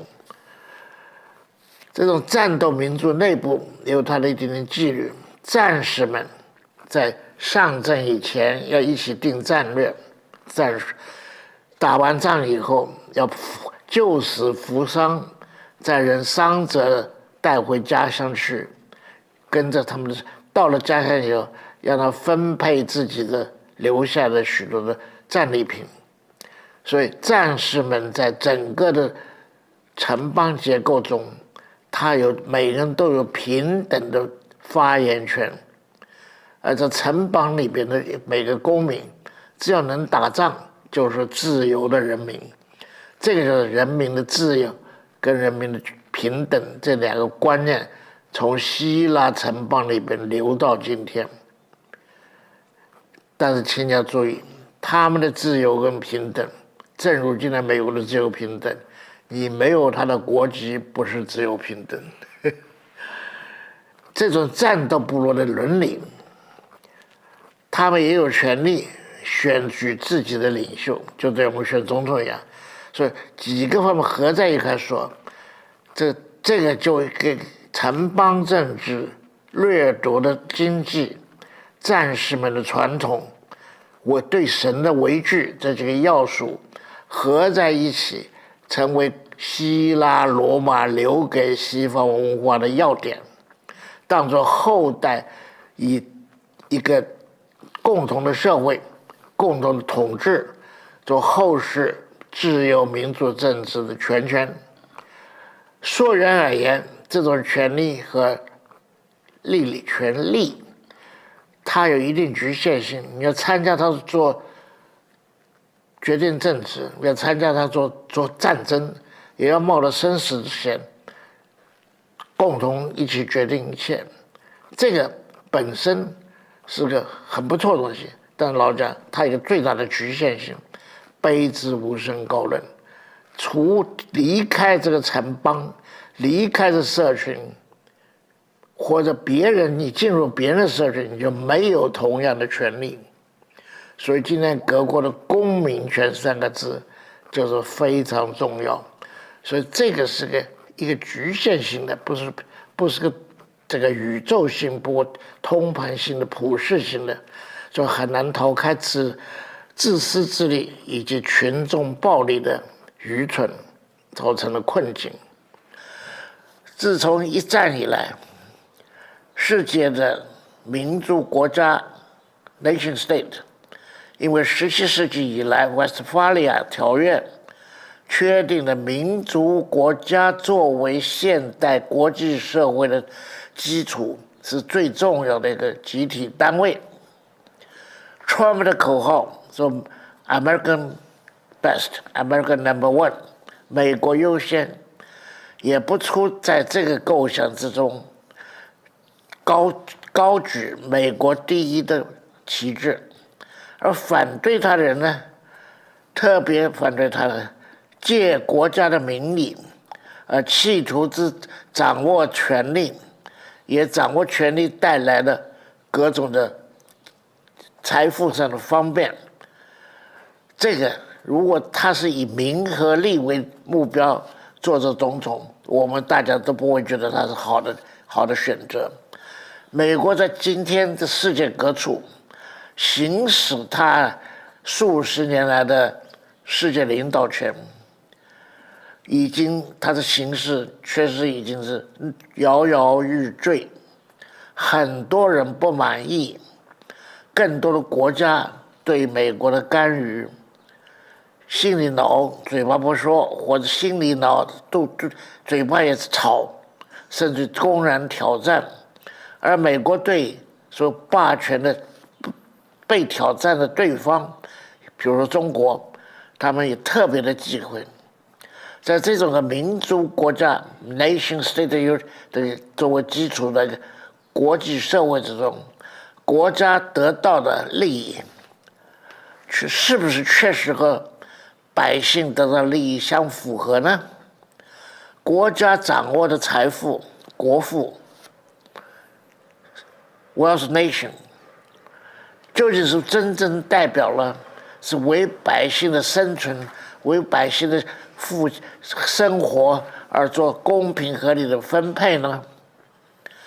简单点说，从国富论到资本论的辩论，自从一战以后，社会主义和资本主义2个制度的对立，而分别坚持这同样的口号：自由和平等。但是前者资本主义者强调自由，后者社会主义者强调平等。社会主义的国家强调，理论上，一个劳动中工作者应当具有掌握国家资源的权利，力量的力也是厉害的力，双重，平均分配着利润，使得劳动者以及一般劳苦大众都是得到至少可以过日子的分配，得到一定的益处。而资本主义的国家的强调呢，这是以国家为后等，国家累积的财富，无论在海外或者在国内生产，都是让老百姓给水涨船高。要做好个大饼，饼愈大，分润的愈快也愈大，使普遍的老百姓可以得到生活的改善。资本主义者、社会主义者两个阵容彼此争论，从一战以后到今天1个世纪多了，还在争论。其实很多的争论是以这个口号做掩饰，背后的争论的是谁能够掌握这个大饼的最大的一点油脂，最大的一片香肉。因此呢，这个上面所考虑也是一个主题，就引发了另外一套课题。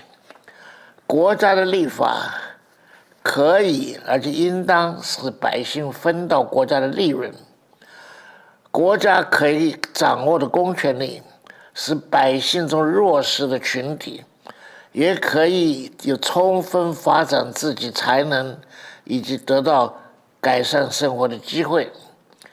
这就是当年罗斯福总统他在美国的不景气之下提出了新政 New Deal。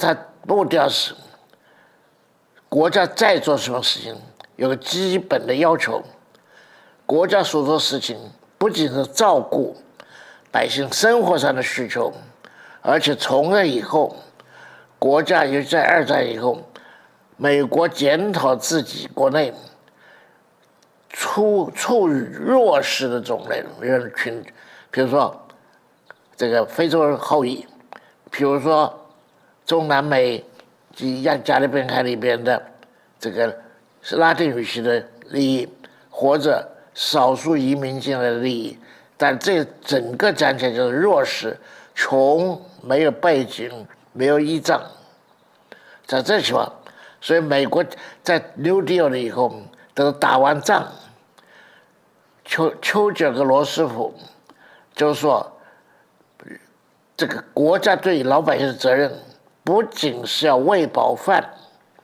而且是个基本自由。这4个基本自由就是这个言论自由、思想行动自由的等等的4个自由，使得大家可以基本上生活宽裕之外，心里没有畏惧。那么这引发的一些一个很长战后的时期，一连串的美国的社会革命，不是经过街上的嚷嚷人，更不是经过枪林弹雨，而是经过辩论，经过报章上的鼓吹，经过电台上面的讨论。大家要注意到少数弱势的群众，有色人种、妇女，以及因为性别的选择而产生的堕胎权等等，这些种种课题却都是在4大自由之外，4大自由无法涵盖的。因此从战后到现在实际上，国家对老百姓应该负的责任，其幅度、其种类、其性质，都有相当大的转变。这就引发了许多内外的冲突。当年英国的废编社，它一切都由工党向国会提出。英国的社会福利一条一条、一款一款、零零碎碎加起来，并不是像美国的 New Deal 就新政那样的一整块的端过来了。可这个过程呢，立法愈多，治事愈纷呢，在英国国会呢，这搞得实在是头大，而老百姓实在是相当搞不清楚做干什么事情。社会上这许多的问题，如果都要个别解决，都是群起讨论的话，社会上呈现的就是舆论界有无数的争吵，社会上有无数的对立，甚至形成于游行，两个阵营打架，一个阵营是主张这甲方，一个主张任乙方，社会反而因为要求自己的政府、自己的国家照顾国家照顾人民百姓的权利和利益，国家反而造成了面临极为混乱的一个社会，也国家本身的整体也就因此常常东扯西拉，撕成片片。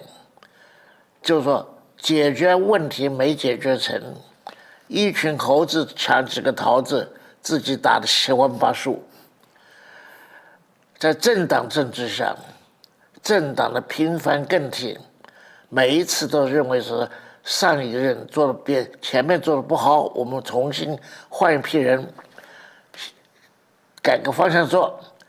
这个经常为了要改变课题，要改变方针，要改变注视的方向，结果呢，每次换手，政府的换手，政权的转移，都会产生社会与国家内部的分裂，甚至内部的对抗。民主政治到了这种状态之下，我们可以说是自己为了做好，结果无形之中做了很多的意想不到的乱局，才创造乱局。我刚才就讲，猴子们为了争一个桃子，10来个猴子给打完一场架，还不晓得争的什么东西，谁也没吃到桃子，但许多猴子都受了伤。这种的情况也并不是美国独有，几个欧洲主要的国家，像英法德俄，无不纷纷出现相类似的窘态。这种局面使我们逐渐理解到，欧洲式的现代民主国家是不是将权力过分的集中于国家层次，也是不是过分的着重于以公权力来界定今天的困难，以及寻找今天的解决今天的难题，就一切都政治化，而不在社会上，不在个别团体之间互相讨论、互相适应。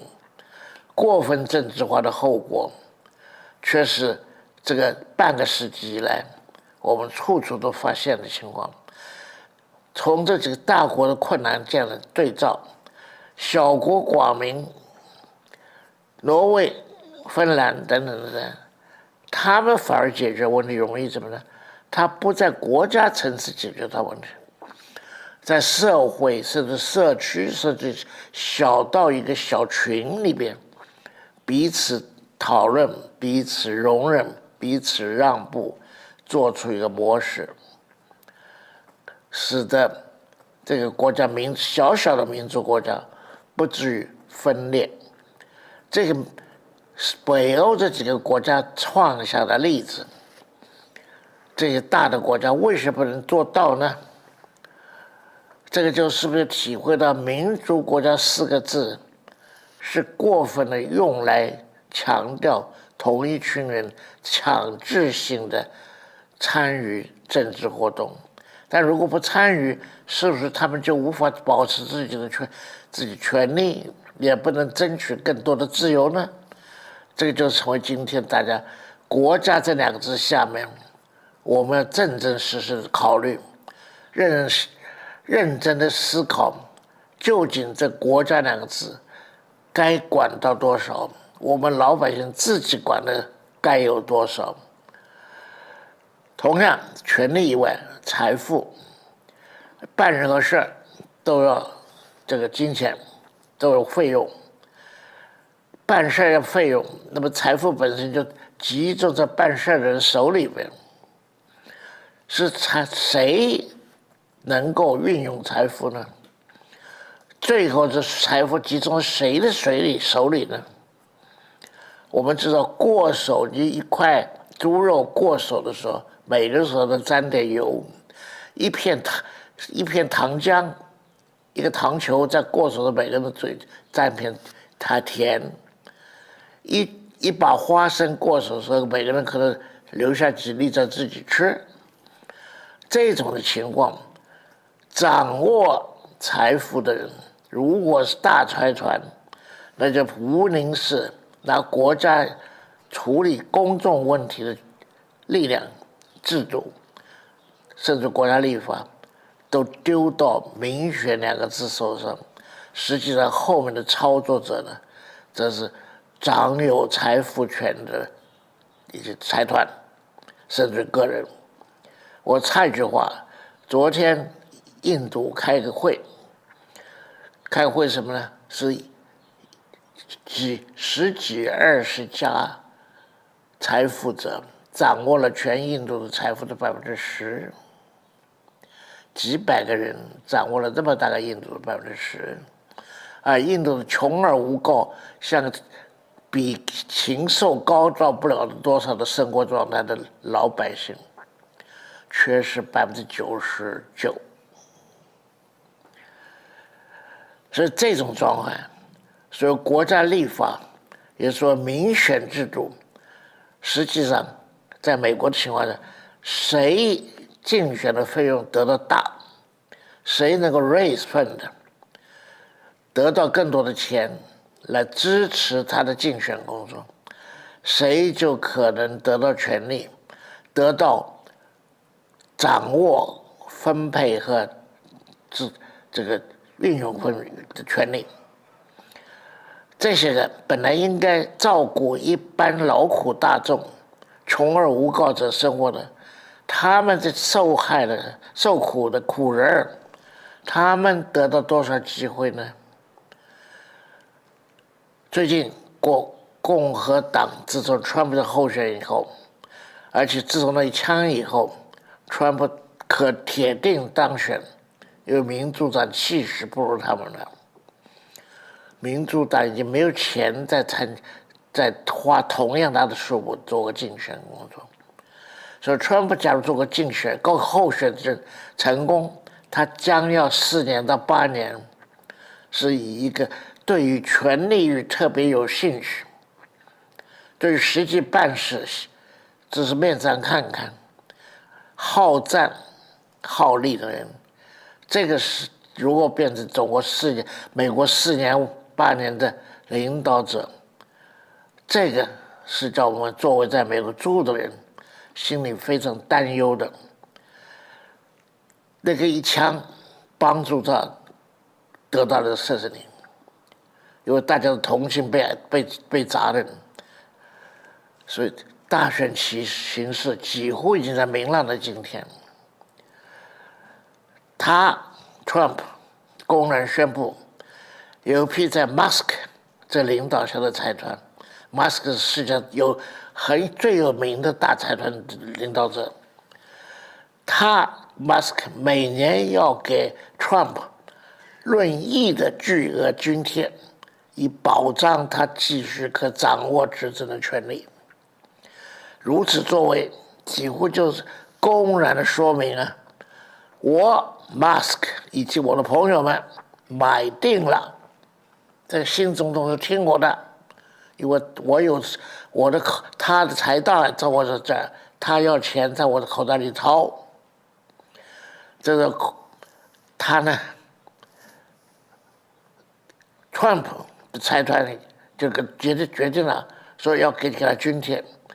那么这买下的总统呢，他已经说了，我非常愿意跟他们合作，使得我可以执行我希望做的事情。第一段能够做到是什么呢？公然以这个财团的影响，购买了民意，使得 Trump 过去犯了私用公款的罪行，居然在法庭提出公诉以后，却因为他在任的时候委任了一批大法官，这批高等法院的各州的高等法院的大法官，以及国家的大法官，都有很多是属于他影响下得到任务的，一处一处，这些法律的维持者，道貌岸然、黑袍的维持正义者，他们一处一处判决饶恕了 Trump 的罪行。这个我今天说到这里，作为居住在美国的人来说，大家看得见，我是充分的愤怒，这个是民主制度在被财富污染了，社会救济这个机会，社会救济这种制度，这种应该做好事情的动机，却被掌权者要任意糟蹋。想到这里，我不能不想到中国。清朝末年是中国可有数的一个坏的地权，地权本身像光绪不是坏人，同治也不是坏人，可是整个那个权贵，满清权贵加上汉人的官僚，组成的是一个剥削贪污的一个集团。在那个集团之下，要领导中国改革自己，在列强纷纷要围到中国来吃中国一口肉的时候，中国要自强自国改革的时候，美国这个制度，美丽的国家是我们向往的一个对象。但今天这个美丽的国家不再是自由理想的原地，更可怜着二战以后美国独占世界的霸主地位。这个霸权在二战终了以后到今天，使得美国以帮助重建家园，使得曾经受过战祸蹂躏的国家得以逐渐恢复元气。我必须说，战后20年，美国的一批政治人物真正是认真在做，使得欧洲复兴，使得亚洲可以过下日子，使得非洲逐渐有改善的机会。他们尽力的，像杜鲁门、马歇尔尽了他的力。那个时候，过去好的那段时候，用中国这成语讲，是冬日之日，冬天烤背的太阳暖和，让人舒服。这种霸主大家喜欢。等到现在呢，美国颐指气使，拿所有的国家当做他的手下的小伙计，所以你不是卖，你不是买，你让我先赚了钱，你才能赚钱。这个叫夏日之日，夏天的日子，你在烤的背那舒服吗？世界的各处都受美国的挟制，美国却自以为是，要防堵各处第2号挑战的出现。中国却正是他们认为挑战的之一，尤其最可能得成功的挑战。这个霸主对中国就毫不惭愧，指定压制中国的政策，防住中国产品外销。他认为说，你们低的工资使得我们的工人不能过日子，你们不配，你再劳苦不配，说不许买你们的货，不许别人买你们货。这种等于是希腊城邦集团到了晚期，在罗马要打败他们的时候，在希腊的马其顿帝国要变成帝国的时候，这个时候 Thucydides 的一个矛盾，就是说霸权争夺终于会搞得两败俱伤，终于会一个残岛认为打到另外一个。本来各国可以和平相处的场合，可以共同商量的场合，共同维持共同福祉的场合，在今天这理想不再有了。不仅中国受到威胁，欧洲几个主要的国家也深深感觉到这把霸权的利剑悬在头顶，只有头发丝那么一个表面的维持，绑住了一个利剑，利剑可随时掉在他当作挑战者的头上。上面刚我所说的情况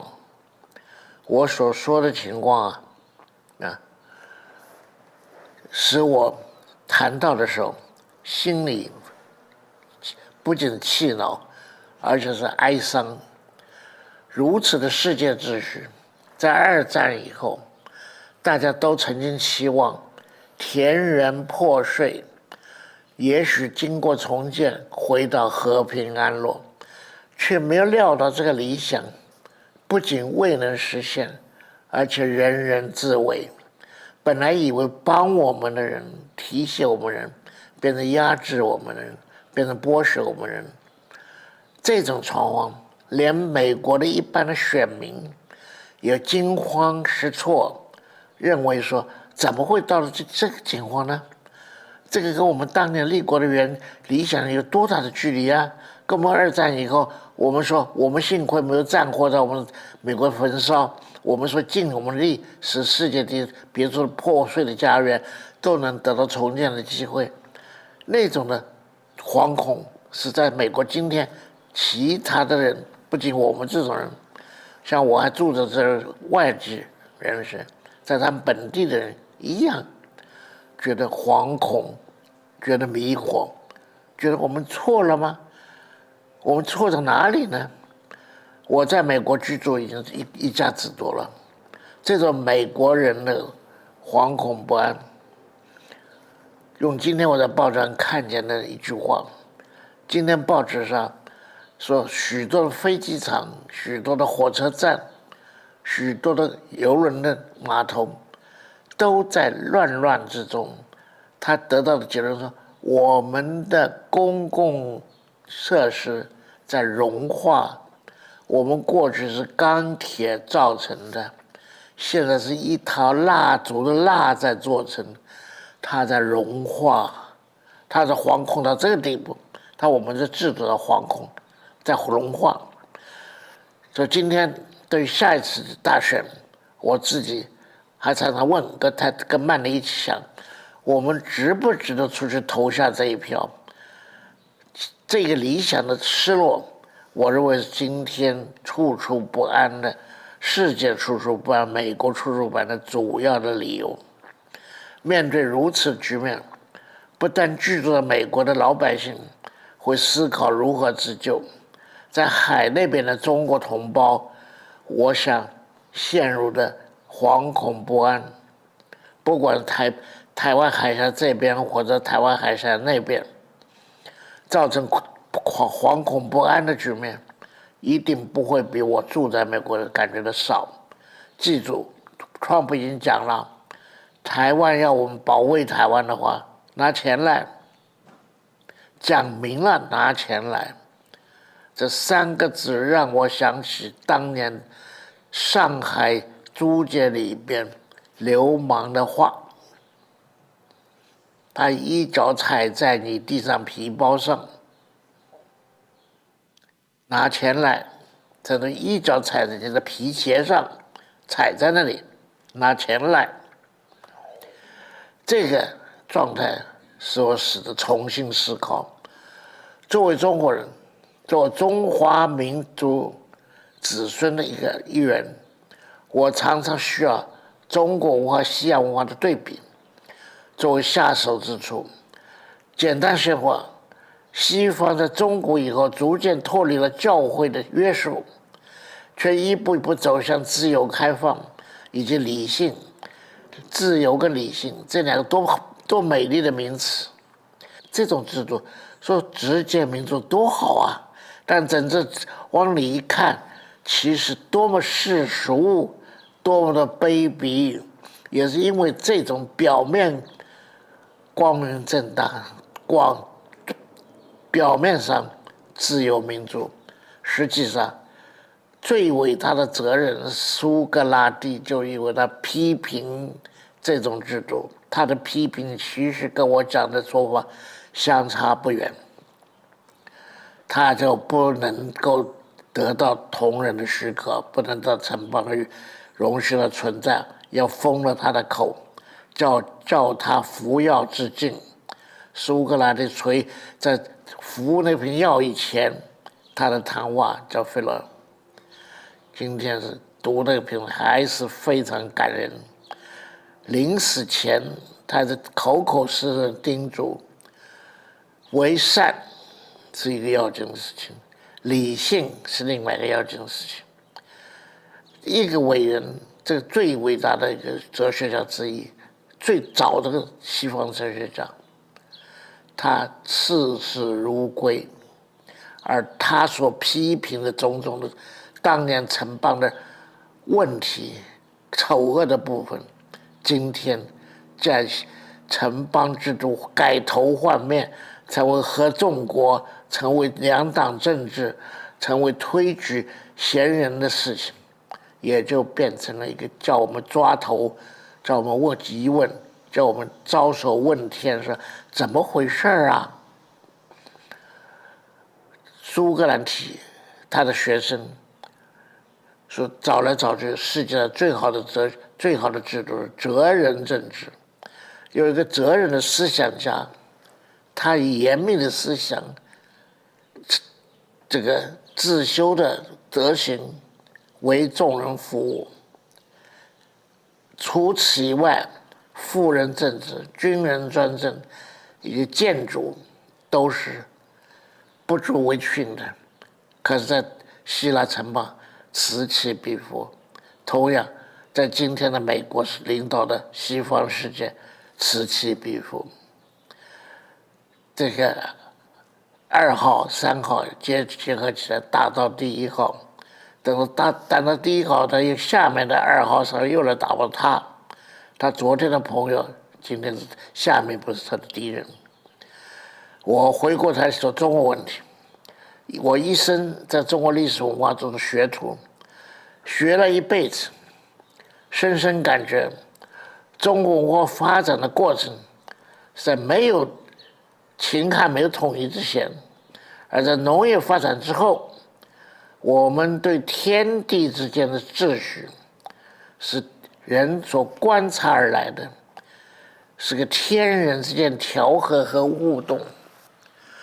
你不会在发大水的时候去插苗、插秧，你不会在干旱的时候去撒种，你跟天然的条件配合，这个叫天人之间的调和，人跟自然之间的调和。你也不会跟别人做的倒过来，人家刚刚插好秧，你说我来收割了，或者人家刚刚种好稻，你说我水我往这头流了。大家取得协议，这条水分着隔田这里面流过去，大家都分润，收割时候一起收割。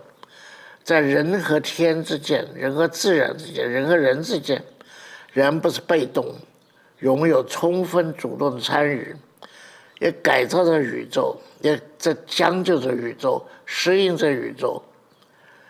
这个样的宇宙秩序，在中国思想在汉代有全盘的整合。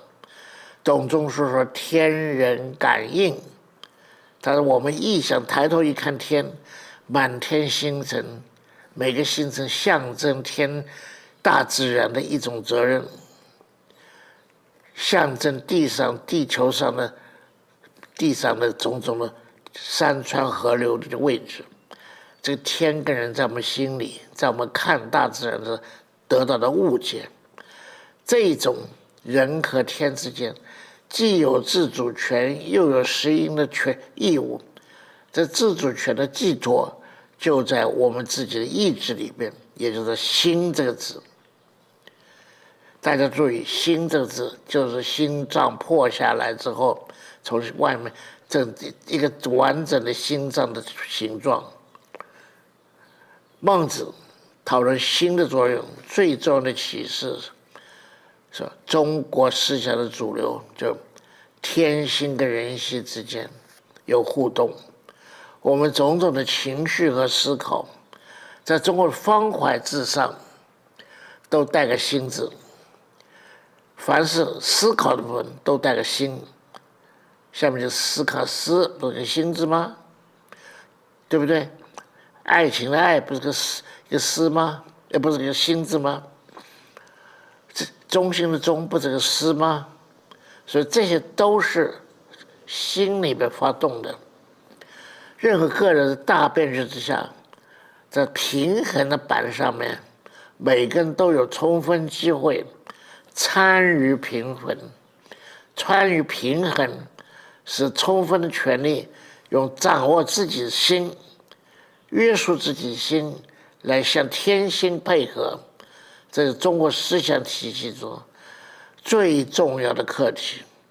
从孟夫子到王阳明先生，都在这条线上处处提示我们，要自己看住你的心，不要跑野了。要这个心可以上参天地，下参同人。人跟人之间，我对人说这种话，我会叫人伤心吗？我就不要说。我叫人得到安慰吗？我就尽力为之。我得到鼓励吗？我用心的鼓励他，但是不要叫他自己误解了，就是推动被推而已。此心在我，掌握这个心里面的分寸，是尽其心为之。这个就是孟子就说安顿自己，就是说人要修己，修己之后立刻就说修己以安人。佛教跟儒家有很大差别，就我们说修己以安人。佛教里边两个境界，一个是修己，自己了解自己；另外一个在修己或者度人，这是两个境界。中国是只有一个境界，修己以安人，安人别人，安百姓，种种民族，种种群众，安天下。如果我们能够做到安天下，了不起，但是你不容易，因为你始终没大的机会。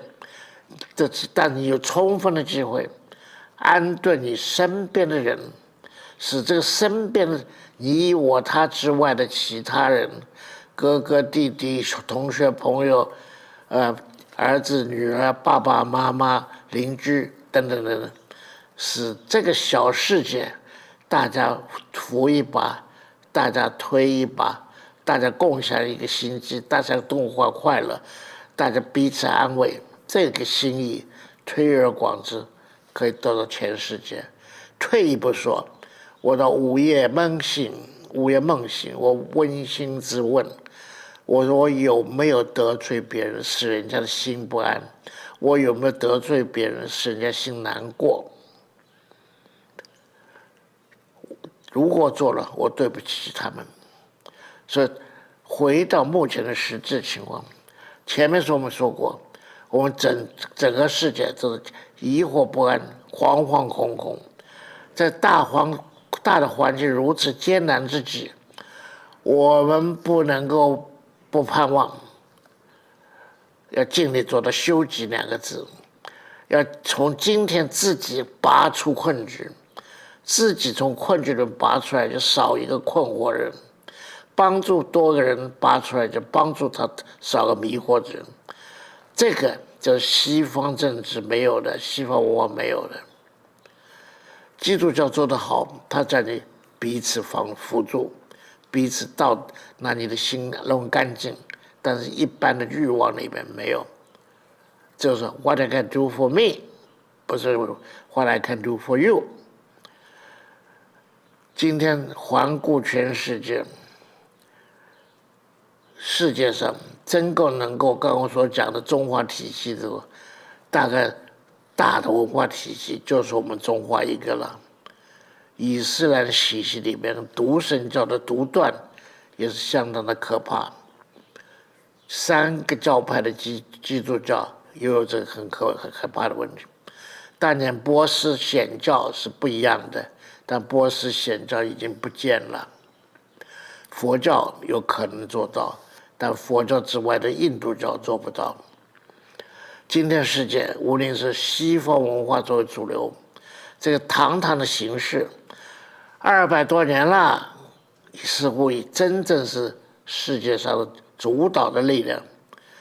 处处的冷战、热战、冲突、轰炸，他们的毛病都在我要怎么样，不是你要怎么样。我要眼前，不是说我要将来。我今天做到，不能求人，不能承认。我要利，我不要求义，义是另外一回事，人家是利，我一定得到。在得势的时候，顺风顺水，要理所当然是我的得势，我得到好处。在弱的一面呢，他说种种疾苦都拿着怪到别人，到后来他怪不出去的，他就委委屈屈的接受。世界上所以叫弱势的国家、弱势人民，他们受西方伦理和论理的影响，已经常常忘记了另外一套超越个人、超越私利、超越压迫的一个另外一种境界，另外一种普世价值。现在西方文化体系之外人实在应该反省，就像我们经常反省啊，他们也应该自己反省，对自己的文化持客观而公平的警觉。个人不能成为世界的中心，国家、民族、社会也不能做世界的中心。在今天的世界，广宇长宙是全世界人类共同的天地。除了我西方文化以外，我们特别珍惜我们掌握了中华的价值。这个价值没有死，这价值活着呢，这个价值活在我们身边，这个价值我们的心里边，不要丢掉它，用它来帮助世界，纠正他们一些错误，冲淡他们的一些造成的灾害。我们目前的困境是在困惑之中求出路。我们中国人立场，自家原有无情进藏，何必嫌门托钵行。我们解决自己困难的地方，就可以在自己的文化宝库里寻找，不要说人家那个就是永世价值，那就是永恒的，也是普及的价值，那个是必定站在我们头上的。我区这种言语，盼望同仁们大家原谅。我有时候都动点义气，也请大家谢谢。谢谢得奖人许教授的演讲。接下来，让我们再一次的邀请王教授上台，为今天的演讲做结语。欢迎王教授。好，谢谢大家。许先生呢，在美国居住前后一共超过了64年。那么在前2年呢，他甚至有一本专书讨论他个人在美国的求学、任教、研究以及生活的经验。那么今天这个演讲呢，题目特别让我们发人深省，特别是对于美国当下的处境，以及美国呢和这个世界关系互动上所产生的各种样的新的冲击和挫折呢，他做出了个人的观察。其实我们感觉到许先生对美国呢，在从求学时代一直到今天呢，他所曾经赋予的盼望，还有他今天呢所可能感受到的困惑和失望。那么当然他把这样的一个个人的困惑和失望呢，放在一个广义的这个世界制度史的进展上，做出了他个人的观察。从这个西方文明早期的希腊罗马，从这个城邦制度到后来的这个所谓的霸权制度的发展，那么到17世纪呢，这个所谓国家主义，西法利亚条约之后的国家主义的兴起，那么在之后的资本主义和启蒙主义之间的互动，形成了今天的一种以国家民族为重点的一个世界政治秩序。那么这个秩序呢，曾经带给在青年时代的许先生呢很多的憧憬，尤其是2战之后由美国所领导的一个所谓自由世界的这样的一个新的国家秩序的期待。那么到过去的这10年、20年甚至30年呢，那么美国和世界秩序之间的一个变动呢，又引起了另外的一波可能的这个所谓新冷战形势的开始。这些呢，都让许先生感觉到忧心以及困惑。但是可能在环顾目前的世界局势里呢，也没有立刻的解决之道。那么相形之下呢，那么在今天的演讲的第2个部分呢，他提到了也许在传统的中华文明的这个思维模式里呢，我们可以找到至少是部分的一些启发。那么不论是这个秦汉时代所经历的帝国的转变，那么或者是在当时所引起的一种新的对于所谓这个顺天和应人的这样的一种政教制度的思考，那么从孔孟的学说再延伸到了这个其他的宗教的信仰。那么最后呢，那么许先语重心长地提出了，在中国的这样的一个传统文明的思维模式里，那么不论是顺天应人，或者是修己度人的这些观点呢，可能对于当下的西方的政治以及经济挂帅的制度呢，那么有一些新的不同的启示。那么在今天的演讲里呢，最特别的是他提到了在中国的思维模式里，对于这个心地的新的这样的一种思维的重新的召唤。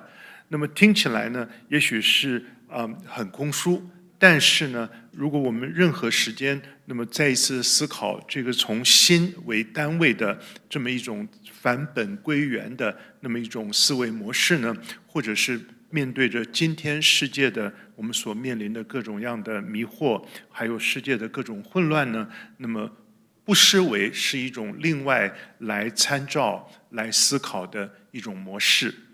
所以今天这一场演讲呢，可以真的是代表了许先生在这个经过了一甲子的这个与美国所代表的西方文明互动之后，他所做出的一些感想。那么这些感想呢，也许是给予我们此时此刻在台湾，那么面对台湾所面临的各种挑战和困境呢，所提醒的一些起点，而未必是真正的结论。那么台湾很小，但是我们的世界胸襟呢也应该很大。那么台湾呢和美国的关系唇齿相依，但是呢除此之外，是不是在思考台湾和世界的定位之间呢，我们是不是也可以在很多不同的这个时间的关口以及思维的转折之处呢，思考美国所代表的价值，它的正面，它的负面呢，是不是可以为我们在台湾思考未来台湾的前途呢，提供更多的一些多元方式的思维的可能呢？所以这样的问题呢，也许可以让我们作为今天在演讲之后，大家呢一起来思考，一起来为台湾未来的前途作为一个新的开拓的一个起点式的一个契机。好的，今天的许先生的演讲到此结束。那么也非常谢谢大家的莅临。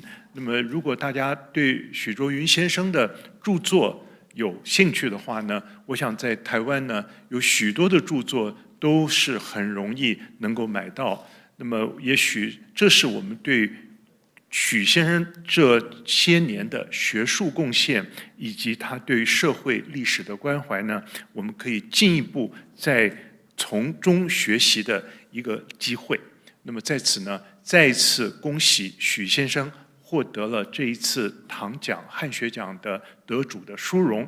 那么也期待呢，那么我们在现场的观众和我个人一样呢，都希望继续从许先生的著作和思想呢，得到新的启发的机会。谢谢大家，祝福大家，谢谢。非常谢谢王教授，也再一次的谢谢我们的得奖人许教授。我们接下来呢，就邀请王教授移驾到记者会的现场。各位来宾，让我们再一次的用掌声，谢谢王教授今天为我们主持这场演讲。